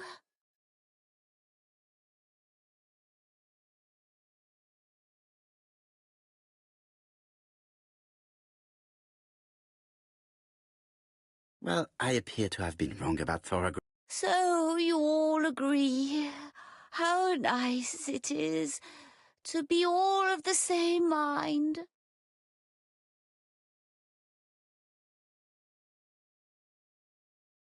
Miss Grey did look after you very well, though.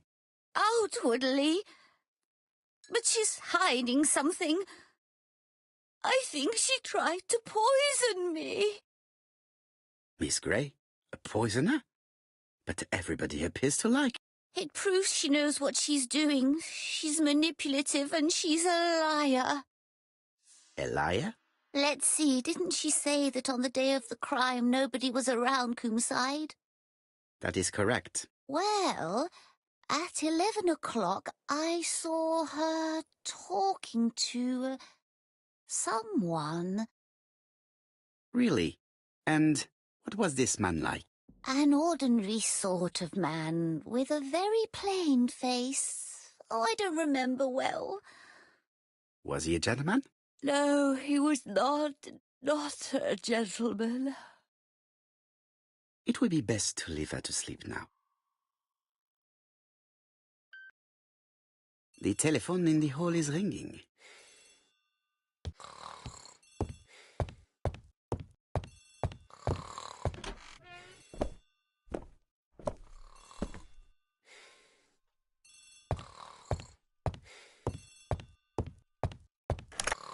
Hello?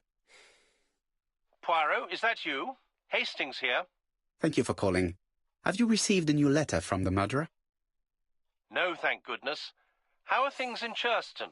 I questioned Lady Clark, but I will not leave until I have examined everything of interest to me here. Fortunately, Franklin is absent, and I have a skeleton key. Have you seen Thora Grey again? Briefly.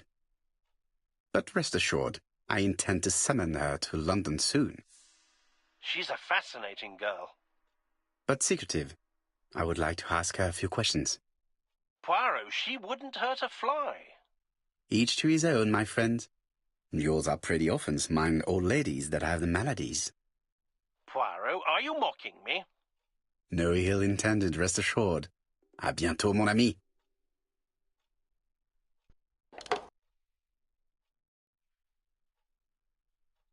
How am I going to open this trunk? Let us examine it.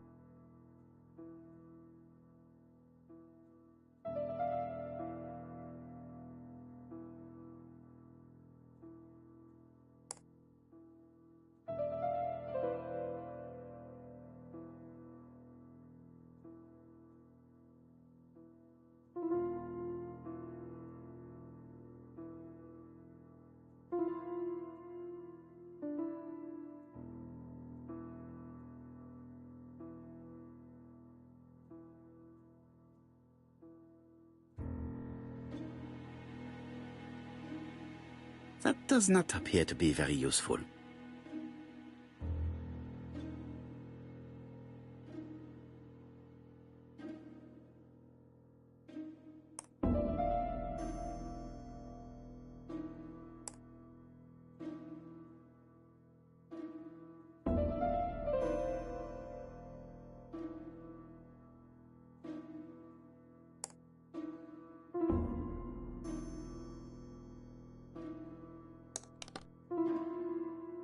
Leaving the code on the trunk. What a strange character Franklin is.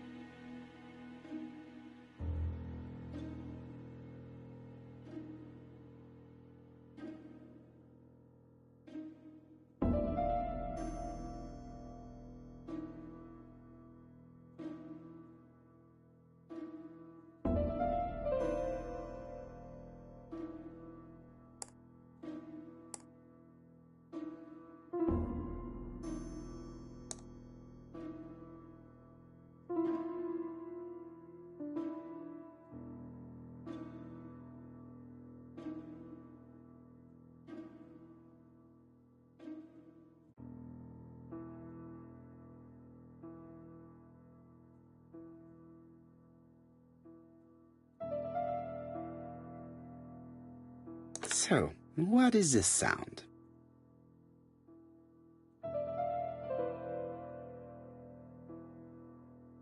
I should be able to open the trunk now.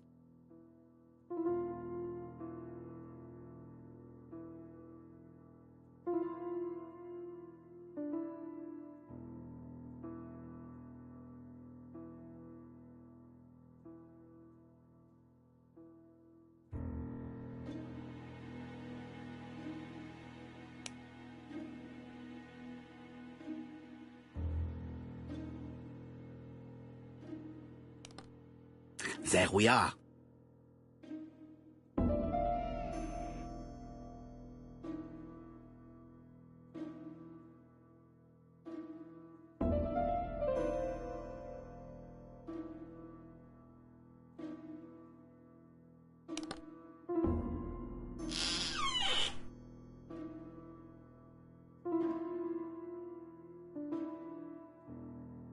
Whiskey and other good quality drinks. Mr. Clark really has refined tastes. Whiskey and other good quality. Whiskey and other good quality.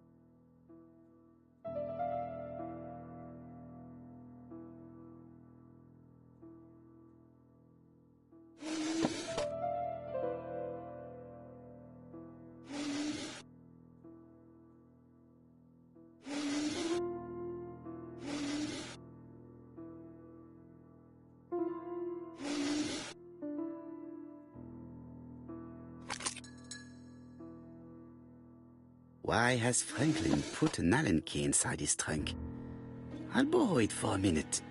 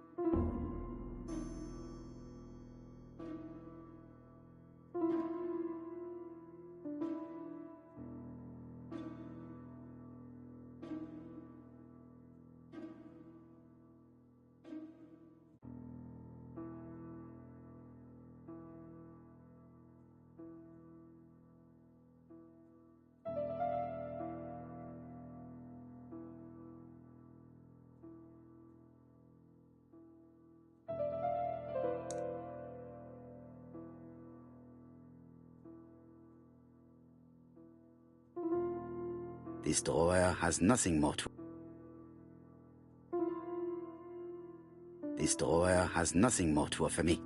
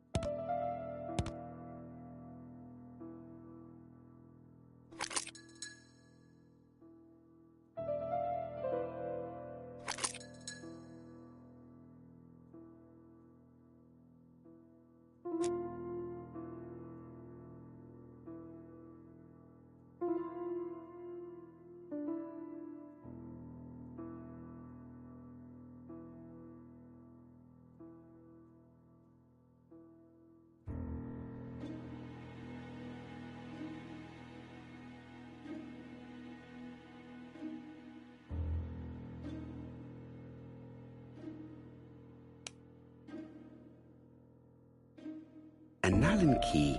It can be used in 5 positions.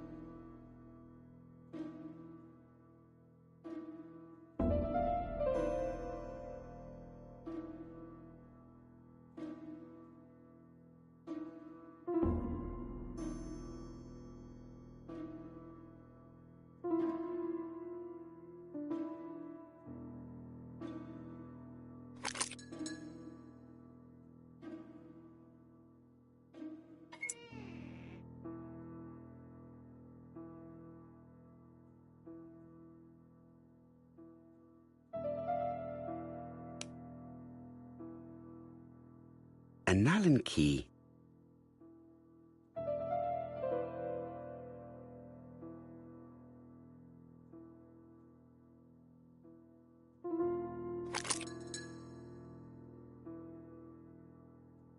Another screw.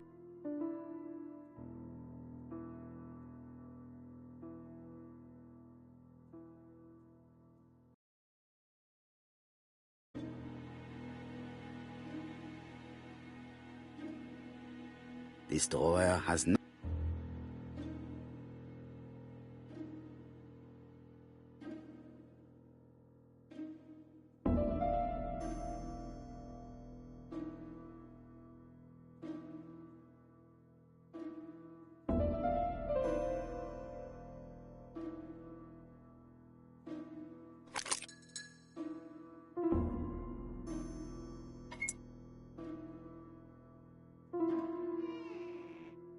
This engraving is not very easy to understand. I need to sort it out.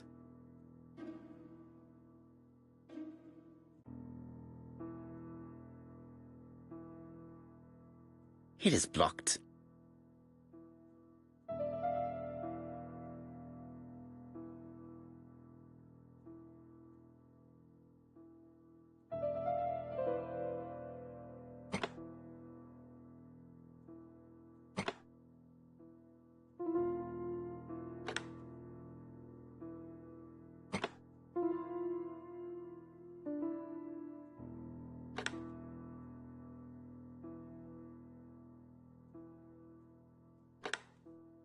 It is blocked.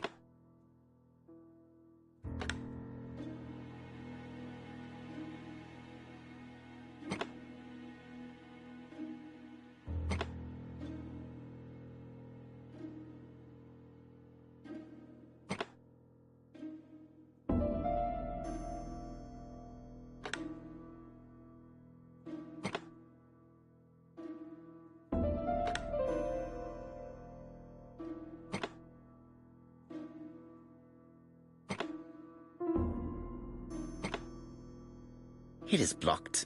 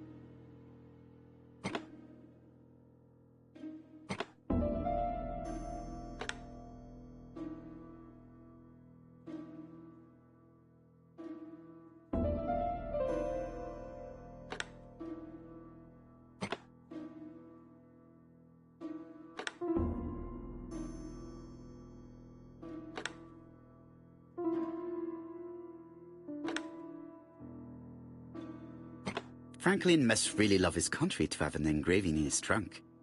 I think I heard the panel above release.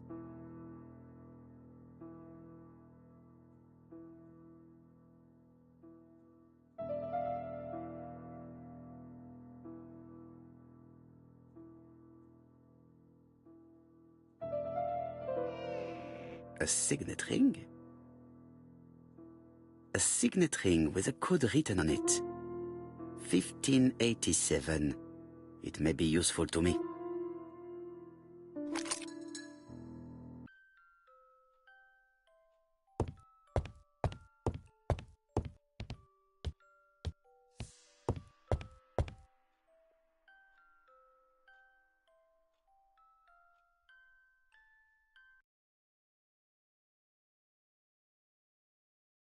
The Black Dragon's Curse. To Franklin, who will never grow up. January 25, 1928. Car Charlotte.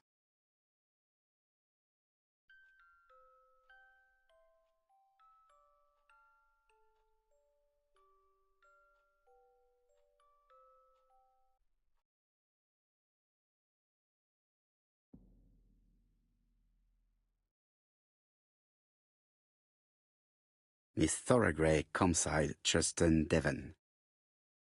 Arsenic trioxide thallium.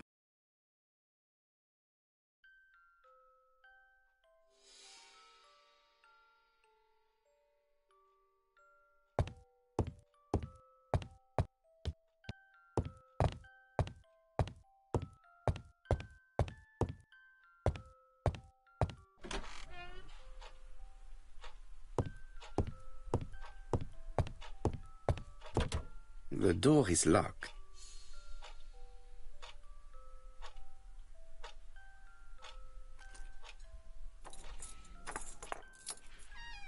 This unit contains the medical records for Sir Carmichael Clark's patients. Let us study them closely and see if there are any familiar names.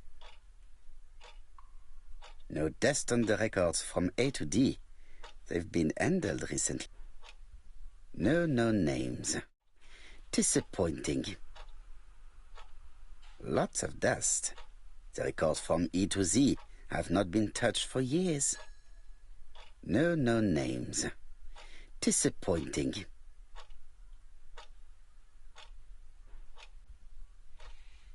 Sir Carmichael's collection could rise.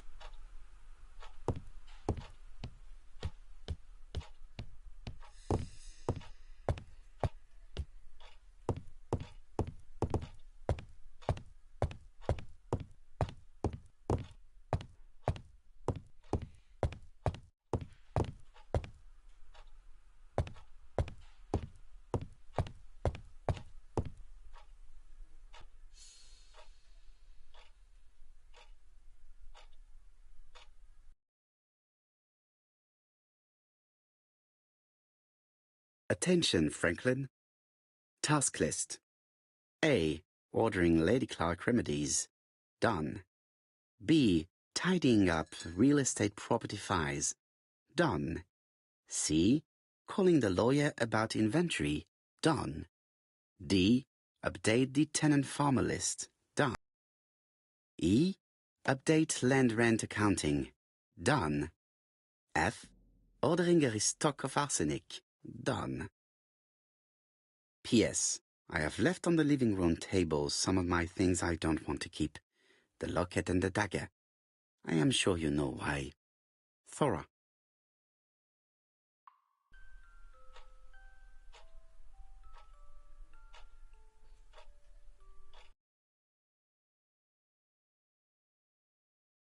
A dark dragon for a bright-haired maid.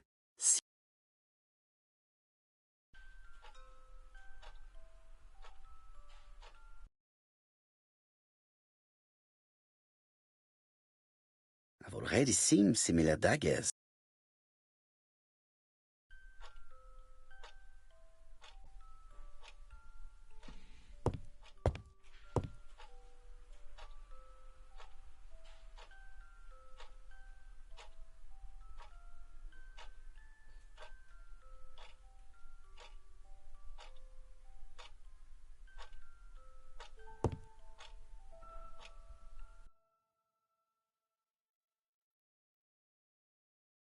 Compass, point to the south.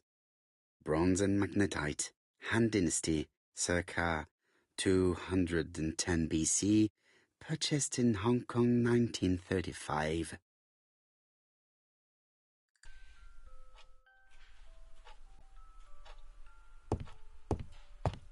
There are some very valuable objects here.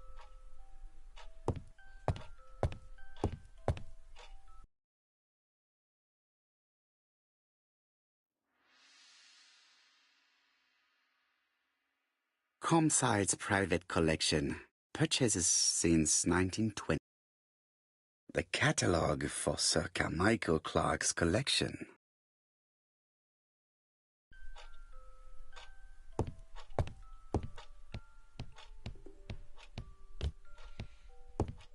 Order and method above all. Let us finish examining the mansion while no one is around.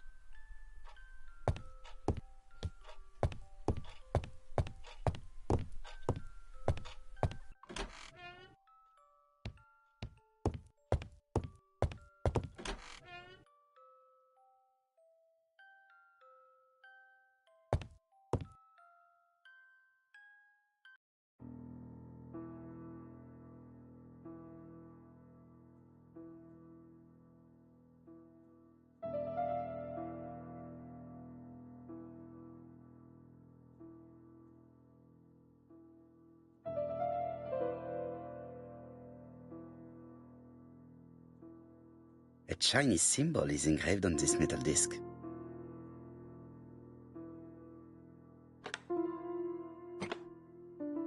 This character appears to be the wrong way round. I should continue to study this cupboard. That's it. This character appears to be the right way round.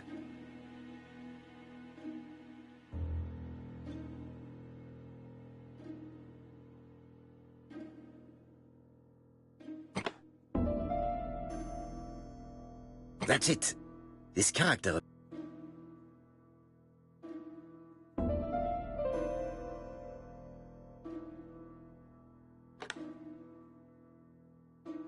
Like this character appears to be the right way round.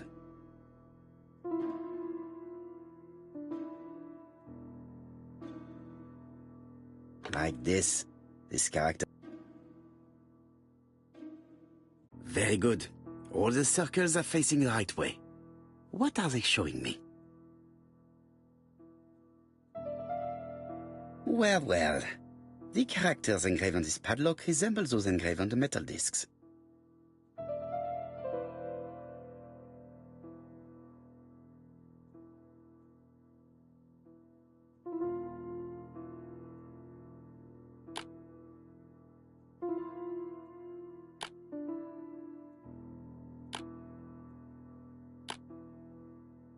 Now, It's not the right code.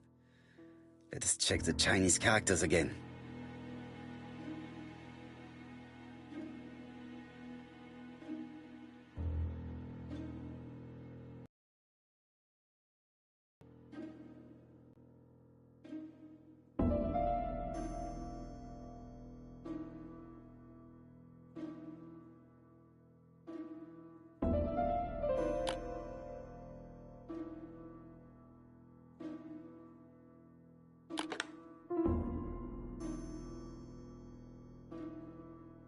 At last, the cupboard is open.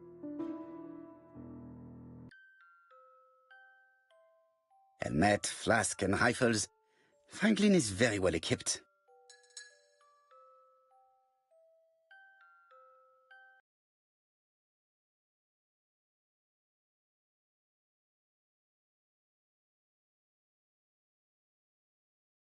Genteel and wild.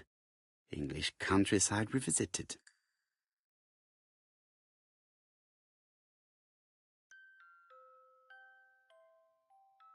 The Railway Children, E. Nesbit.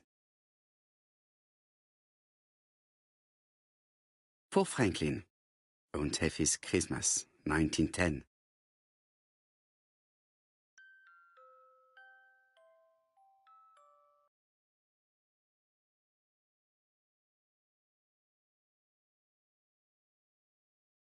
Traveling in China, a practical guide for English travelers.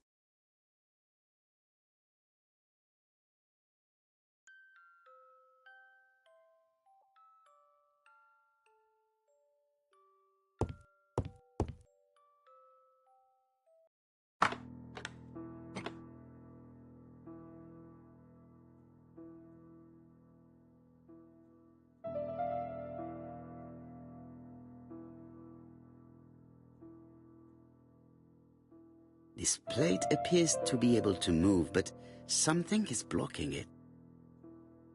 This plate appears... This plate appears...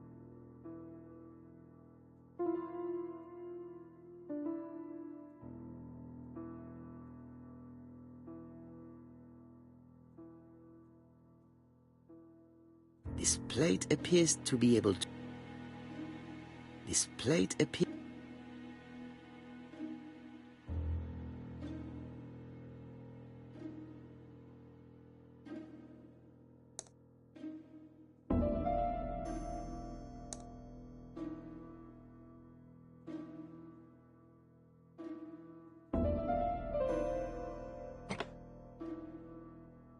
I think that signet ring should be placed here.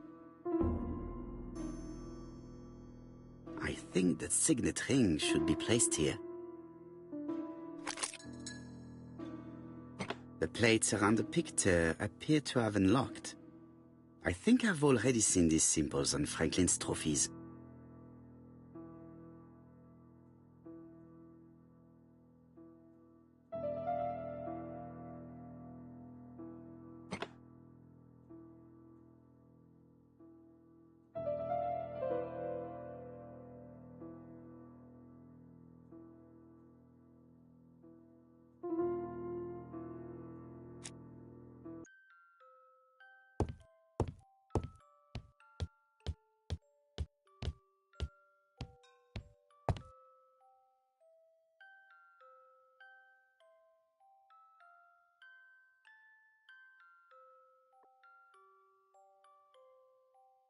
July 1920, Alaska Peninsula.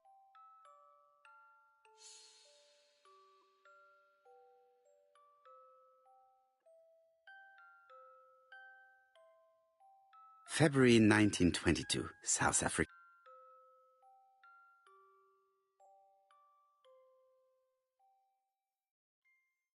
Franklin appears to be very active.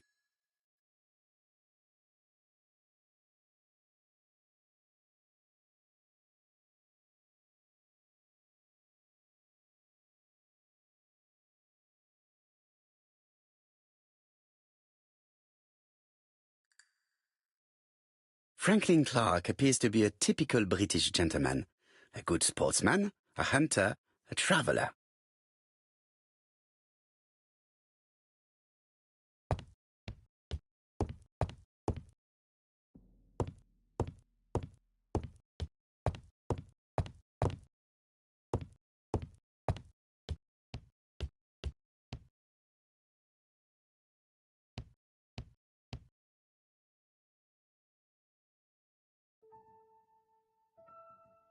July 1920, Alaska Peninsula.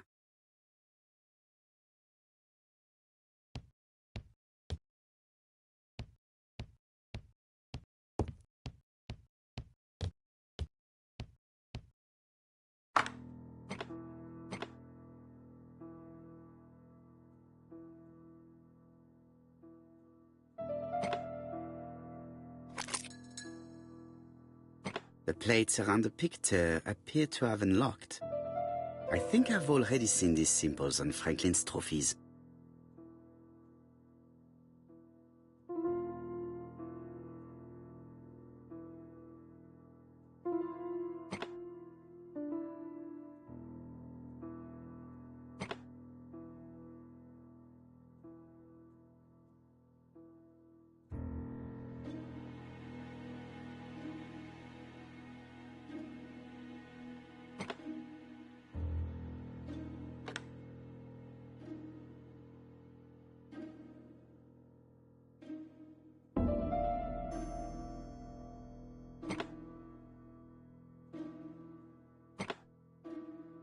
The Lion of Sumatra.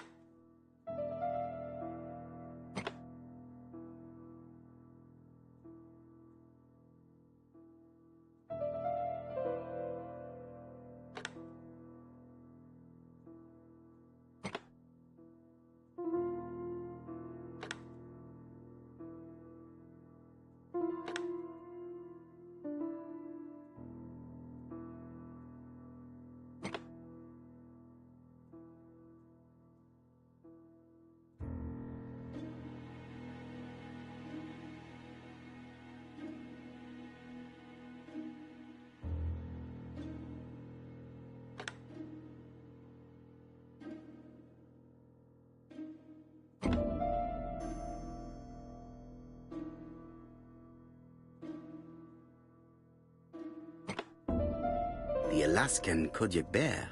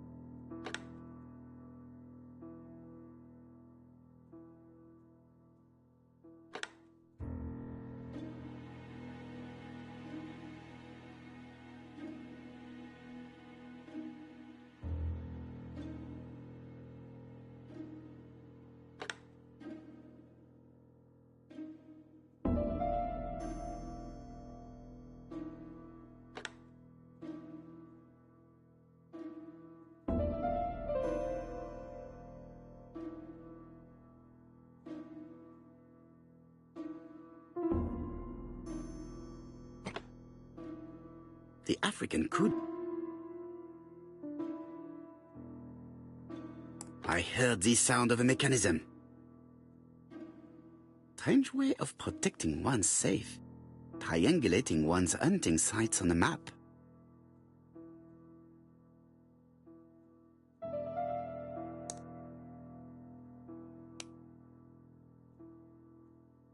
A signet ring bearing the Clark's family's coat of arms.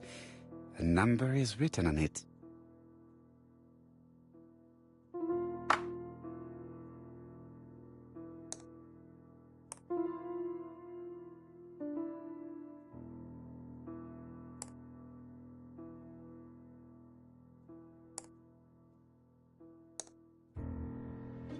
These documents are very likely going to help me for the rest of the inquiry.